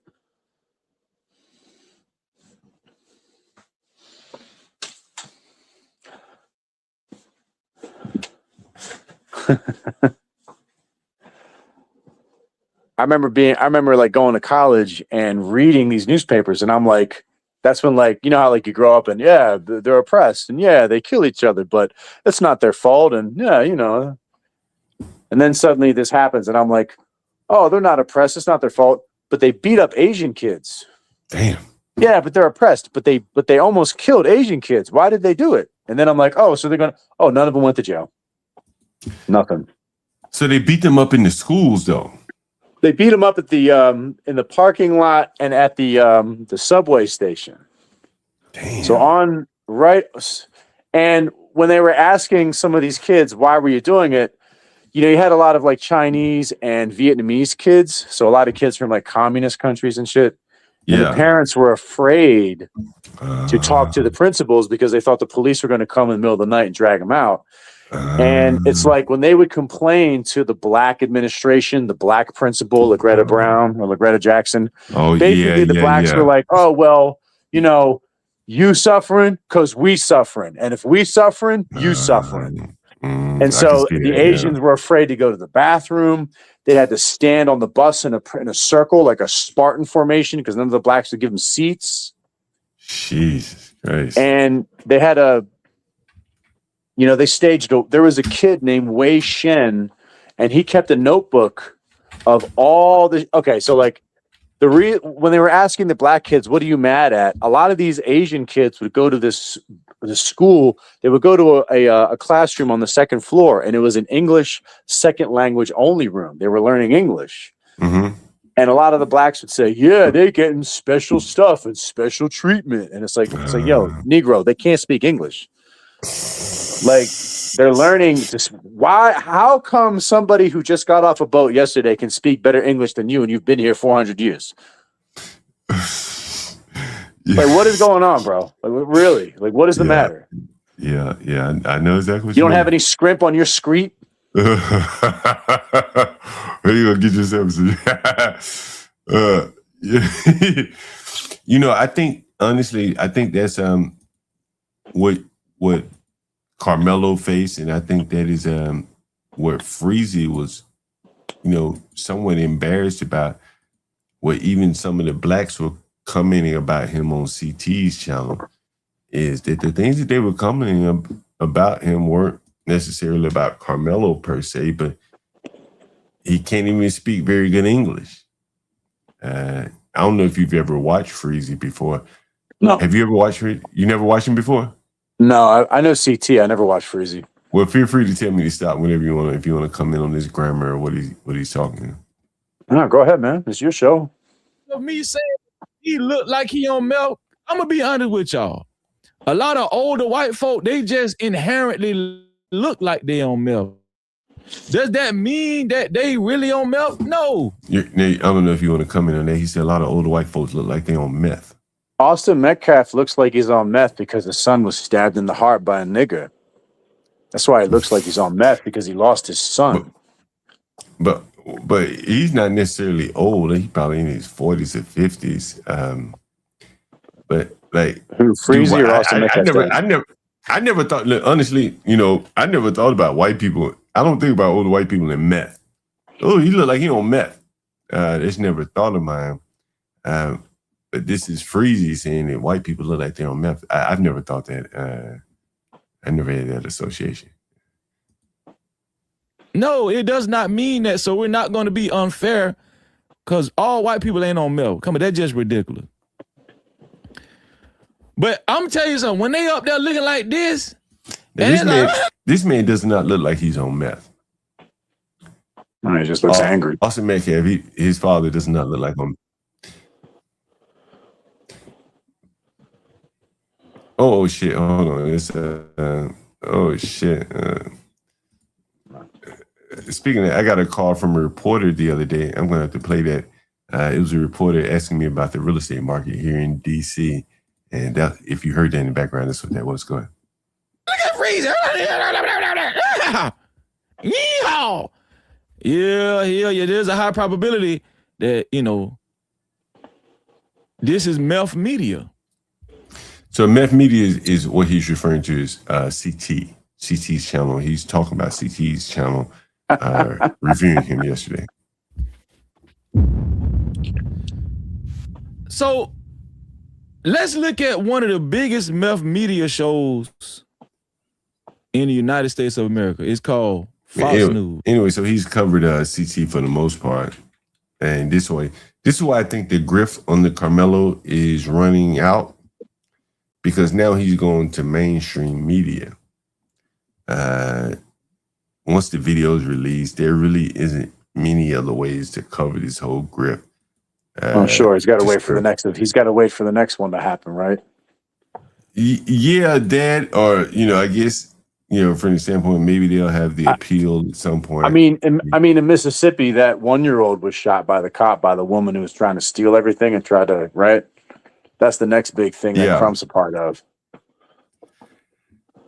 I think Crump is a part of that because maybe the city will quickly just cut a check. In this instance, the Karmelo case, there really was no money to be shaken down. It wasn't done in an HOA or anything like that where you could get some money. The schools apparently are indemnified. So how would Crump get reimbursed for his time? Right. The family was unlikely to split their GoFundMe with him. Right. So. And they had already linked up with that other guy who ran that organization, the guy who choked his baby and hit his girlfriend. And he just changes the name of the organization all the time. So I guess maybe they got to him. That guy got to them first. Well, I think the civil rights grift is, probably wearing thin, the talent of the people. Probably 30 years ago, this guy wouldn't have been able to get to those people. Today, the talent of the civil rights grifters, look at where they are. You got Dominic Alexander. I think you're right. The grift is ending, but I think it's also because, you've had millions and millions of people come here who try to do the same thing. Like, look at Ilhan Omar and, the civil rights of Somalis, and we need to send money to Somalia and our money, and I'm an American, but give me money. Look at, I mean, it's just any group that comes here, they take the same thing. I mean, that's happening in, you had an Indian guy in Florida at a airport, and he was acting, and he's from the United Kingdom, and he was telling the police what to do, and he tried to swing at a police officer. Now, maybe in the United Kingdom, you'll get away with that. But here, he got decked by 2 cops. So there is this thing in white Western countries where people just show up and they go, hey, I'm not white. Give me stuff. Yeah. No, I can see that. Let me see if I can pull this video up. But I think a lot of the people, though, the ones that are, the blacks tend to focus a lot on money. I don't know if have you ever noticed that before? Absolutely. Right. They think that money is more or less their entree into being accepted by whites. And I don't think that's necessarily a perfect fit because money doesn't necessarily translate your class level into being, a better person. And I think that's the blacks' problem. That America provides them the ability to make a lot of money, but it still boils down to, the character within. And I think that's what the blacks are really missing, to be honest with you. A lot of them. The boat ride would be a classic example. The yacht week. What did you think about the whole yacht week thing? I mean, you might have an example to demonstrate your wealth and to show it off. But the problem is that the people that you invite to share the wealth with bring the ghetto with them. You can't change that. You literally have to either change your family or change your peer group.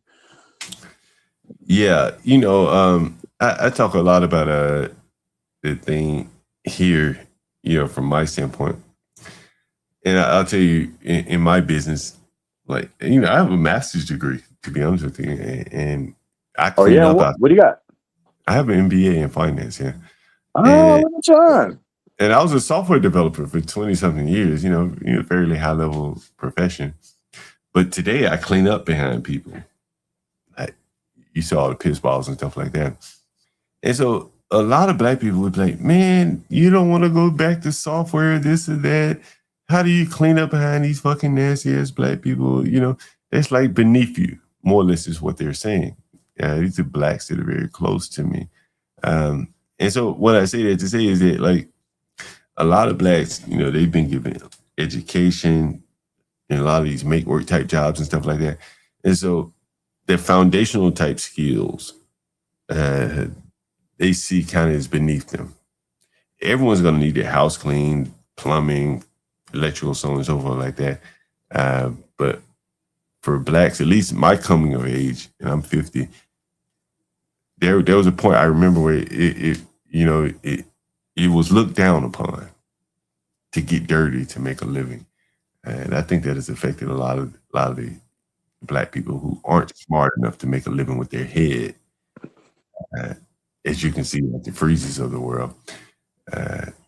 I got some. I can relate to that. Do you know? Oh my gosh, I just forgot his name. Do you know Eric Thomas, the hip hop preacher? No, I can only imagine. What about it? So he tells a story about how now he does the same thing. He talks black when he's around blacks, but he is a motivational speaker, and he has given a lot of talks to like big NFL teams and everything. He's from Detroit. And he tells a story how he got new friends where when he got married, his wife spilled something one time and she asked him to clean it up. So he was already like selling his book and he was making money. So he was known as the hip hop preacher. When he was on the ground, he was on this floor and he was wiping the floor, cleaning it up, being a good husband and helping. And he had his friends come in who were his friends at the time. And they were like, Eric, the hip hop preacher, look at your dumbass on the ground, wiping up the floor. You ain't even got a mop. What you doing on the ground? You listening to your wife? She telling you? And he said, yeah, isn't she great? And he said at that point, he never hung out with them again. Because they were making fun of him cleaning his house. Yeah. Like they don't understand. Like he's a team. He's a part of it. Like no one's going to clean it for you. They don't get it. Yeah. I think, say someone, in his position, he may just hire a cleaner, right? But I think down on the ground, you have a lot of very educated black men, that if their toilet is running, they'll call a plumber out to fix it.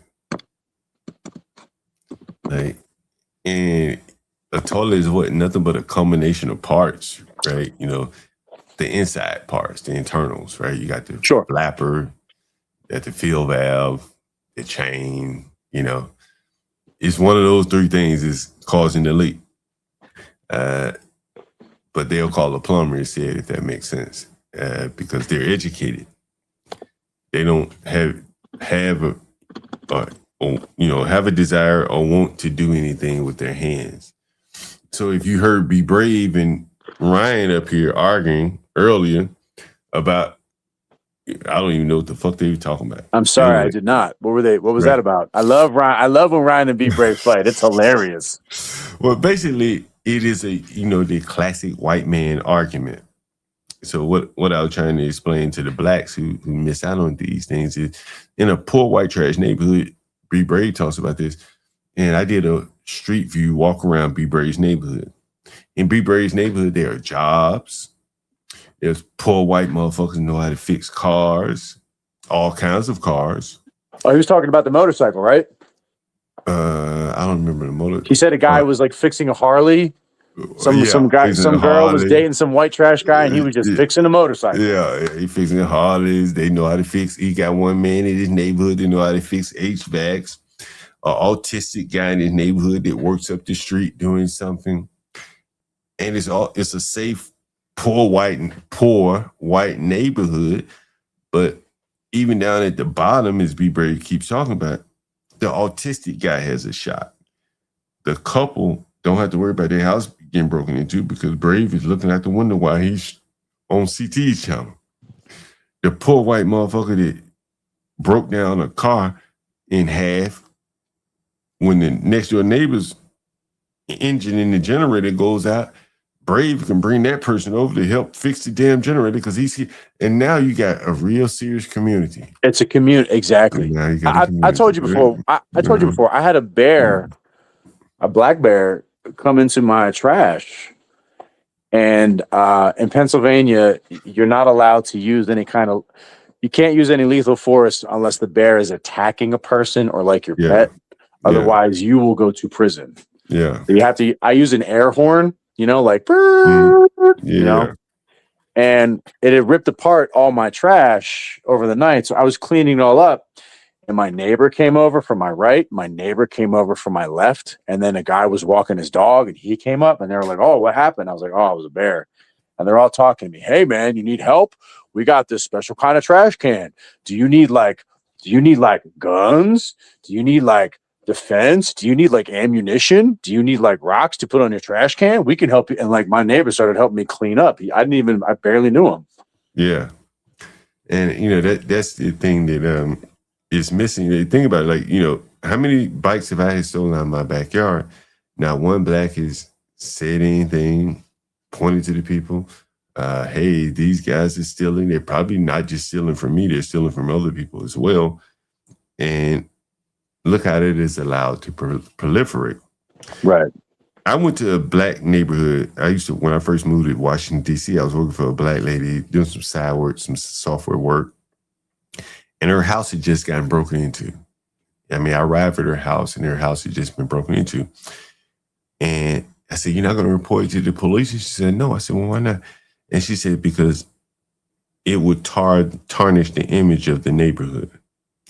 And so this was, again, along my journey here, realizing that and this was in Prince George's County, the once wealthiest black county in America. This was Now it's Charles County, right? They all moved to Charles County, right? So they can't handle living with each other. Now, and the point here I'm making is that she was willing to lie and suffer through the robberies. Didn't want to report it to the police because it might make the local media, and then that would tarnish Prince George's County.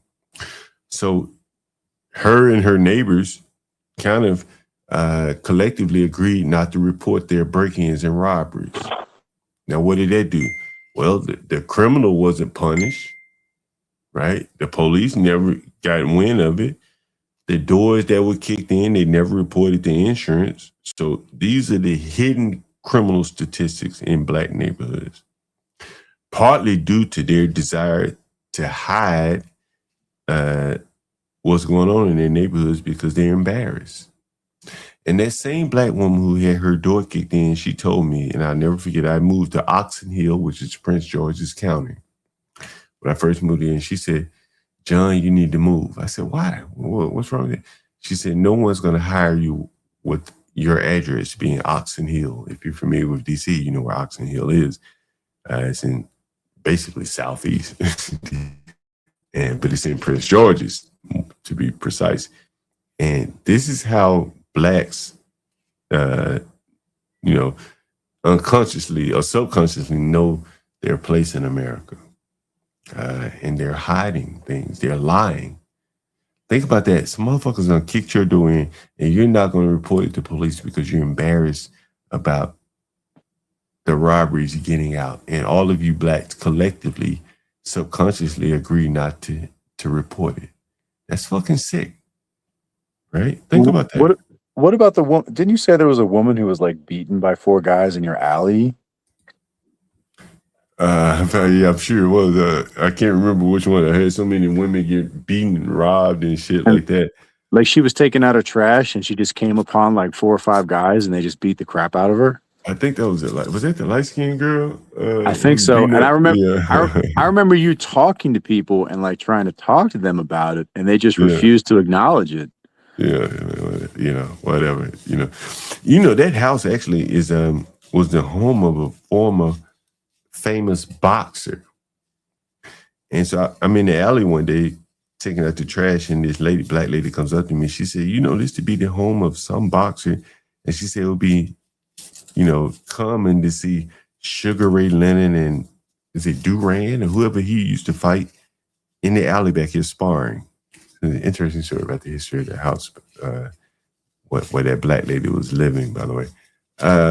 Keon, I sent you the email, man. I responded back to your email, but it bounced back. I think your iCloud storage is blocked or something like that. So if you want to empty that out and email me again, go ahead. Hey, man, I got big time. I got an email from a reporter the other day. And she was looking at my content online and she said, I'm doing some real estate reporting in the DC market. And she's, fairly new reporting. She says, I'm looking for some angles to talk about real estate in DC. And she says, I stumbled across your channel and I would love to use you for some reporting. It's my, she moves on in her career. And so anyway, we talked about it. I'll publish the video at some point. But anyway, I thought that was interesting. What do you think, Big Time?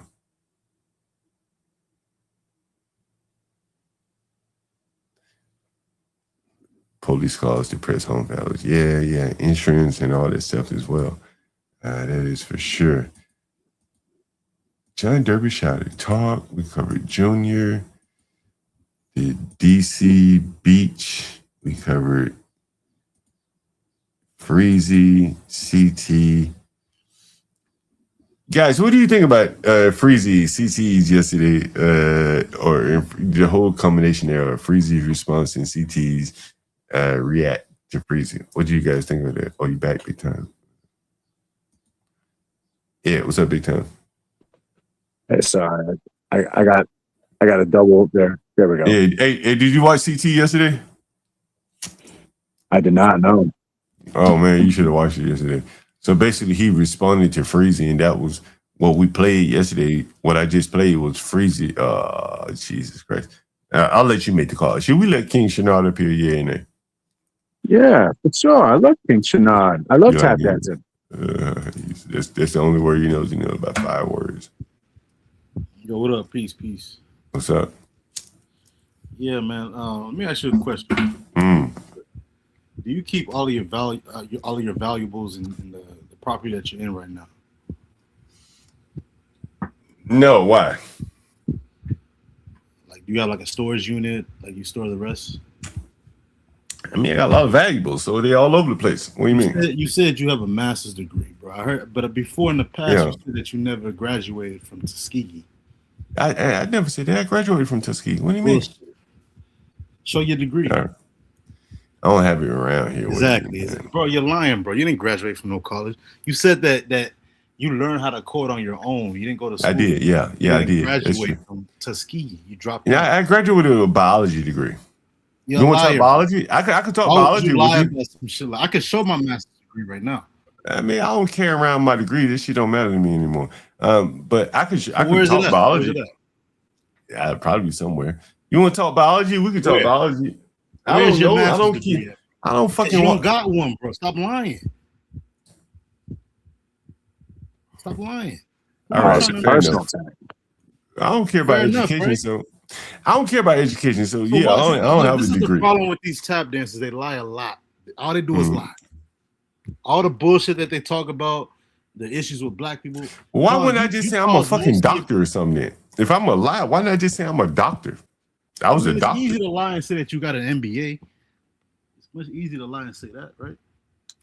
But you don't think I've talked enough about finance to kind of prove to you that I'm not? I haven't. I've never heard you speak finance. Weren't you helping? Wait. He was helping that fat guy be a landlord. Remember? What'd you say? He was helping some fat guy be a landlord. He was giving him landlord advice. That's not finance. That has nothing to do with finance. I talked plenty about finance. King, I tell you, I worked at Fannie Mae for years. Bro, you make up shit, bro. I don't even know what's true or not. You keep saying that you're a programmer, right? Or you were but you worked on legacy code, like Sitecore and stuff like that. You were just the DBA. Sitecore is not legacy code, bro. You don't even know what legacy code is if you think Sitecore is legacy code. It's a legacy. It's an old ass software that's built. The other. I mean, it's old now, but it's old now, but it's been around 30 years. Right? It's like saying Microsoft Word is old. Yeah, but millions of companies depend on it. So what does that mean? But I think you're totally missing it. At the time that I worked in Sitecore, it was the wave because it was multilingual software where you could roll out one website and have rules and triggers and procedures and all these different rules. What does legacy code mean? What does that mean? Legacy code is, okay, I build an application in this, right? And then now we want to upgrade to this. So this is your legacy code. We're maintaining this legacy code, but maybe we have a new application written in. You know, I'll give you a very good example. When I was working in, and I've told you guys the example, so I'll make it very quick. I developed the cops application when Obama got elected to hire 100,000 cops or something like that. I worked on it. That's even true. Yeah, okay, sure. One day. Well, if you're gonna question me on everything, then what's the problem? What's the point in me even talking about it then? But anyway, so we had some legacy code, and there was this Indian lady. Her name was Deepali. I never forget it.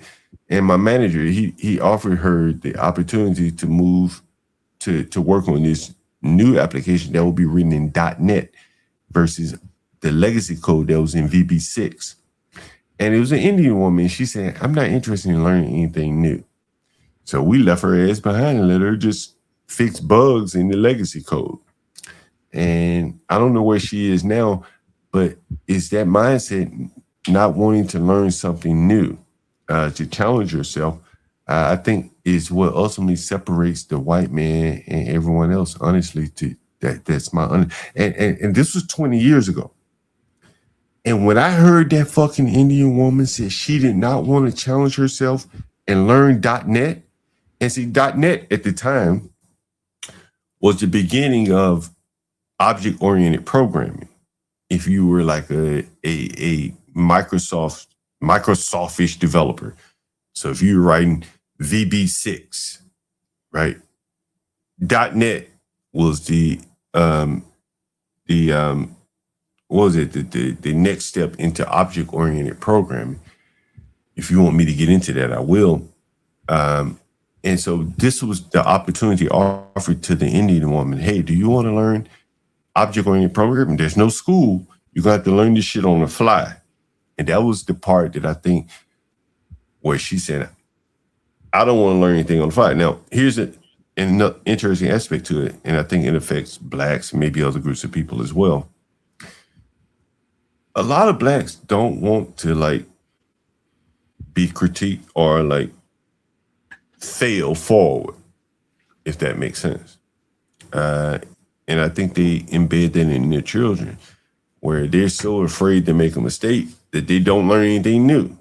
How do you learn something new? By making mistakes, trying something.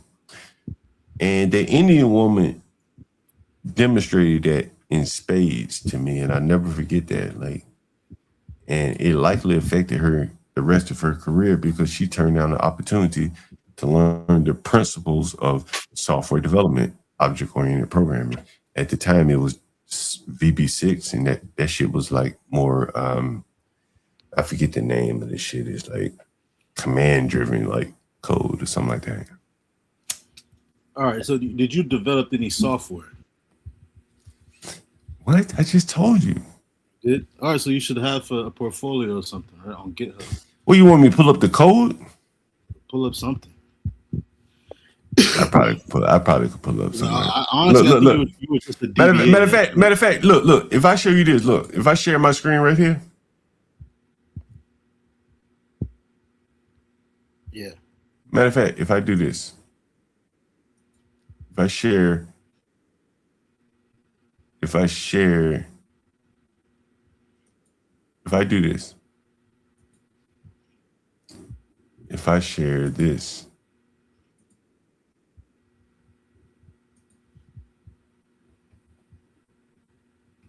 if I were to share, let's say this,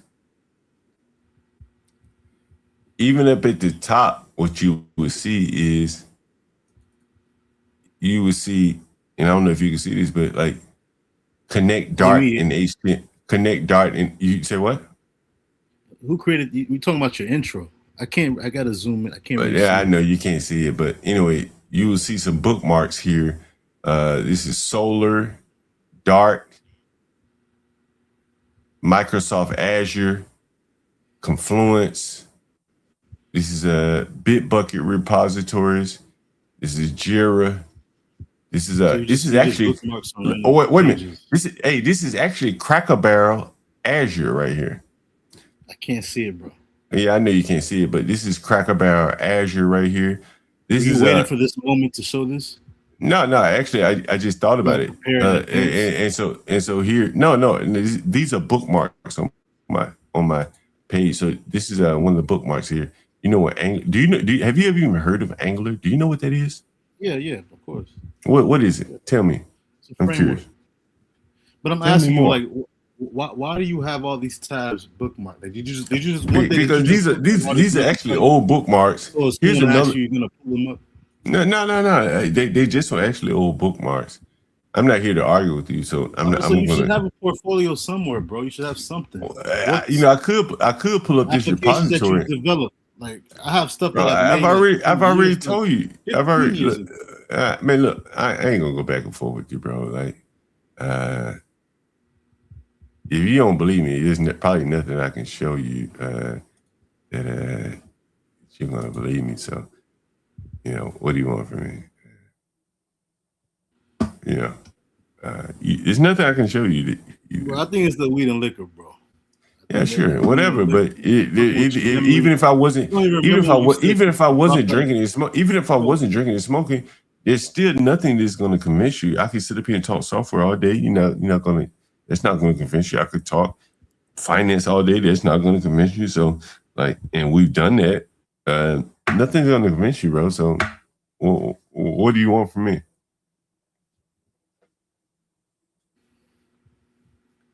Yeah, you don't even remember when you said that you didn't finish. What I say? Okay, if I said it, I clear, bro. Why would I lie about going to college when I don't even think college is worth much of anything? Why would you lie and say you got a master's degree? That's right. Why would I lie and say brag about something that ain't worth? You lied, right? You think all right, man? It's like you can't remember your lies because you just up here bullshitting. I'm just in it. You just up here bullshitting. I'm just entertaining you before I get out of here. Big time. You want to talk, man? What's up? You want to talk to Shenard since you brought him up? You brought him up here big time, so you got to talk to him. All right, sure. King Shenard, what is your opinion of the Karmelo Anthony case? I think I know who this your cool character is. He keeps saying I've been on here. Hey, he asked you a question. He asked you a question, Shenard. Are you going to answer the question or what? Hey, look, if he asked you a fucking question, he didn't want. Look. He wants to talk to you, not me. You want to answer the question or not? I don't want to talk to you, so you can talk to him. You've been on this shit for years, and you sleep on this shit, nigga. But that's what I'm saying. That's the thing, bro. Like, that's the thing. You made me think of. Go ahead, big time. You want to talk, King Shenard? I'm just curious his opinion on what the Karmelo Anthony case. Oh yeah. I don't think you should. I mean, a knife is too excessive, way too excessive. I think he should just got in a fight. Fought it out. Pulling the knife. You don't think he should have just left? Hey, do you think he should have just left though? That was an option. He should have just fought it out. He doesn't live in a bad area. I carried a knife all throughout high school, but yeah, you did. I would only use it in certain situations. Yeah. I asked, like, where you King from? Shenard, you say I'm a tap dancing shit. You know what I say to that? I want that same shit verbatim that you said. I want you to send that shit. Did you hear that? Listen, see, this is what I'm saying. They dumb as fuck. Man, these motherfuckers so dumb. Did you hear that? Did you hear it? Did you hear that? I want you. I missed it the first time. Listen. I want that same shit verbatim. Verbatim. I want that same shit verbatim. Did you hear it? Did you hear it? Freeze on you. Did you? What the hell is verbatim? That's your best friend, right? It's like who the? He ain't my friend. I don't know him. Is he Ben's right? Go. Listen to this though. No, it doesn't matter. I want you to listen. No, what are you? Oh, that's Bennett. I ain't calling you up today. You are black, don't you? No. You're not black? No. What are you? Big ugly ass, dumb, low IQ black. They're running away from being called black. They're ugly. No. What are you? Big ugly. What my name is? So you're calling me out my shit. I ain't calling you up today. You are black, don't you? No. You're not black? No. What are you? Big ugly ass, dumb, low IQ black. They're running away from being called black. They're running away from who they are. Because ultimately, who they are is the problem. I call this black a black. And he took exception to it. I'm black. What are you? What do you know who I am? You look black to me. Okay, that's cool. What are you? That doesn't matter. But the fact is, I got respect on my motherfucking name.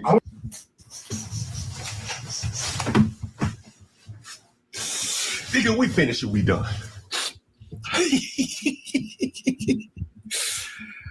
Woo, you better put some respect on my Crazy. Verbatim. Crazy. And y'all niggas think you know what's when you first came onto the scene, bro, I thought you was putting on. I ain't gonna hold you. I thought you was doing a lot of like extra leaning into it until I saw you out in the field, bro. Saw you out in the field. I saw you out there. When you called that black dude a nigger in front of the cops, I was like, oh, this ain't no internet nigga, man. This for real. Real thing this.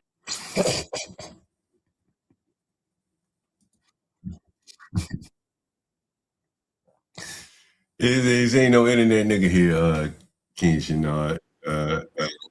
You heard Freezy on Lucy. But my point is, bro, you lie too much, bro. You even lie about how your tenants, how you treat your tenants, all the issues that you have, all the problems that you have. You cause them, you start them, and it starts by scamming them, ripping them off, and then you get surprised when they tear up your house and after they figure out that they've been ripped off. Charge, you charge whites cheaper rent than you do black people, right? You've said it plenty of times. Black people, they gotta pay 2 months in advance, either 2 months in advance or either the weekly or bi-weekly rate or daily rate. Wasn't that just because they got bad credit? But whites get the standard market rate, and they're able to pay per month. You have it set up that way, so you have it set up to where they'll end up falling. Hi, you the urban landlord. Yeah, who's calling? This is Lisa. You just got finished talking to me and my fiance Steve. Turn my vocal up. Turn my vocal up some more. Turn my vocal up. Turn the music up too. Hello, Mr. Gold. Yeah. Hi, you the urban landlord. Yeah, who's calling? This that is sounds Lisa. fishy. You just When I got heard finished that, talking bro, it to me and my sounds fiance Steve. I live in Charles County. Yeah. I hope you noticed that she live way out in Charles County, nigga. Bro, that sounds. She's trying to get back to the job center. See, there's a reason why she don't live in PG County, because the black spirit done ran her out of PG County because of the crime and violence. So she went out to Charles County, which is even further out. But what does that do? That prevents her husband and her from that prevents them from working on weekends, because there's no transportation into the city from the suburbs on the weekends. So he can't get extra hours. Yo, didn't you say that a reporter contacted you, right? a friend that I got the number from initially. Yeah. In the beginning, and I was looking at it and saw your It said to look at some of the properties. He clicked the link to You're YouTube. gonna hear it again. Yeah.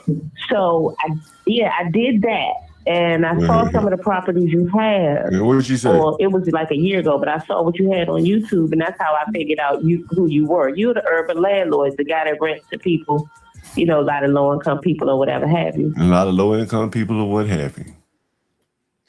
Why these other fucking niggas up here begging for cash apps and super chats, and you up here calling me, what did you call me, tap dancer? Yeah. What's your word for them? You said you had a reporter contact you, right? Yeah, you want to hear the clip? You want to do a story? You know they're gonna expose your shit, right? That's what I'm thinking. Okay, so you good. I won't give her the dope then. Fuck it. Somebody must have reported you, bro. All the dirt. All right. Yeah. Okay. She won't get the dope then. About to be. You're right. You're gonna be front page. Okay. Good. What they gonna do? You think? What do you think is gonna be bad for me? News and everything. You think they'll be bad for me or good for me? Bad, bro. It's gonna be bad. Why you think that? But in DC they let people squat. It takes so much to get one person kicked out of a house. You're gonna get sued eventually. Once what? your name gets what do you think I'm gonna get sued for? When you just heard that black lady, she said we need more people like you. Bro, all the illegal shit you've done, the illegal evictions, the overcharging, you can't charge late fees. For a long time. I saw you. We was looking at you interviewing a guy in Baltimore. Oh yeah, the drug addict dude. You talking about the drug addict dude? The fentanyl guy, yeah. The fentanyl, that was a long time ago. That was some wild shit right there. Yeah, that was some wild shit. So we actually was looking, on the link that was on there, so we could kind of, and we saw the Marley room and some of the basement that you had and all that stuff. Yeah. When can we come see somewhere? We try to move. Shit, whenever you want to see. I'm interested. We are very interested. Whenever. I tell you what I said tomorrow. What was it tomorrow? Well, no, he got to work tomorrow. But you have, and he don't get off till 4. But Wednesday will be a good day. But you still got to send me an address. Oh yeah, I forgot, man. I get it to you. Shit. And I sent you the text message. So send me the address, please. Yeah, I'm let me send to you right now. Give me 1 minute. Okay. You're on my stream, by the way. All right. You're on my stream, by the way. I'm live right now. Oh, I'm sorry. No, you're fine. You speak tomorrow. You say hello tomorrow. Say hello tomorrow. Hello. Hey, everybody. Can you help me with okay. I'm gonna see you. I'm actually quite impressed. What you impressed? I'm actually quite impressed with the work that you're doing. What's she impressed about? In terms of what? I'm impressed by the work that you're doing for the people. It's a lot of people who need help. What? I'm impressed. What you impressed I'm actually by? quite impressed with the work that you're doing. In terms of what? I'm impressed by the work that you're doing for the people. It's a lot of people who need help. And a lot of people have to go through so many different things to get the help they need. Nigga too dense to understand. I got someone on the phone, right? I got someone on the line to interrupt you. Go ahead. What you saying? No, I was just saying it's a lot of low-income people or people who fall on hard times and they have to find somewhere to go and they need somebody like you. They need somebody like you. Bro, you don't see nothing fishy about that, bro? You don't see nothing fishy? A random lady calling you, talking about she wants to move in with her husband in one of your shanty buildings. After she's seen all of your videos and how she said that you're doing good for the black community. You're doing good. We all know that's bullshit, bro. Think for a second. She probably works for Fox News or NBC News. They're writing a story. They're just building up a story on you to the expose. You should have hung up that phone, bro. No, I gotta step out. John, good luck with that reporter. Indeed, big time. Yeah. So tell us about the reporter. Who called you? What does she work for? Yeah, I can tell you. I release it a little bit later. I released a call a little bit later. Bro, it's over. You guys want to hear a little bit of the call from the reporter? You guys want to hear some? You want to hear some? Anybody want to hear a little bit of the call from the reporter? Anybody want to hear a little bit of the call from the reporter? Don't listen to King Snow. You just talking shit. Go ahead, play it. Anybody want to hear some of the call from the reporter? Let's see if I got something. Let's see. Let me see. Give me a minute. All right. Give me a minute. Is that her? Uh-oh. Is that her? Is that her? Let's see. Sorry, I missed your call back. This is our Norman with Notice. How's it going? Yeah. That's pretty crazy. His room. Yeah, it's over. If something comes up, please. Over, John. She'll be sitting there dope. She want that dope. She a young upstart reporter. She like, yo, give me some of that dope. What you got? More or less regress to that. And they. You know how journalists get the stories, bro? They get about killing people. Well, thank you. I think I'm kind of just gathering up sources as I started in this job like 2 weeks ago. So I will certainly, I have some interesting clips for you then. If you ever, is that what you do? You report on real estate mostly? I used to. Now I kind of just do every kind of citywide stuff, including real estate and housing. So yeah, DC? Definitely a part of my business. Yeah. Mm-hmm. Oh, well, I can feed you a million stories if that's the case. Oh, you're an idiot. Yeah, why don't you, if something comes up, please, shoot me. Say what? Yo, it's over for you. It's over. That's what you're hoping for. You probably. Why would you come in here? Excuse me. Why would you come in here and excoriate the John God, the God, for helping the community? Oh, you really think this clown is helping the community? Yes. Do you even know this tap dancer? Do you know him? How long have you known him? I know of him. I noticed him by the fruits of his labor. And what's that? He helping these people with low income. Yo, this dude. Homeless people, he's helping them. Bro, let me explain to you what this tap dancer does. All right, explain. You finally understand, right? If you're black, you want to rent from him, in his city, there's a certain rate that black people have to pay. And it's more expensive than the whites or the non-blacks, right? Okay. What he does, right? He charges. Black people are paying more than. Man, I'm gonna get you out of here, man. You just talking bullshit. You know what I'm saying? Like, honestly. I didn't know you man. It just kind of not interesting, man. Like, hold on, which out there. It just kind of not interesting, to be honest with you. So I'm gonna get Wish out there and let him talk.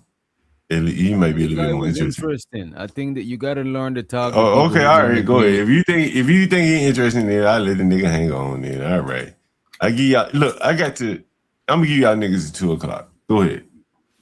Go ahead.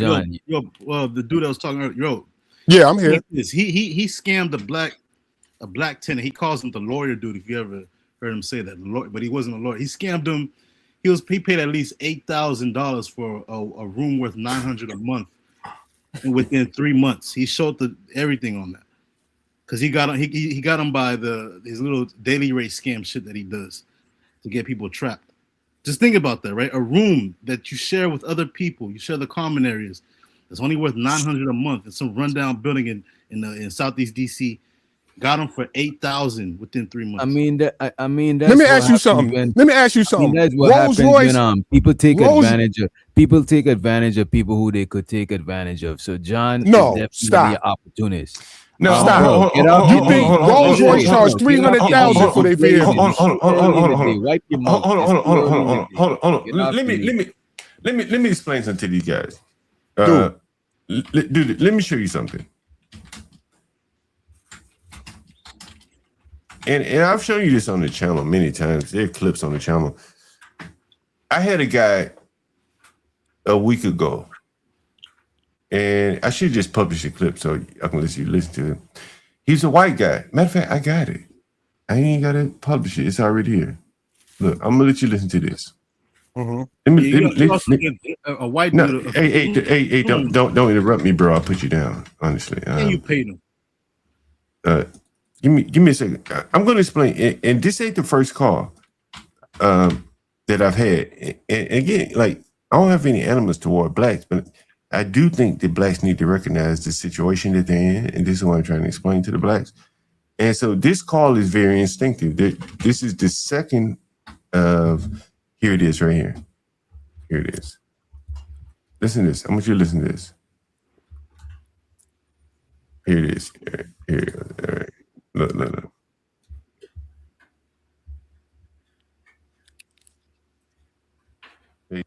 money and make sure that they, you know, How did they're you able get to that job? expand. Have you always been in the restaurant industry? Or is that what it's the first part? I want you to listen. Yeah, 15 I'll years. be back. I'll be Oh, back. really? Yeah, Yeah, I good. used to work at Bus for the Poets. Oh, okay. You know, I know exactly where Busboy Poets is. Yeah, yeah. On 14th Street. Yeah, that was the first one. Yeah, First one. Yeah, I remember. Man, I've been here so long. I remember when that used to be a parking lot. Anyway, really? Well, over that bus was? Yeah. Yeah, the Busboy Poet used to be a parking lot. Listen Listen to this right here. And so, what were you saying about Facebook? You said there's a lot of scams on there. You were saying there's a lot of scams on Facebook. Oh my God! Yeah. They ask for a phone number and then they want to do an immediate credit check, even before I've seen the play. But why do they want to? Why do they want to do the credit check though? John, your audio. Why your videos? Hold on one second. Hold on one second. Hold on. The audio is low on the video. It's gonna get louder in 1 second. Listen.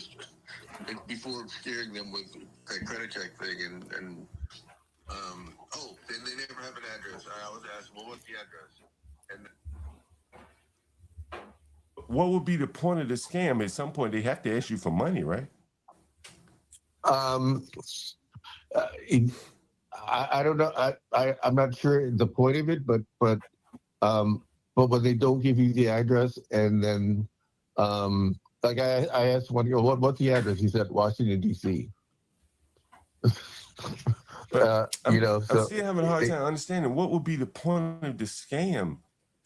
Yeah, I'm not exactly sure, but I have an attorney friend that said block them because generally don't give.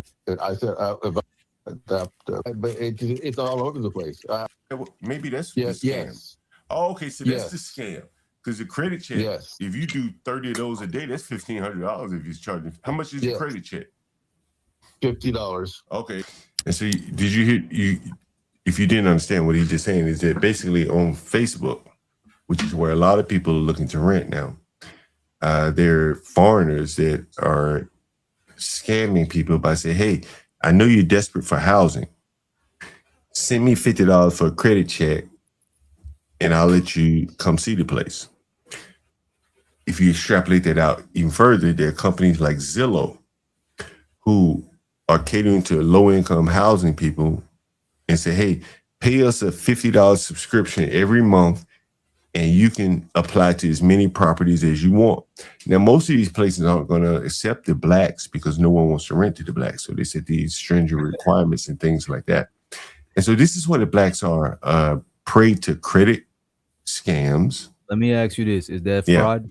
Is that some kind of fraud? Yeah, the credit scam is a fraud. And DC talks about that. DC has passed laws about that. And I'll show you that this is all, again, I almost did the Zillow thing when I was looking for a spot. I know. I almost paid that monthly Zillow. No, you. So you understand what I'm saying here now? You almost paid it, right? But that's a scam. That Zillow thing? You understand? It's a scam. Wait, right? no, it's business. It's not a scam. How much was that Zillow thing monthly? I think it's $35 and $50. Yeah, $35. Yeah, my girl was telling me to do that shit actually. Mm-hmm. And what's wrong with it? What's wrong with it? What's wrong with it is all it does is allow you to apply without the multiple credit checks. You understand? If I'm not mistaken, that's the benefit of it. So you still got to pay application fees for the. You still got to pay application fees. That's bullshit. And if you're black, no one wants to accept you anyway. So it doesn't matter how many places you apply to because no one wants to rent to you anyway. Well, I'm close to Atlanta. A lot of people rent to blacks out there. You know. Sure, yeah, there are places where no one else wants to rent to, or where they can't find other suitable renters. No, not out here, bro. Bro, trust me, right? Like, trust me, bro. Like, you got to trust. So I was scamming. So I was scamming people when I was charging $35 per application fee. Say what? Was I scamming when I charged $35 for application? Hold on. I didn't play the full video. So what the guy went on to say was, these aren't even real apartments. He said that, hey, these aren't real apartments. He reverse searched the images for the apartments, and it was like an apartment in Las Vegas, another apartment Right. in LA. That's what I do. I reverse search the image or just type in the address, and you see it's different prices and different sellers. That's right. And he saw the same images in LA and in San Francisco or whatever. You're like, damn, this shit is a scam. It's just a $50 credit scam. And that if you call them, it's usually like a Google Talk number. Right. It's a bunch of bull.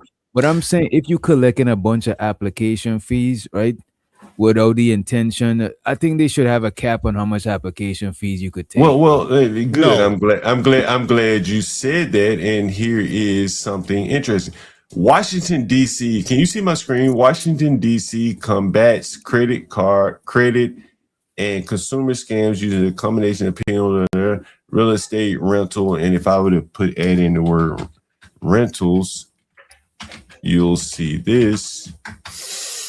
In Washington, D.C., rental fraud, such as fake listings or phantom rentals, is prosecuted on the local theft. But how do you prosecute someone who may not even be in the country?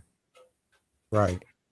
How do you do that? What about if it's real properties, but you just collecting an excessive amount of application fees? Well, okay, you can prosecute those people because there is a real asset that you can tie back to it.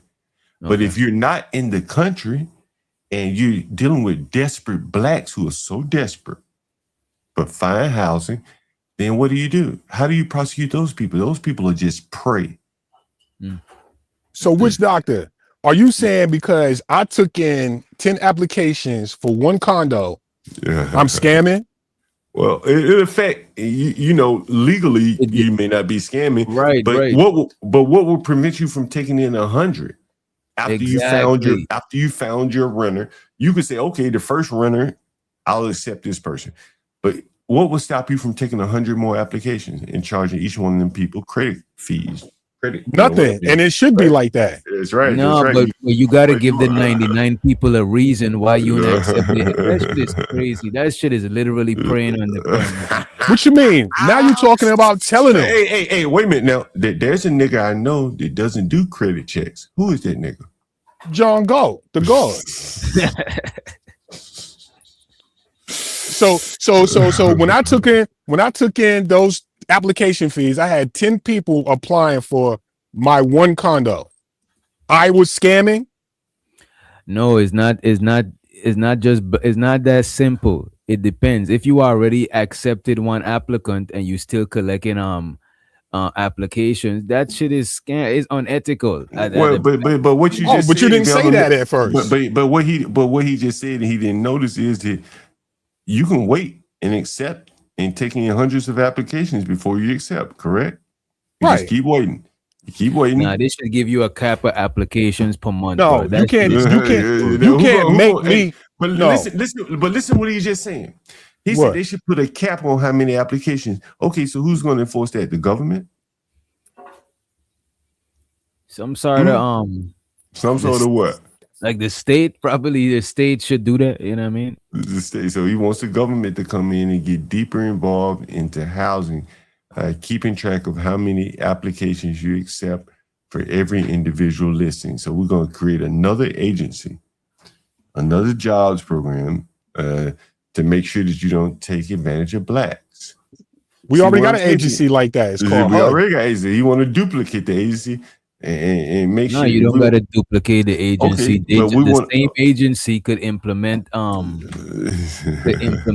rules and regulations. So they're gonna have to hire people. Y'all don't take because so you know what I think they actually. So you're gonna but hold on. For them to do that, they would have to hire people, correct? They would have to hire people. There's no other way around it but to hire people. And so you could just give that job to the ones that's in the HUD. But presumably they should be already full up with work.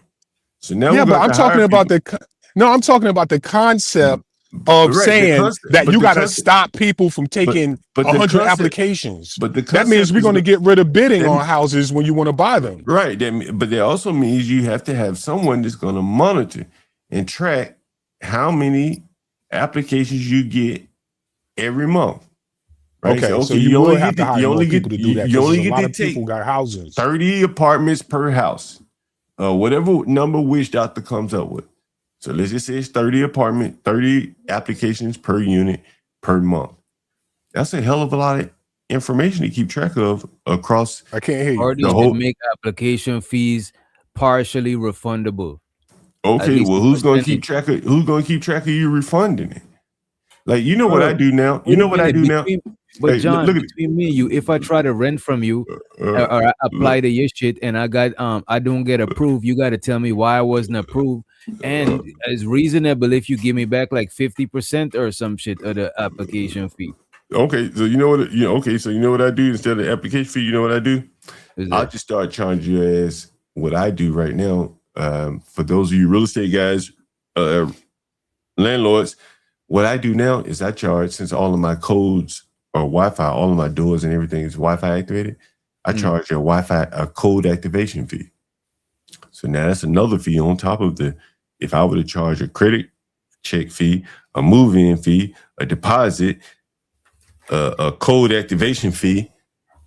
Do you do background checks? No, see, that's what I'm saying. I don't do all this shit. But what I'm saying, in these inner cities, listen to what I'm saying. Nigga, I can layer on 5 or 6 fees if I so chose. And a lot of these apartment complexes do that. That's why DC had to try to combat rental fraud, such as fake listing, phantom rentals. They also have fees. You'll see this in Washington DC. Legal tenant protections cap rental application fees. Prohibit landlords from charging any fee like holding and man fees before leasing signs. Scammers are rentals be failing. And so again, bro, there's a million different fees you can charge. Hey, I need a code activation fee. I need a move-in fee. I need a deposit. Do you have to pay for that service? What you mean? No, hell, nigga, the service don't cost me anything. I just charge you niggas just for the sake of it. Hey, nigga, you want a code? I need $50 for the code. Cost me nothing. But application fees cost because you have to. But I don't charge application fees because that costs. So no, I'm talking to dude about that application fee. You should tell him and all that. It's a cost for that. Yeah, it's a cost. But background again, checks, all that cost. But again, for me, as I tell him, like, of course, background check costs. But again, for me, like, nigga, I can check your background better with Facebook than I can with any kind of fucking credit. Because most of you niggas got bad credit anyway. So I need to know what type of person. There's applications online you could actually check people background accurately, bro. But I need to know more about who you are. Right. Right. And so what I'm saying, and this is what I was telling the reporter, is that Facebook allows me to dig into who you are as a person. And that's something that the government can't protect the blacks from. You understand? Like, let me explain to you. I'll show you by example. Let's look at this person. We'll just look at one. But look at this lady. See if we can pull up her profile. Where's her profile? And this is kind of, and I did streams on this, so I kind of give you an idea of kind of how we find tenants and stuff like that, if I can pull it up. Basically, Facebook allows me to see who your friends are, who your friends' friends are. I know how you're going to talk. That's what the government is doing, checking on all of us. Yeah. Well, but I'm saying from the standpoint of, like, you know, if you want to talk But the about government can't check on you on a social level like that. You know what I'm saying? Right, They right. know That's what it's there for. Right. But what I'm saying is, don't get off track here. The Facebook is allowing people to see beyond who blacks say they are and see who they really are.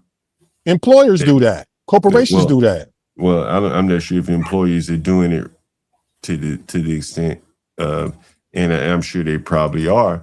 But this puts blacks at a very, very serious disadvantage. Here's an example of what I mean. And I've done this exercise before. Here's a guy that's looking for a room for rent. Do you rent to this person? You look at his profile. His name is Alexandra Pele. He clearly doesn't speak English. Well, what does that say to you? What does it say to someone, a landlord? What does that say to me is that he's not American.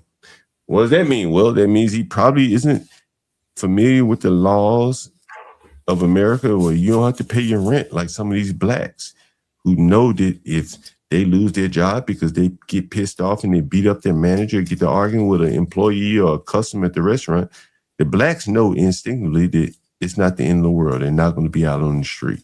Someone coming from the third world, Pakistan, India, Asia, wherever, they don't know that. Baked into the cake in their mind is you got to pay your rent. It's morally there. The government doesn't set their morals. It's been baked into the cake. So here's a guy, he's Spanish. I'm like, okay, he doesn't have any of this. I know that he's Paris. He's not Spanish, he's Parisian. So he doesn't have any of this government welfare. I can live in John Gall's place and not pay my rent. I could demand the Wi-Fi code from him and still not pay my rent. He lives in, I'm telling you, this is how blacks really think. I've shown you examples. The blacks won't have the money to pay their rent, but they're like, let me get the Wi-Fi.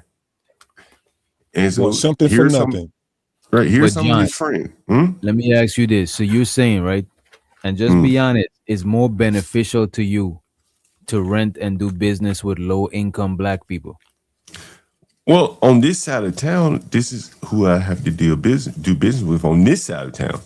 And so, well, how do I weed out and find the best ones? And what I'm telling you, do you rent on other sides of town that got more people?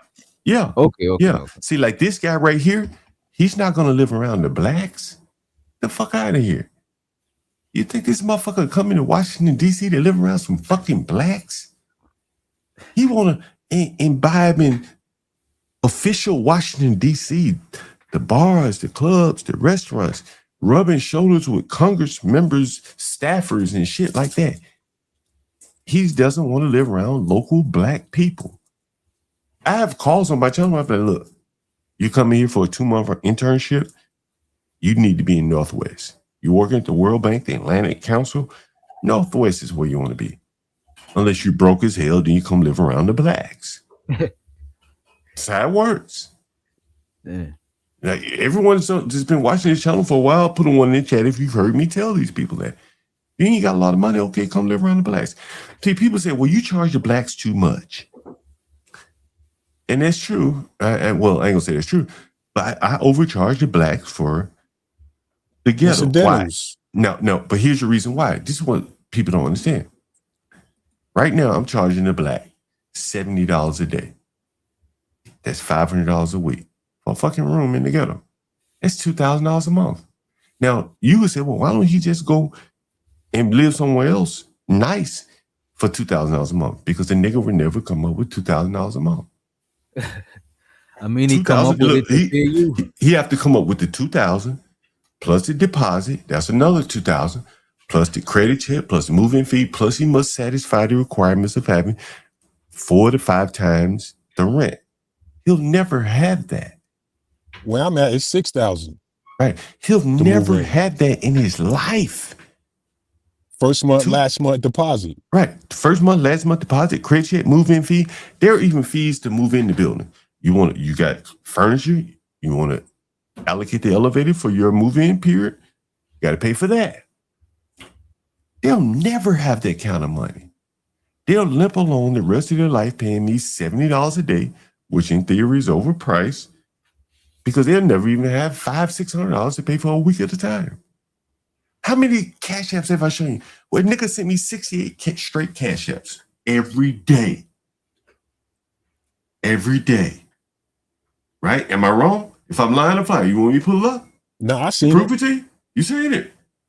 Another nigga sent me 45. Day after day after day. They can't plan. They can't think ahead and just say, instead of playing the lottery, smoking reefer, I'm going to save up my rent for a week instead of paying day by day. This is the short-term thinking, the lack of future time orientation that I'm explaining. There you go. I couldn't say it better myself. Right. What I'm saying. Man, I think some people just live in situations where it's hard for them to come out of the loop. But when I clean up their rooms I'm seeing them creating the conditions where they come out of their loop. I'm seeing niggas that didn't even pay me $50 a day, but his lottery tickets scattered all over the floor. But that's the thing, though. To be honest with you, that's their way. Unfortunately, that's their way of coming out of the loop. At least that's what they think it is. Like, yo, I'm check to check. Let me win the lottery, so I could come out of this check to check loop. Some people they can't. Imagine somebody who don't got a fridge. Imagine somebody who don't got a refrigerator, John. They spending a lot of bread on just food alone. You know what I'm saying? I don't know what to tell you, man. Buy a mini refrigerator. Put it in your room. Some people do it. Some of the blacks will do that. They'll say, man, damn it. I don't get a refrigerator, so I'm gonna buy me a mini fridge. See, this is along the scale. Some of them will buy a mini refrigerator and say, you know what? It'd be cheaper for me to buy a mini refrigerator and just make sandwiches in this motherfucker instead of DoorDash. But the vast majority will just buy DoorDash every day. And then go play the lottery, hoping that they can fill the gap when they can't pay their rent. And then when that doesn't work, they attack other people because they're angry and frustrated. They're not making their own luck. That's right. This is the circle that I explain to people. It's not hatred, bro. It's not hatred. It's just, an acknowledgement. You assisting this mindset. But I do have a question for you. Do you think you are enabling those people? Nah, I'm helping them in many ways because many of these people are living in their cars. They're sneaking into the back door of work to sleep in the gym or the bathrooms at work, unbeknownst to their employer. And no one else is willing to take these people. So, like, there is a delicate balance of, like, so why you throw so much dirt on them online, or is that like your because they are killing the hopes of other blacks. When that black man who couldn't pay his rent, instead of him just leaving like Karmelo should have done, he attacked the older black man out of anger. He destroyed a microwave out of anger. That same anger that he took out on the microwave and the older black man, you bump into him on the bus or the train, he'll attack your ass just the same. That's what's going unspoken in the black community.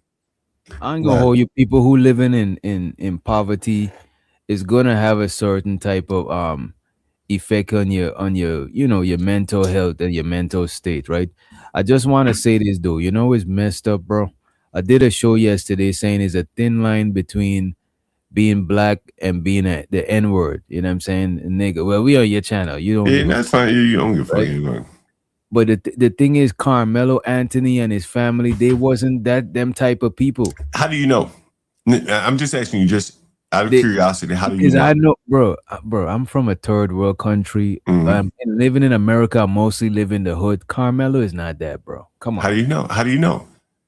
Because I know. I'm just asking. Bro, I'm asking you. Bro, I know people that's like that. He's not built like that, bro. He ran. You say what? I said he ran, so he wasn't built for that. Yeah, he's scared. So, but I do think that he did something that he shouldn't have done. You know what I'm saying? The situation, the kids, the situation got out of control. But I don't think he's inherently a bad kid. It's just he just got in a Which doctor? Situation. Which doctor? Why you say Goat the God said he was throwing dirt on these black people? Why you say dirt? Nah, he be on my channel a lot, and I see him on different channels. John. No, but why you call it dirt? Why did you use that terminology? Let him respond. Go ahead. That's what I'm saying. He throw dirt on black people. He paint black people in a bad light, and he don't talk about the prominent black people. He only talk about the ones he chose to surround himself around. You know what I mean? But if you got a problem, you're gonna highlight that problem. But you. Yeah, but I'm saying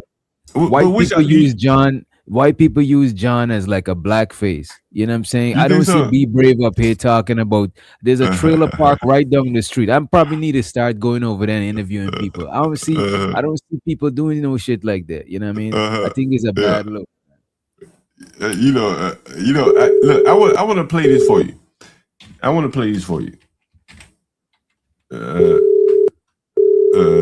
Let me see. I want to play this for you. Hold on. I want to play this for you.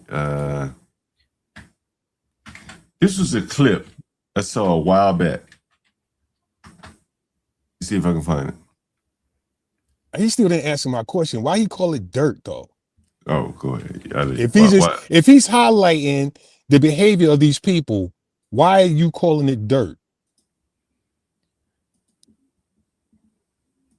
Well, before you It's answer dirt that, because he's using go the ahead. negative.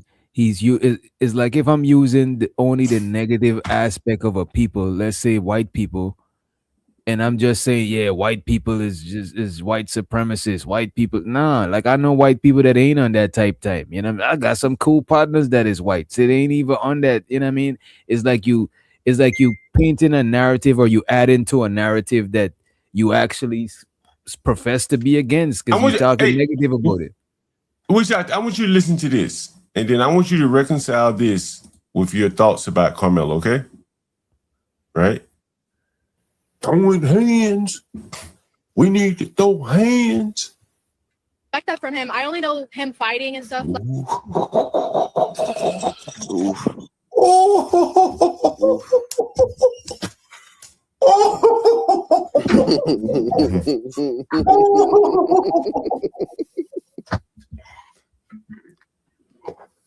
Oh, Lord have mercy. Niggas, I be trying to do bloodlust niggas. I'm trying to tell you, dude. I'm trying to tell you. What is this? What are we watching? You gonna find out. You bloodlust niggas. You say he's known for fighting, she said. She's talking about Karmelo Anthony here. Right. This was a year ago when John Galt said, man, I ain't going for this bullshit. Fighting ass niggas. You know it's crazy, bro. You know it's insane to me, John. What? There's people talking about the kids' history of bullying, they assaulting their dad, and none of that shit I try to take into account because I was a kid once. Like that shit is that don't make, come on, bro. But look, look, hold on. There's no video of anyone saying this about the Metcalfs. What'd she say? Yeah, I think a lot of black people is too naive, bro. Listen. I think black people is too naive and we don't go the extra mile I wouldn't expect that from him. I only know him fighting. You heard it? Did you hear it? Listen, this was John Galt. When was this? Damn, that was a year ago. John Galt on Karmelo a year ago. We need to throw hands. He like to throw hands. Because it's like, I wouldn't expect that from him. I only know him fighting and stuff. But she said she didn't expect that from him.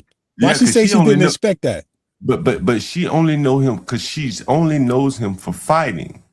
And so what I'm saying to Wish Doctor is, where do you get this whole notion that this is a good boy when he's known in his school system for what?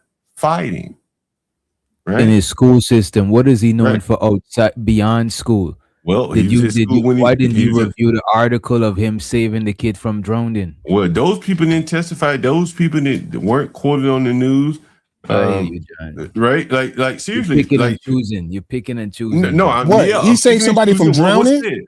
Yeah, he did save somebody from drowning. You know, well, that's great. Do you know what his family should have did? Article. Bro, I didn't know that. John, John, let me just say this one thing. Globally, right? Globally, most black people from anywhere don't really control their image, bro. Like, I think we just be autopilot. We don't care about being politically correct or it look like we don't care about that shit, bro. You know what I'm saying? Other people, they really like, for example, look at the Metcalf dad going to Karmelo them to pray and shit like that. This man is not going to pray. This man legal team done advise him how to move. You know what I'm saying? They should have sent the man out of the conference because it looked like they're not remorseful because they're not caring about their image. They're just moving based on how they naturally feel. You know what I mean? Fair enough. Let me ask you this question. Would you agree though that that's not a good look for someone? This is a year ago, before it ever got to trial. This is a random person speaking on Karmelo Anthony's character in the school. This is the 3.7 GPA that the blacks are raving about. But how random is this, right? If they only finding people that say negative shit about him. Well, okay, they could have randomly found someone to say okay. something good about him, right? But again, this is a random person, and this is something positive, I guess you could say about him. Say, I ain't never known him to kill anybody. He just like to fight. Like that, she thought she was saying something positive about it. I guarantee. So how random is this, bro? Like, come on, bro. What do you mean how random? Like the fight and will fight is two different things. But okay, he liked to fight, and presumably, if he liked to fight, he does it. And she said, maybe that's why he had the thing in his bag. We need to throw hands. Mm-hmm. Maybe he's tired of fighting. Yeah, he like to throw hands. Because it's like I wouldn't expect that from him. I only know him fighting and stuff. She said she wouldn't expect that from him. She wouldn't expect stabbing. She wouldn't expect someone. She wouldn't expect him to stab someone because she said, "I only know this nigga for fighting." Okay.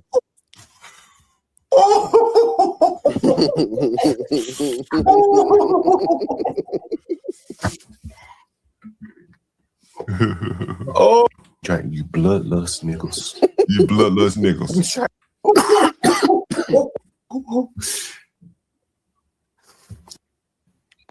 This was a year ago when I made my case, ladies and gentlemen. Again, I made my case. John Galt took a victory lap a year ago, nigga. I'm just doubling the field here. I'm just doubling the fucking field here. He's just a fighting ass nigga. He's just a fighting ass nigga. He just like what? I got. She said fights, not fight. No, wait. Wait. Because it's like I wouldn't expect that from him. I only know him fighting and stuff. Like fight. I only know him fighting. I only know him fighting. Well, why was he fighting? Well, was he a bully or he was being bullied? I've already explained that he probably was going around bullying the white people, felt out of place in this high. Wait a minute. Somebody going around bullying is not carrying like a knife like that. Right. Maybe he's protecting himself. A scared person. Yeah. Right. He's protecting himself. So he's not guilty then. He was protecting himself. He's not guilty then. No, John, I said this yesterday, right? I think he was defending himself, but I do think self-defense and defending yourself is two different things. Self-defense is actually a legal term, and you got to prove that shit in court. It's not just because you was defending yourself, don't always make it self-defense. You know what I mean? Mm. Well, yeah, again, I think in the black man's world, defending yourself oftentimes means you're defending yourself from disrespect, from slight provocations, because if you don't defend yourself, then another black may come along and be even more aggressive with you. So I don't disagree with you. But I think what happened here is a collision of cultures. That is why the whites and the non-whites on the jury were willing to convict him and give him so much time. Because again, I played the clip from Master Kim, who said, hey man, murder is biblical. It shames your whole family. I can't wrap my mind around why someone would do that. And so the blacks are in this environment where half the damn jury pool can't even comprehend murder. And then on top of that, they revere white people. They want to maintain their connection with white people. So that's a double whammy. Did he ask okay. And then on top of that, the girlfriend, the Spanish girlfriend, her family probably pressured him, hey, don't get involved with this shit. Like, fuck that. Don't get involved with this shit. We just had a Spanish man up here attest to that. So again, Karmelo was way out of place. Like, I don't think so. Well, okay, well, the reason why years to prove it. Yeah, that's fine. That's fine. Right? All the blacks are telling you that if he had one black on the jury, he stood a better chance. So what does that mean? Did he ask about the welfare of the guy he stabbed, the young man he stabbed? Yeah, he asked about it. You know, it's fine. All right, well, there you go. He wasn't a bully. What the hell does that mean? It shows remorse. He was remorseful, man. Yeah. Bro. I'm listen. Okay, fair enough. I'm gonna give you niggas about 18 more minutes.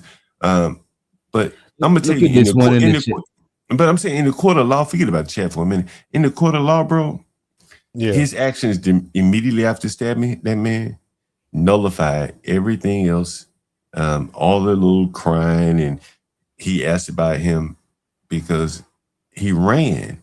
I've already explained. I've already explained this. The consciousness of guilt is illegal.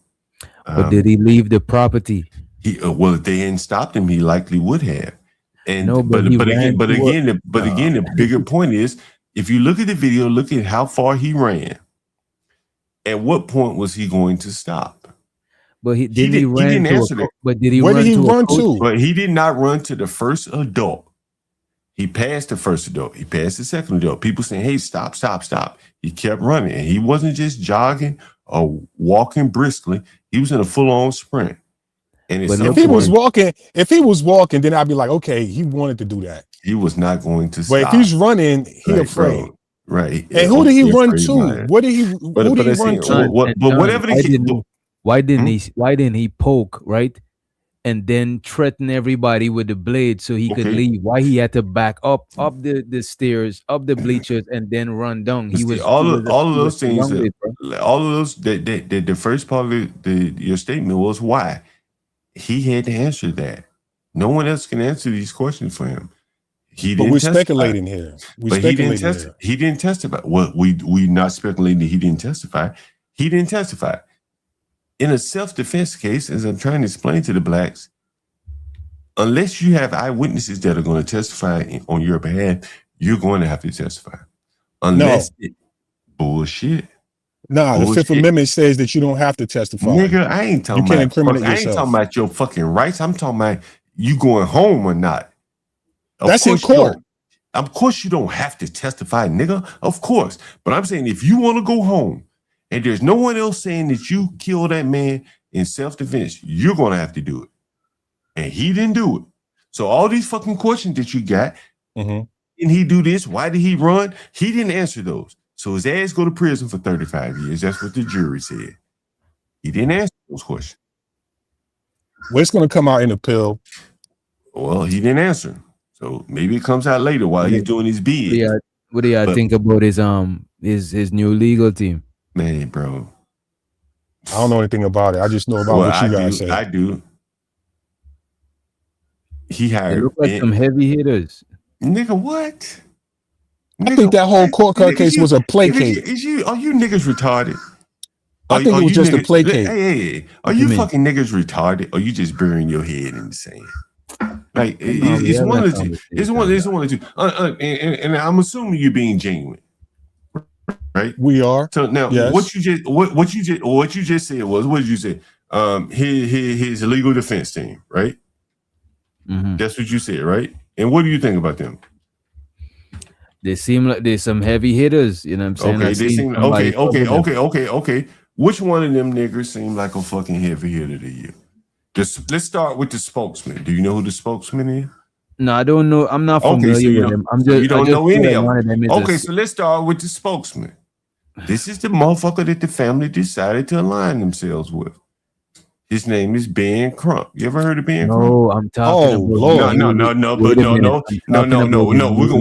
We're gonna start from the mouthpiece all the way to the back. Why are we, bro? I'm not talking about. He's the mouthpiece. He's the one that they hired. He's the one that they chose to represent him. Am I not wrong? You're wrong, John. This is why you're wrong. Could I tell you why you're wrong? Sure. Could I tell you why you're wrong? I'm talking about his new defense team. That's right. And his new defense team, who is the spokesman? Ben Crump. Correct? Ben Crump is the spokesperson for those for new the people. defense for the defense team. That's the new people. That's the defense team. I'm talking about the new lawyers, bro. He is part of the new legal team. Him and one of his employees, Brooke Cluse or something. They're part of the team. I'm looking at a picture of his defense team, and I don't see no Benjamin Crump, bro. Okay, let me look him up. Right? Okay. Let's type in Karmelo new defense team. And I think they should distance themselves from Benjamin Crump and all of these. But you said Ben Crump ain't got. You said Ben Crump ain't got nothing to do with it, so they've already distanced themselves. Right? Huh? Yeah, You I'm said saying being, they should distance themselves from him. well, but if they've never been connected to being Crump, there's no reason to distance Bro, you yourself. talking about old shit, bro. They ain't know better, bro. Well, being Crump was never involved up But until this now, family correct? never got into no trouble, bro. They ain't know better. They don't know who's who. So they can't figure out who's who. Let me ask you this: for the people in the chat, if you got in some trouble and assuming you're black, would you align yourself with being Crump? And if you're white, what would you think of someone that's aligning themselves with being Crump?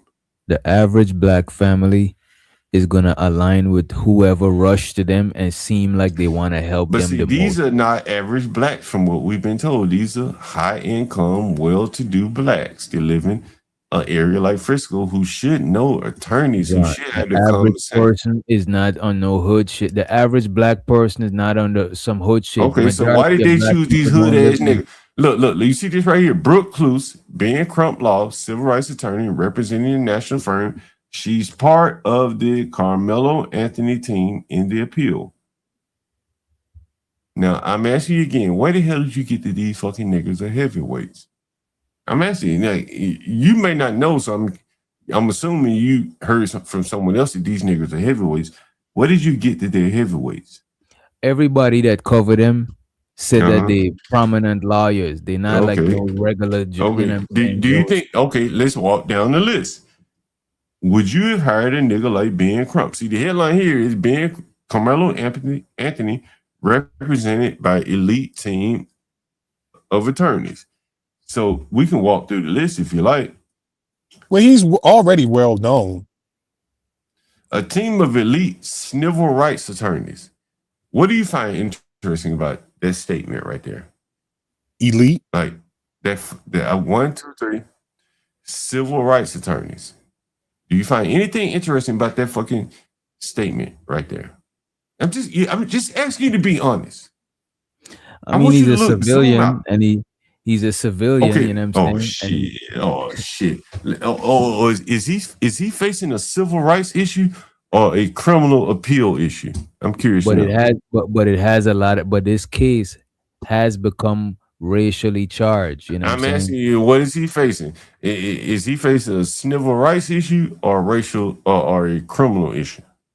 Civil rights can be a criminal issue if the laws are violated for civil rights. Okay, all right.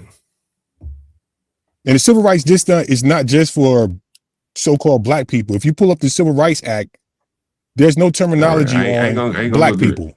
Oh, all right. Okay, so here's one of the lead attorneys. NAACP President Gary Bledsoe. Does that sound like somebody you want to hire in a real serious criminal matter where you're facing 35 years?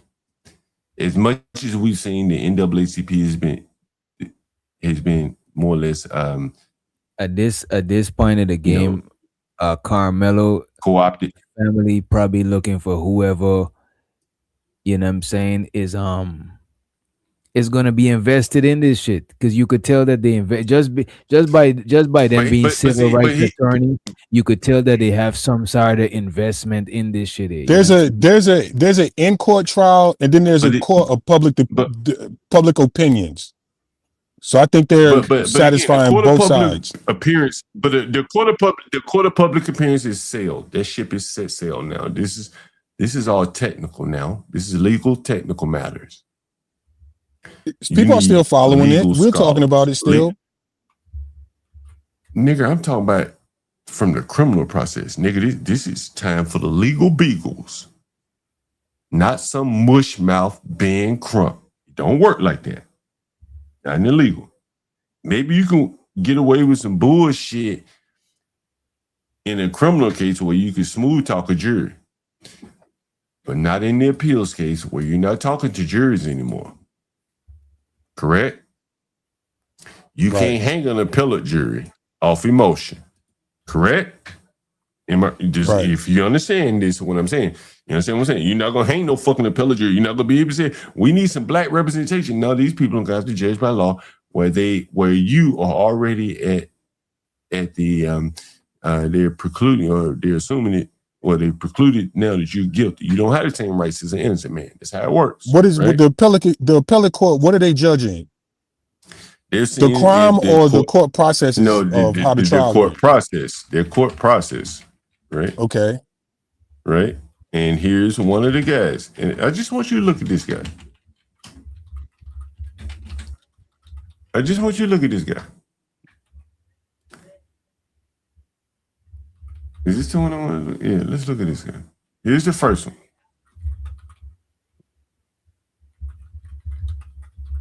That's Gary Bledsoe.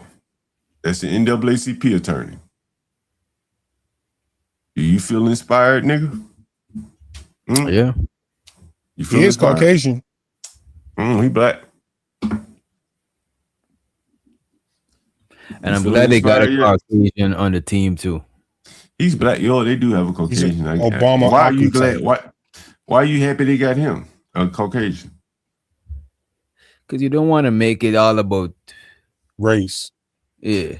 But to hire an NAACP attorney makes it about race from the jump. Yeah. No, because it's Right, already about race. So you hiring them because it's already about race. But on your end, you don't want to be racially biased. You know what I'm saying? But okay, if you don't want to be racially biased, how the hell you hire the NAACP? Okay. I can answer that. I can answer that because the NAACP is about civil rights. Yeah. Yeah, that It's is not right. about race. It's Black about rights. civil rights. Right. What does the C stand for in NAACP? Colored people. Is that not about Civil. race? Yeah, but if you look at the terminology of what color mean, that could be Caucasian. It could be Hispanic. Hispanic. It could be Yugoslavian. Even in the Black Law Dictionary, it differentiates between white freemen and freemen. You just got to understand the law and how these civil rights go. If you pull up the Civil Rights Act, it has nothing to do about color. What does that have to do? It's about civil rights amongst the people. Everybody can, everyone can have a civil rights case. Caucasians, Indians, any citizen, any member of the United States government. You see that right there?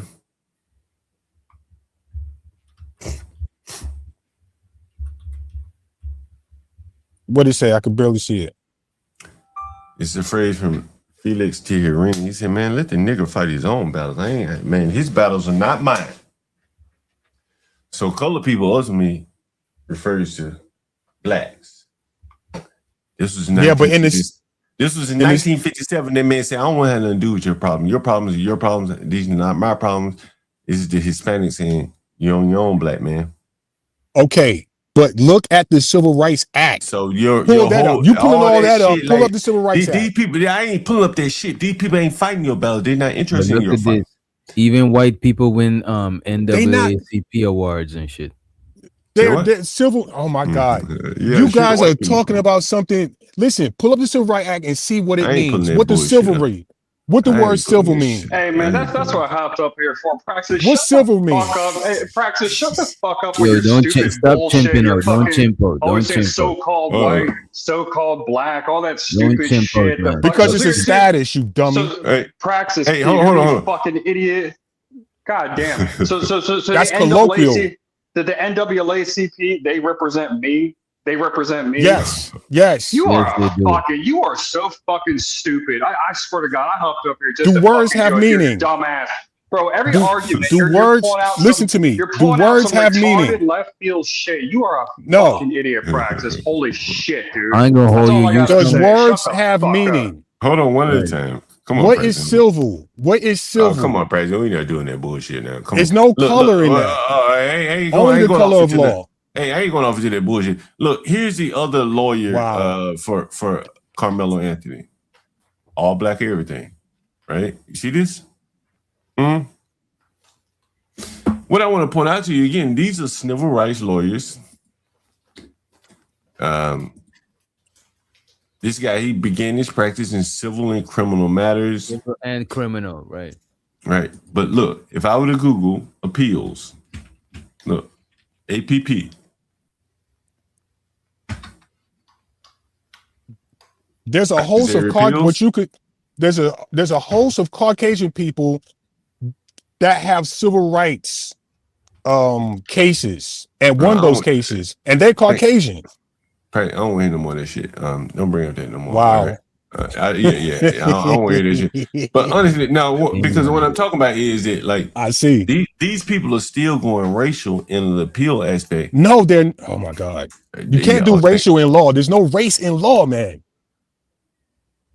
There's no law for black people, white people, Mexicans.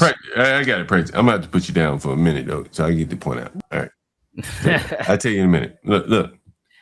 In an appeals court, this shit is not about feelings. You probably can use feelings in a criminal court. Johnny Cochran is a classic example. But in the appeals where there is no jury to sway in strictly technical matters, you need appeals people. These people are not appeals people. These are race people. Would you agree with that? What do you mean appeal people? What are you talking about? MAB, can you help me out here? Yeah, you want me to tell you a little bit about his so-called dream team? Okay, Yeah. One of the attorneys is a guy named Justin Moore, former Dallas County Assistant District Attorney. 2015, Moore was terminated from his position following an arrest that received significant media attention.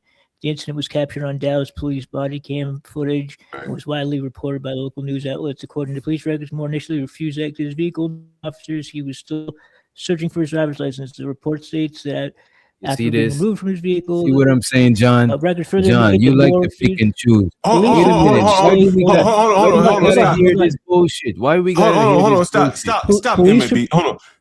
This guy doesn't want to hear the actual facts. But John, you drop Pratt from saying the actual facts. That's number one. Number two. Preston won't go back. What about all the dirt they found on those prosecutors? No, but why are we doing that? Why it gotta be some smear shit? Why every time a black person get into something, people gotta dig up dirt on them to discredit them, bro? In American law. In American law, if they were going to discredit the prosecutors, they had the opportunity in court. When the guy was presumed, it has nothing to do with the case, bro. That's why what he's talking about has nothing to do with this case, bro. Well, it also just I just might add that he's just trying to discredit the dude, discredit everybody. Let's dig up everybody dirt and put it in a pile of dirt together. What are you talking about? Hold on. He accused officers of working for racist departments and alleged they were members of the KKK. Man, this dude is washed up, John. Get him on up out of here. But why he just speaking the facts? Shut the fuck up. You sound like you got to come on, man. Come on. Hold on. One mic at a time. Hold on. The guy that MFB is speaking of is a graduate of Bob's University. Morehouse College. Yeah, there you go. You want to fly on a plane? You want to hire that nigga? I keep trying to tell CT, and I ain't flying on no fucking Morehouse plane, nigga. Fuck that shit. These niggas crazy. You see what I'm saying, bro? This nigga they hired. John, Look. Hey, John, hold these on. people don't respect you, bro. John, I know you tap dancing to them. Look, bro. He's speaking the facts to you, bro. John.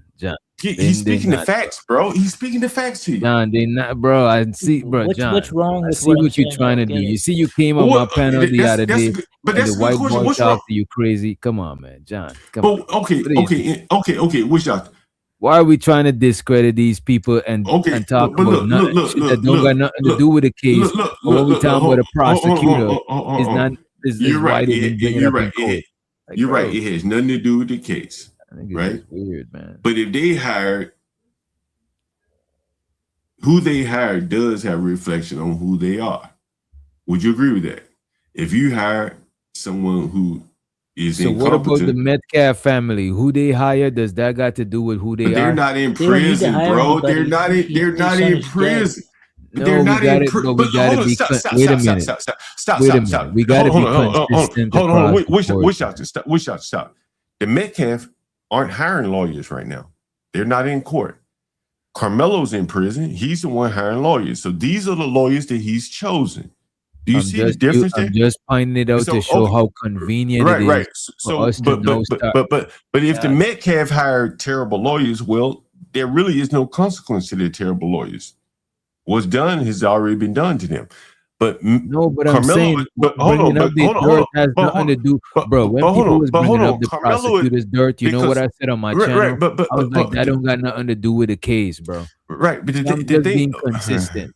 But the thing is, the reason why the prosecutors have nothing to do with this case at this point is because Karmelo has already been convicted. So that is a foregone now. We can't do it. You know that I understand that. Why are you telling me that I understand that? But you're missing it. Across the board. But you're talking to me about something in the past. The prosecutors, the defense had every opportunity to impeach the prosecution. Everything John, they could have done that. But judge consistency without looking at the past, John. But what we're looking at is the current decisions of Karmelo's family in choosing his legal representation, right? Isn't that fair that we look at who are they choosing to represent their son in a very important process? It's convenient that now we looking at shit like that. But before we wasn't. Even before when you was talking about all of these people that Karmelo hire, you never talk about the people that the prosecutor hire. It's like why are we digging up stuff about these people that discredit them? First off, the prosecution are employees. Hold on. The prosecution are employees, right? There's one difference. Karmelo doesn't choose the prosecution; he chooses his own lawyers.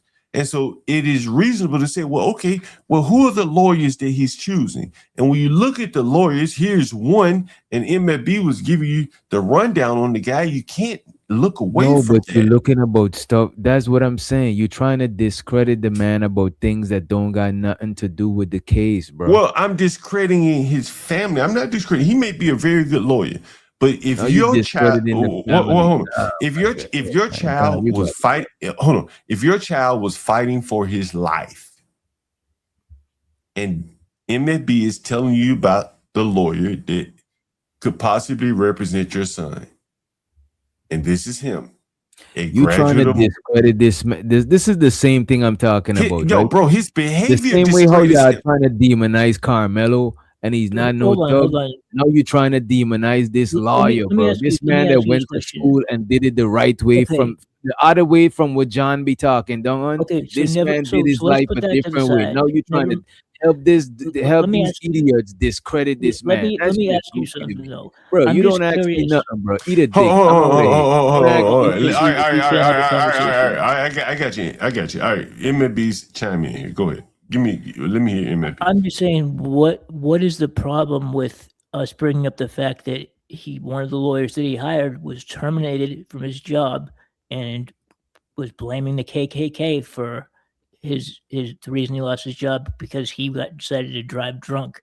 I mean, if you're fighting for your life, why would you hire a lawyer who got fired as a prosecutor? He wasn't even he was a regular prosecutor. He lost his job and went on some rant about the KKK. That's relevant here because they're choosing a weak, people who are prone to this racial nonsense. It's all racial nonsense with these people that support Karmelo. I mean, it's all about this racial pride. They can't let it go despite all the evidence that's come out, the video. There's simply nothing that can support Karmelo, and there's not even one shred of evidence to support anything. And the point being, MFB, like, if you seriously thought you had an appeals case, MFB, which I can, and again, I'm not criticizing the Karmelo Anthony people. I'm criticizing their decision. If you really thought you had a serious appeals case, these are not the people that you will hire. Right? This is not it. This is not. Is that fair, MFB? Yeah, I don't understand what the problem is with he can't answer a question. I honestly have a question for him. I watched his show last night. I wanted to ask him something. Like, would you hire this guy? Look at this guy. Let's look and see what it says about this guy. I mean, I Googled appeals and nothing came up. Like, Hold on, let Look, me see what the rundown is on this guy. I mean, there's nothing. I mean, like again, while he began as a journalist, his success in criminal cases soon became apparent. He was most serious about admission. He knew the client. Man, bro, they like. Please don't tell me he went to Morehouse. No, he didn't go to Morehouse. Okay. Let me see where he went. Hold on one second. No, he went to the University of Oklahoma. But in it, I'm not discrediting him. Don't get me wrong, because I don't know him. But what I'm saying is, like, this is not some appeals specialist overturning convictions based upon, like that's He's what not you an need. expert. He's not an expert at the appellate law.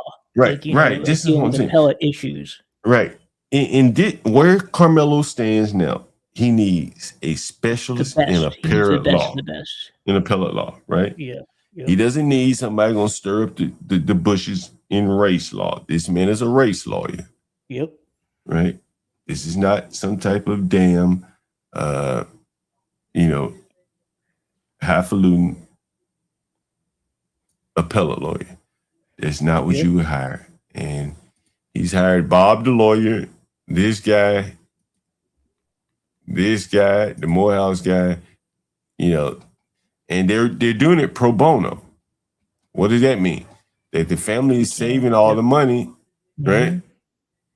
Yep. Keep And it for themselves. they only paid the lawyers that they hired originally a small amount. I heard it was like $75,000 or something like that. Yeah. So they kept almost all of that money that they got in donations. They kept it for themselves. Yeah, there you go. And so that is, let's see, Morehouse guy.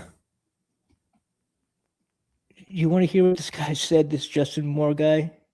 What did he say? This is a statement he made. He said, 35 years, they showed no mercy. Kind of hard to when the defendant's parents had a press conference mocking the dead victim's father right after the incident. Wait a minute, he said that before he was hired, I wait guess. A minute, hold on. Extremely interesting statement from Justin Moore, a member of Karmelo. Okay, so this is a statement he made prior. This is before he became Karmelo's lawyer. So this is what he had to say. He said, kind of hard when the defendant's parents had a press conference mocking the dead victim's father right after the incidents. Y'all non-lawyers can argue if he were guilty or not. Most real lawyers realize that this was a punishment case. With that being the case, you don't simply run around going on press tour touting a false narrative. I'm pissed. And it's the people that were around Karmelo who sold this story to folks trying to sell racism for personal gain. Y'all really showed out this time. So it looks like, he was talking some sense at some point. He was very critical of the family in the way that they handled it. But, so I mean that's what he said there is logical. I have to agree. He is saying that the parents failed. They failed Karmelo in this case. Wow. So he's on Carmelo's side, but he's saying that it's his parents who failed him. Jesus Christ, and he's taking their side? Yeah, now this was a tweet that he made before. Yo, send me that tweet. Send me that tweet, MLB. Send me that tweet right now. I'm sending it to you right now, yeah. He was former advisor to Joe Biden. Look at this tweet right here. Look at this. He won clemency for Larry Hoover, a former advisor to JoJo. You see that? Proud graduate of Morehouse College. Bob. He might have been a classmate of Bob. Now representing the Killer Airways, Killer Airlines. Pretty much.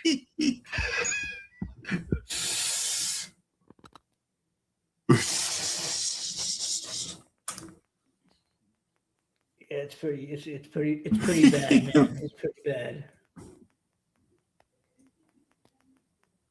His legal career has been marked by strong dedication not to appellate law, but to social justice and civil rights. Yep.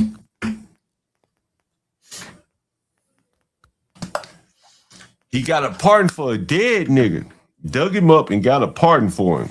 I just sent it to your text. Marcus Garvey. He expedites his expertise, leverage his expertise. He's just a smart. Oh, this nigga, this smart other nigga. He got a pardon for a dead nigga.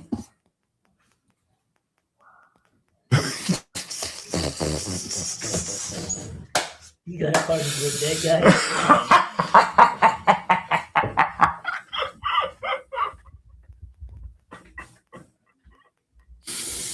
Oh man.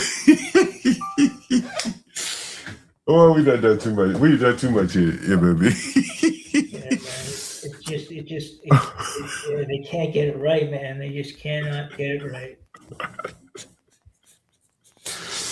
Hey, did you join CT's panel yesterday? Freezy was he was going in. I saw it though, man. That was watching that shit, man.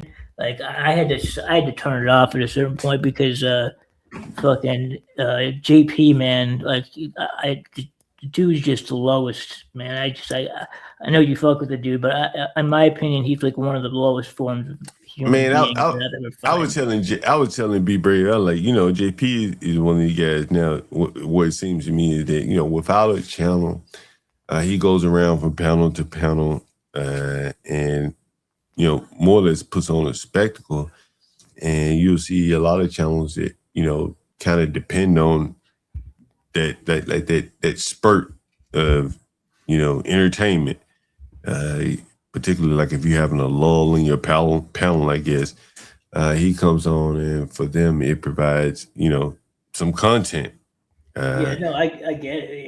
Yeah, and I think that is like how low Black communities, societies, YouTube channels can devolve, and because he's more entertaining, or he is what the Black people desire from entertainment, and that is a statement to Blacks, because there is no necessarily a white. Is there a white JP? I can't think of one. No, I mean, JP. See, his issue is his overall hate for whites overpowers his logic. Like he should understand that he's a person who could get donations from white people. White people, like I used to find him entertaining before I found out about how crazy he was, but I'd never put a penny in his pocket. Now he's losing potential people that would have donated to him by talking this crazy shit, but he can't help it because it's so ingrained in him. He's just, and he's so dumb. The guy's just such a fucking low IQ. But look at Freezy, for instance, right? Like, I don't think anyone would say Freezy's saying anything much more strident than JP. Like JP is saying the worst shit. Like, but shit, like, but nigga, Freezy monetizing it, right? Like, which is worse? Freezy, I mean, believe me, they're both bad, but I think Freezy may be more of a grifter. JP, I feel like, is more serious. Shit, at this point, which is worse?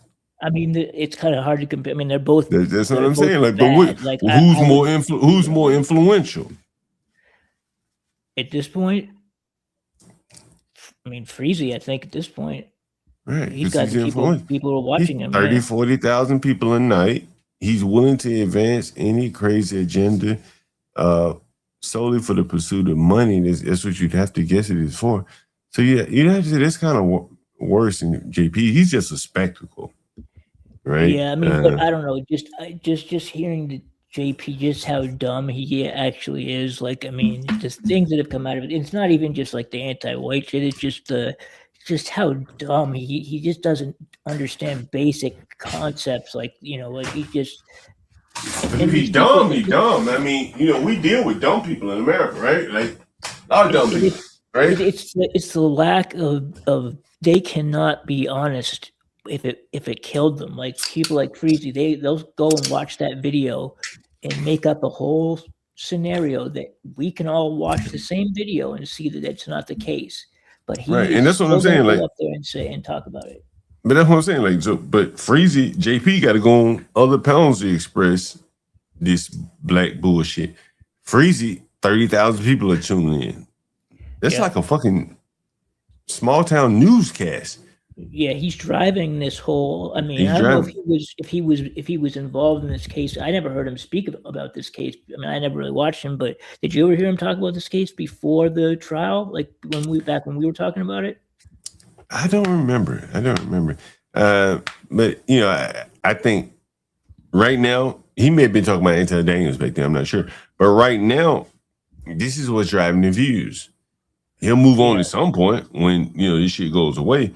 But right now, it's really driving the views in him, and so. And you can also tell that he's new to this thing because he's using names like Tiffany Billions and that pedophile guy who gave that statement outside the courthouse.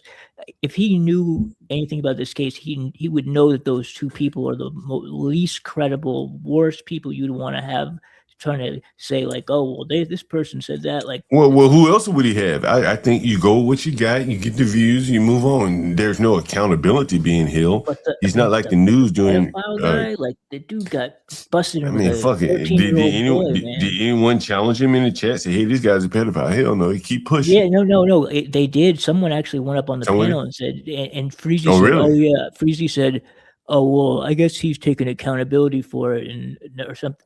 Trying to defend the guy. It's like, dude, like, what are you fucking talking about? And then the next night he did 40,000 views. So clearly no one cared. Yeah, they don't seem to care. Right. So I mean, yeah. And so, you know, that's kind of where you are with that. And you know. And what was with him just trying to come at CT? Didn't he say some shit about CT? Oh yeah, I played it. He called him the meth. What did he call them? Meth makers or meth Something takers? like that. What was his rationale? I don't even understand what he was talking about. He was talking about because he was sticking up for the white kid or something. No. So what happened was, and this is I think Dolomite mentioned this, is that Blacks Who Defy mentioned that CT Freezy, the ghetto people dropped their T's in place and replaced them with D's. So instead of shit, they say shit, right? Yep. Mm-hmm. And Freezy was saying that the blacks were calling him or commenting on the way he speaks and stuff like that. And so he was, you know, kind of defending himself. They said that black people say I talk like slaves and all that kind of shit, or white people say I talk like slaves. But in reality, I think it was Blacks Who Defy who really pointed out the lack of enunciation there. Right. Meth media, that's right. Yeah, meth media. Yeah. What's up, Mexican? Hey, what's going on, you guys? I'm What's trying to up? turn my air down. My apologies. Hey, great stream. I caught it a little bit late. Can I chime in on a few things by chance? Yeah, go ahead, Mexican. Two separate things. One, hey, what's up, Mike? What's up, man?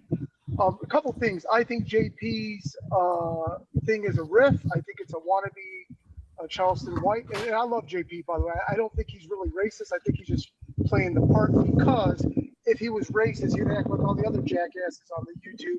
Rude, interrupt people. Anytime there's a white person on the panel, demean them, and that just isn't who he is.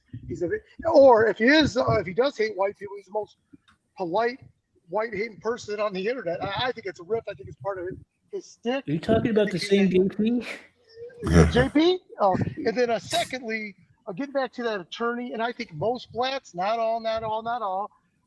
I don't know if it's IQ related, but it reminds me of your dialogue with the black football coaches and stuff like that. I think a lot of the black community either don't have the bandwidth or whatnot, but it's like a movie script in their mind in Act 1, Act 2, Act 3, the same antagonist, protagonist, and they're unable to shift the characters around to see the good guy is the bad guy and all that stuff. So I just think that they're stuck in this movie script, and I hate to oversimplify it to a movie, but that's the only thing that explains why they're sticking to these traditional mindsets, is because maybe they could care less about the outcome.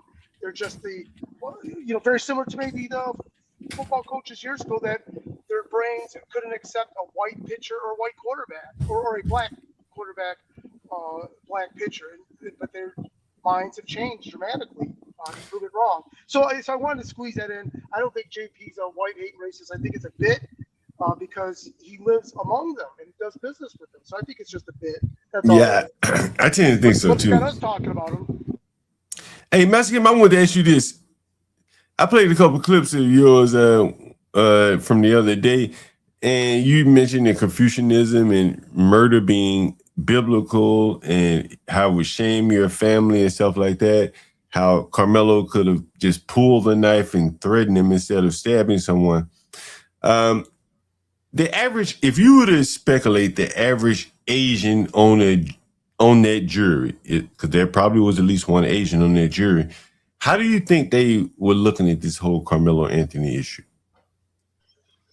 Yeah, they're going to look at him like a beast. They're going to think his parents are beasts, and everyone agreeing with him. It's because, it just doesn't make any sense. Zero outcry from the black community for the most part, and they just, and it's almost like they have pity for them. They have pity for them because they're so unintelligent and violent prone to be acceptable of such a level of behavior. I think they more so have pity for them, almost like Menace to Society, when that Korean lady said, "I feel sorry for your mother," and then old dog said, "What'd you say about my mama?" and then shot her in the head. Right? It's almost Asians feel sorry for the blacks and understand why they're poor. They're not trying to correct their behavior either. That's the one beauty about Asians. We mind our own fucking business. We go into Africa, cut them a big check, take their copper. I'm using that as a belligerent example, but we don't try to change them. Maybe Asians are realists, because the further you away are from Christianity, the more of a realist you are. Hindus are the same way. They see a poor kid in the street, they just think that that's just the yin and yang of life, And so when Asians see the Carmelo Anthony, they just think it's the yin and yang of life and just feel sorry for that whole family, knowing that they can't be saved in their minds. The other Asians that are Americanizing Christians, we think that everyone's redeemable. But do you think they would have hesitated to find him guilty or been more inclined to find him guilty in Asian on the jury? No, they would not have been looking too abstract, and they would not have been looking too deep into it, right? They would have found him guilty right out the gate. Not too much over dwelling on that stuff. I don't think so. The whole self-defense aspect for the Asian, once the whole being told 15 times all that just would have been enough to seal it for the Asian. Yeah. Oh, yeah. Absolutely. And again, just like the previous comment and what you kind of re-aired on the short a little bit earlier today, you can do everything you want, but there's a huge valley between actually taking someone's life, talking shit, doing this and that, fucking the neighbor's dog. Those are all bad things, but killing someone, that's the ultimate sin. And it's so strange that it's like looked at like moving a coffee table or like a double park. You weren't using that spot. Right, it's a doggone shame. Yeah. Now it's been interesting because the reason why I point this out is that it was a lot was made of there was no blacks on the jury, but I think if it were all Asian jury, I don't think the blacks would have fared much better. No, all not. Indian jury. I know a lot of Asians won't even speak to a black person if they're talking to them. I've seen an Asian guy straight up ignore a black person who was asking for directions one time. He just straight up wouldn't answer him. And I was like, what was that about? They're like, oh yeah, those people, they were Vietnamese. They're like, yeah, they don't speak to blacks. Yeah. And so, on one hand, a lot of blacks are seeking diversity, quote unquote. I told you I had black friends say, hey, I want a more diverse neighborhood. But I don't think the Indians and the Asians are, no, they're not. What they're not even close. They're definitely not looking for blacks to diversify their neighborhood.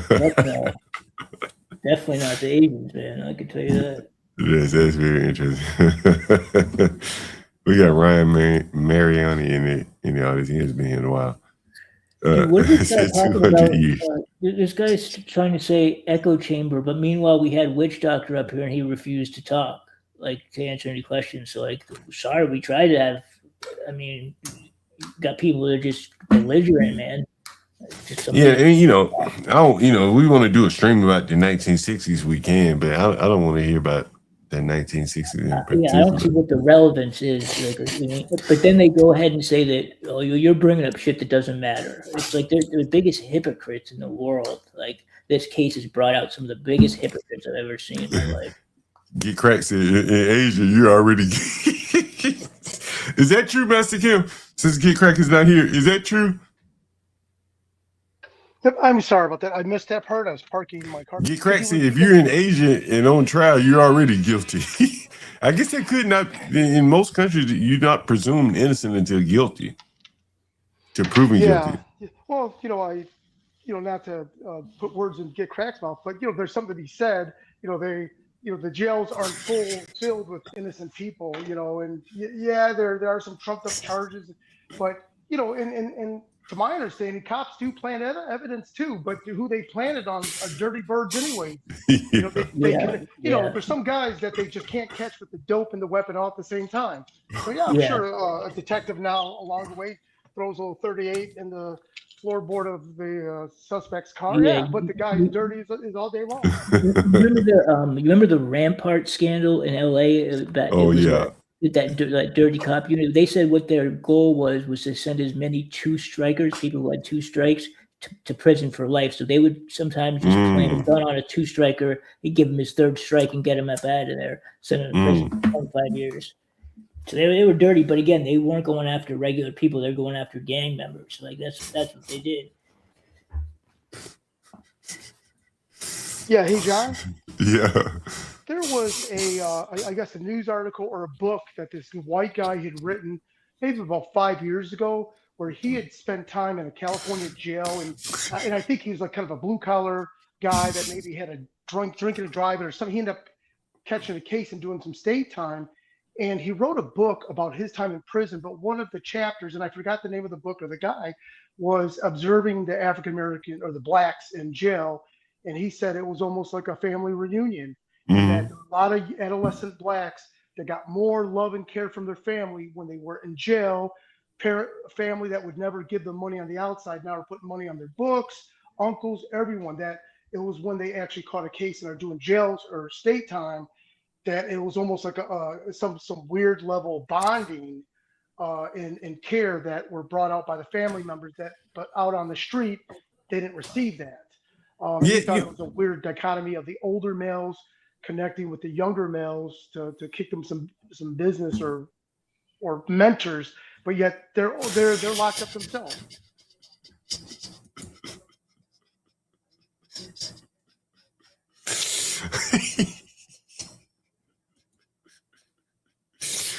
You know what I can say about that is that you know there is a lot of what they call it, like the wisdom among the elders, among the blacks in prison. You know, that have prison experience that they can pass down to people.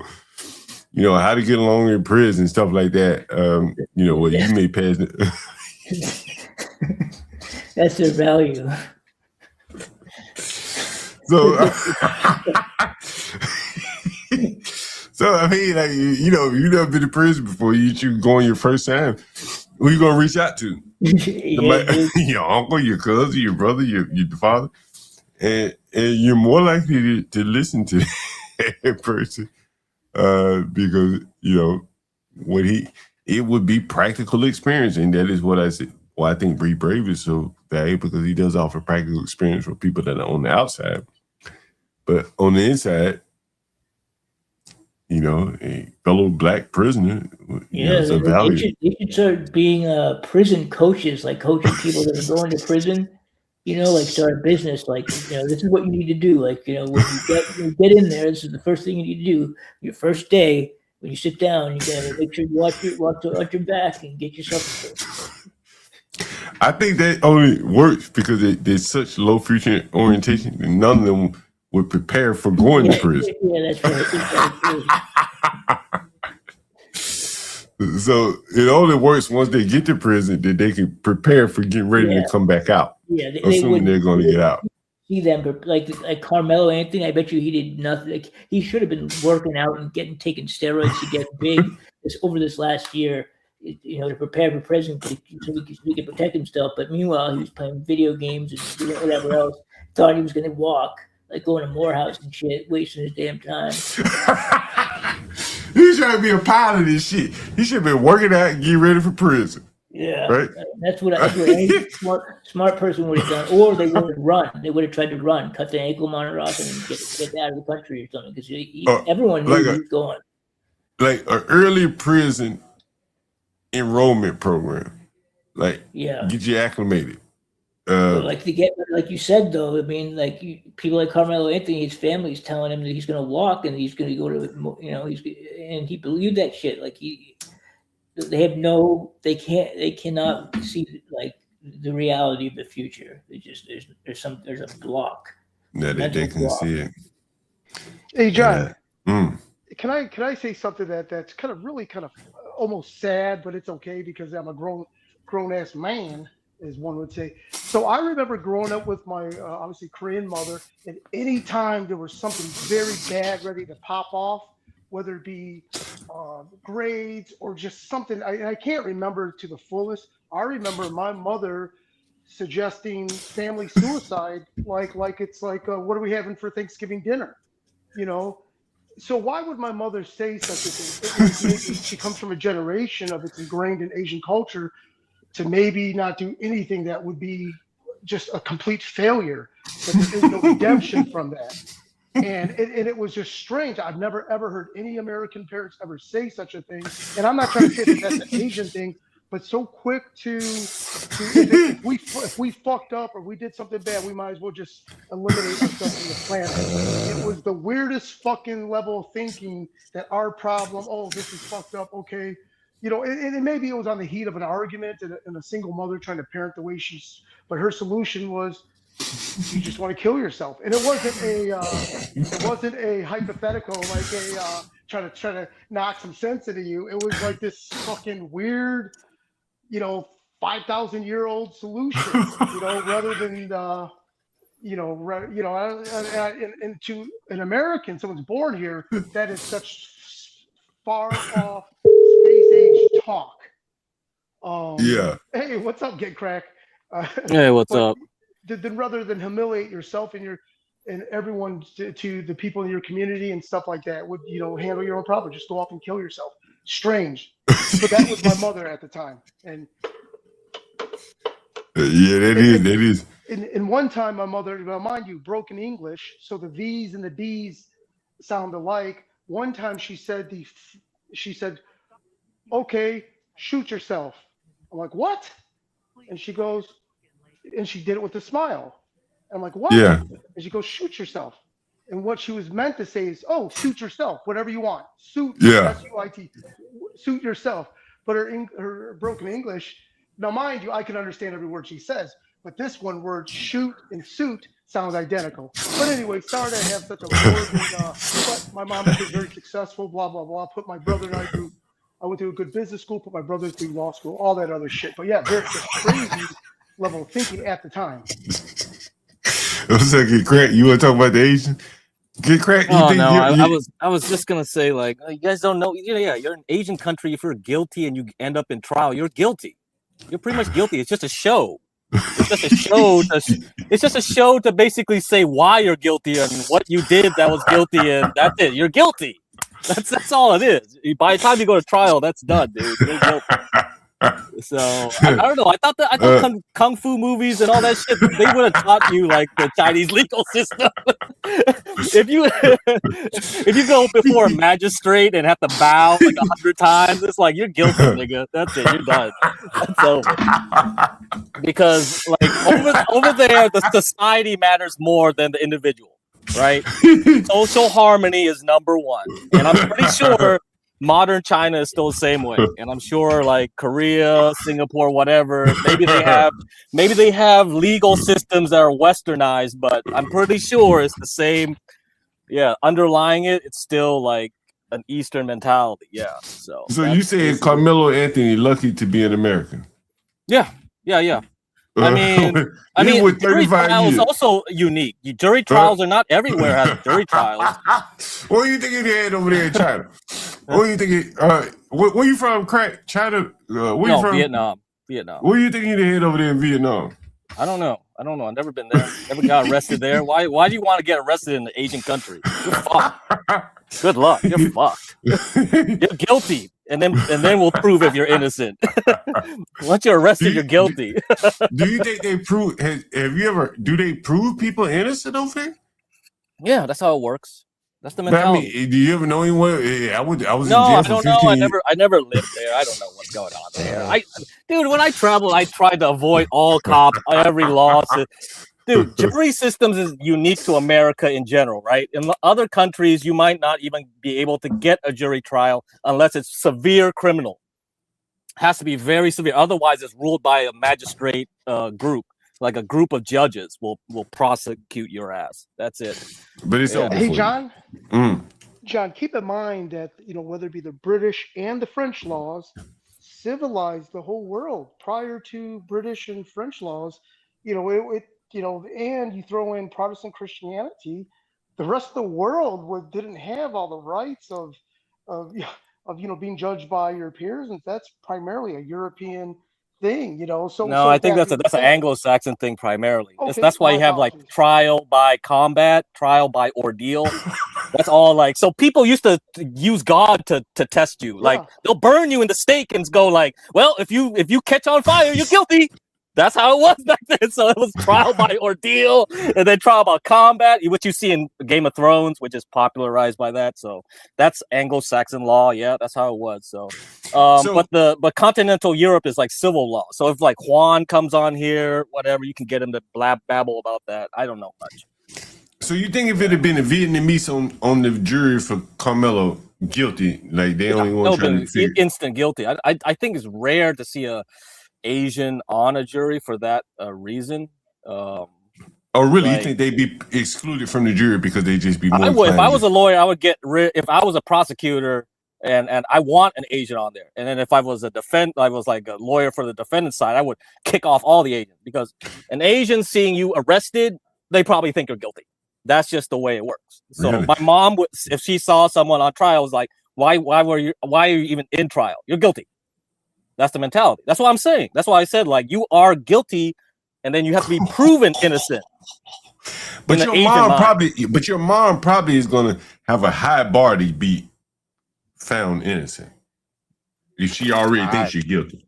Yeah, I don't know. Whatever. Like you're gonna have to ask different Asians though. But I mean that goes against American jurisprudence, right? You're innocent to prove guilty. That's the whole point. Is like when you become an American, do they even teach you the culture of a jury trial, which is based off Anglo-Saxon law? You can't change your mama's culture if she got exactly. So right? that's why when you bring a bunch of immigrants here, and then you expect them to be like, well, we have a democracy, a representative democracy, blah blah blah. That's a whole mindset set shift, right? So would you say the solution for the blacks, the criminal-minded blacks, is commit crime when you're gonna be more likely to get some blacks on the jury? Yeah, you don't want to commit crime where the Asians and shit on the jury. Yeah, that's right. That's right. Yeah. Don't commit crime where's Arabs and shit on the jury. Right? Yeah. Whites and blacks. You need to commit crime where it's whites and blacks where there may be some sympathy for you. Right. And they know about jury nullification. That's another special thing about the American system. If they smell that you're an activist juror, if I said jury nullification, I said this on HB show, like his show, like on Father's Day. Yeah. I was like, yeah, I knew about like jury nullification. I got out of like jury duty because like I was like such an asshole. I was just being a prick trying to do like a 12 Angry Men type shit. If they smell that you're gonna do that, you're out. You're out. They don't want that fucker there. Yeah, you're too smart. No. We don't want a smarty arty in the fucking jury box here. Jury nullification. Yeah, no. Very interesting. Craig, we gonna do another stock stream at the end. I know the people are anxious to see. No, it's on my channel. No, you got to give me back the StreamYards thing. Man, you got to send me your email again. Send me your email again. Man. Man, I thought you cut off the StreamYard. I thought you cut off because you don't want to pay all that money for like. No. What it was is like, remember someone I sent you an email. I'm like, damn, someone restreamed something. Yeah, I talked to Universal about it. I know. I think I figured all that, but not a big deal. But either way, go. But yeah, send me an email again. Okay, all right. Yeah, hey John. Yeah. One more thing too, and this is a very general comment, not all. Most Asians have very little interaction with the legal system. However, there's a perception that the U.S. legal system is not corrupt. So if someone catches a case, they're thinking that person was dutifully arrested, warrant based on evidence or whatever it took, whatever. So there's a perception, kind of like what Good Crack is saying. If they're already muddied up with the legal system, they probably are guilty because the U.S. legal system worldwide is known as being fair and not corrupt, despite what some of these other YouTube commentators say. Now, that is just a very high-level comment. And also, the reason a lot of Asians don't catch cases, it's not because there's no bad apples. There are, but their English is, majority of them, their English is shitty, and the Asians that are attorneys just take advantage of the Asians like no one's business. Manipulate, take advantage, take their money, don't actually file up with the immigration shit or you name it. So they just avoid it 100%. And as a result, they're good citizens for the most part. Yeah, no, I think it's a large part of it. The crimes that they probably committed are probably a little bit more difficult to resolve as well. You've got fraud and all that kind of stuff, which is a lot different than street crime, which is where I think a lot of the black crime happens is on the street, which is easier to apprehend those type of people. Anyway, it's been they very got a lot of interesting. drones, dude. They got a lot of drones now. Man, those drones are killing a lot of crime. Shit. Crack, did I tell you a reporter called me about she's doing some reporting on real estate? And I was telling her about cool.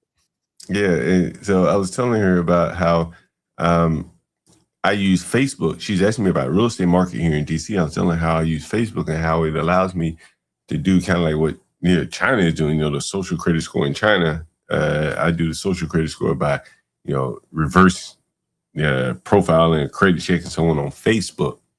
So she thought that was an interesting concept there.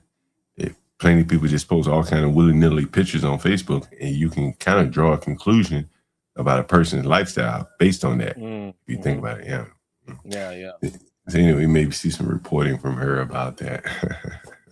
Well, that'll up your thing. So you're gonna up your channel up to 100 viewers average. Your average has been steadily going up. Yeah, so just like chopping wood, Crack. Some people have taken the approach, like I don't know, go viral, and that works for some people, no doubt.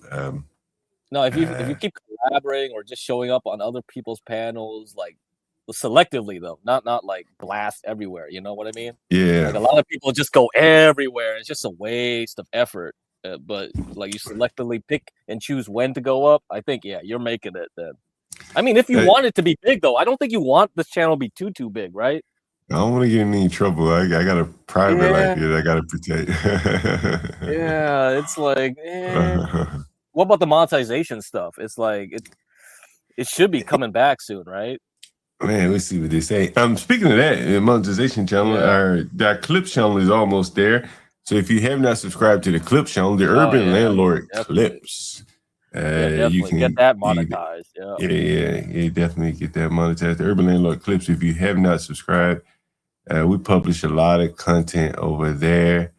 The Urban Landlord Clips. I'll show you the channel. A lot of clips go over there. A lot of clips. View the channel. Here's the channel. The Urban Landlord Clips. Here's the Clips channel. If you haven't seen it. What else am I going to tell you, Crack? Yeah, Urban Landlord Clips. Something I was going to tell you. What you guys think about the title for the show before I get out of here? Be Brave and John in the Morning. What's the title? Four white trash and a Nicca. I don't know, man. I'll tell you this. It's like Jeremy's been using a lot of F slurs and hard R's in his streams recently, and he hasn't been demonetized yet. So maybe the AI doesn't care too much these days like it used to, but it's caring more a lot about the copyright though. Copyright it seems to be the priority right now. Maybe because like it costs so much to use AI because all these companies used to use a lot more AI before they started getting cracked down, right? Charging, they're upcharging now because people got used to it. They're like, no, man, it's not free no more. We're turning off that feature. You got to pay for it. And then another place is like, nope. You got to pay by token. Like how complicated your AI usage workload is. It's not by month. It's like, if I asked a hella hard question, it's like you used 1 billion tokens. And so many companies now, they're like, this employee used $80,000 worth of tokens in 1 week. Nope, we gotta stop using this AI tool, and that's what's been happening. And so to simplify that for what Crack is saying for the people that just got lost here, You gotta simplify it. But what Crack is just saying here, if you send a bunch of text to an AI large learning model versus if you send a bunch of video, the text is gonna eat up. Well, the video is gonna eat up more credit than the text if you have AI processing. One way to look at it. Yep. Right. It's a simplified way of looking at it. Right. So what Crack is saying is that the AI, what did you say? They're looking more toward copyright. Copyright is probably easier to for AI to match than processing an entire video. That's true. Right. And another thing too is it's actually is important legally because a guy that just spews out the N-word, who's gonna sue that guy? Like very few people. More people are gonna sue YouTube for like letting all this music play. Right. That's billions of dollars. Yeah, what Crack is saying is billions of dollars. It's money, actually. It's not because they stop caring about they'll care if it hurts their bottom line. Right. That's all that matters. Advertisers will care, but advertisers don't care. Right. Yeah. So what Crack is saying is that the companies that can sue you for copyright have deeper pockets to hold YouTube to account, whereas it's costly for them if they get caught because they got to pay the copyright and all their violations. So that's a higher priority than the F words that Jeremy's probably using. Right, dude, he had a great rant. I wanted to pair it with your with you and Ponder and HB talk about the education of the black. He had the same rant. Because he was listening to an NPR, like stupid little NPR piece where they were talking about like, man, all these black kids are getting into trouble so much and this and that. And he just went on an N-word rant. I was like, oh shit. I could have just put this right next to you, Ponder, HB, all talking about, just more education would have helped, and you were just pushing back against it. HB was pushing back, right? Back to back, right there. Man, we got to get HB back, man. You're getting back up here more often. How about that? What do you think about that? I think it's because he shifted his job, right? His job isn't long haul anymore. That's the difference. And yeah. And but you're getting me on some spot appearances that might. I think the audience will like that. Yeah. If you can schedule something ahead of time, that'll be good. Yeah, I got to reach out to him. But guys, I got to get out of here. It's 2:40, 2:50. I've been here 6.5 hours. Guys, make sure you hit the like, share, subscribe. Make sure you subscribe to the Urban Landlord Clips. I am John Galt, the Urban Landlord. Thank you. This nigga high as a motherfucker, by the way. Then we're going to fast forward. I am the nigga John Galt. This high ass nigga. They don't dance no more. It's all about the lean. Back in the day, crack was jumping on the scene. Now they slumped on the sidewalk. Can't talk. Golden era faded, but we still feel the rock. They used to be kings, now they lost in the scheme. Popping them bottles, throwing money, living dreams. Now they zoned out and mumbling, fumbling. No rhythm in the city, the whole shit crumbling. They used to rock the house, they was riding through the streets. Remember there was dancing, sliding to the beat. Now it's poison in their veins, ain't no pulse on the street. Guess it's over now, they accepted the back in the day. The rock had them wild and free. Different story now, they got no energy. New drugs got them slow with the hit unload. I'm close and they don't dance no more. Block used to be jumping, top shit they was on. Now it's lights out, guess the thrill is gone. I am the nigga. I bring it to you rough, rockin' and raw, nigga. They don't dance no more. It's all about the codeine. Back in the day, they was rocking on the scene. Even dancing in the rain. Now they nodding off. Shit just don't hit the same. I am that nigga.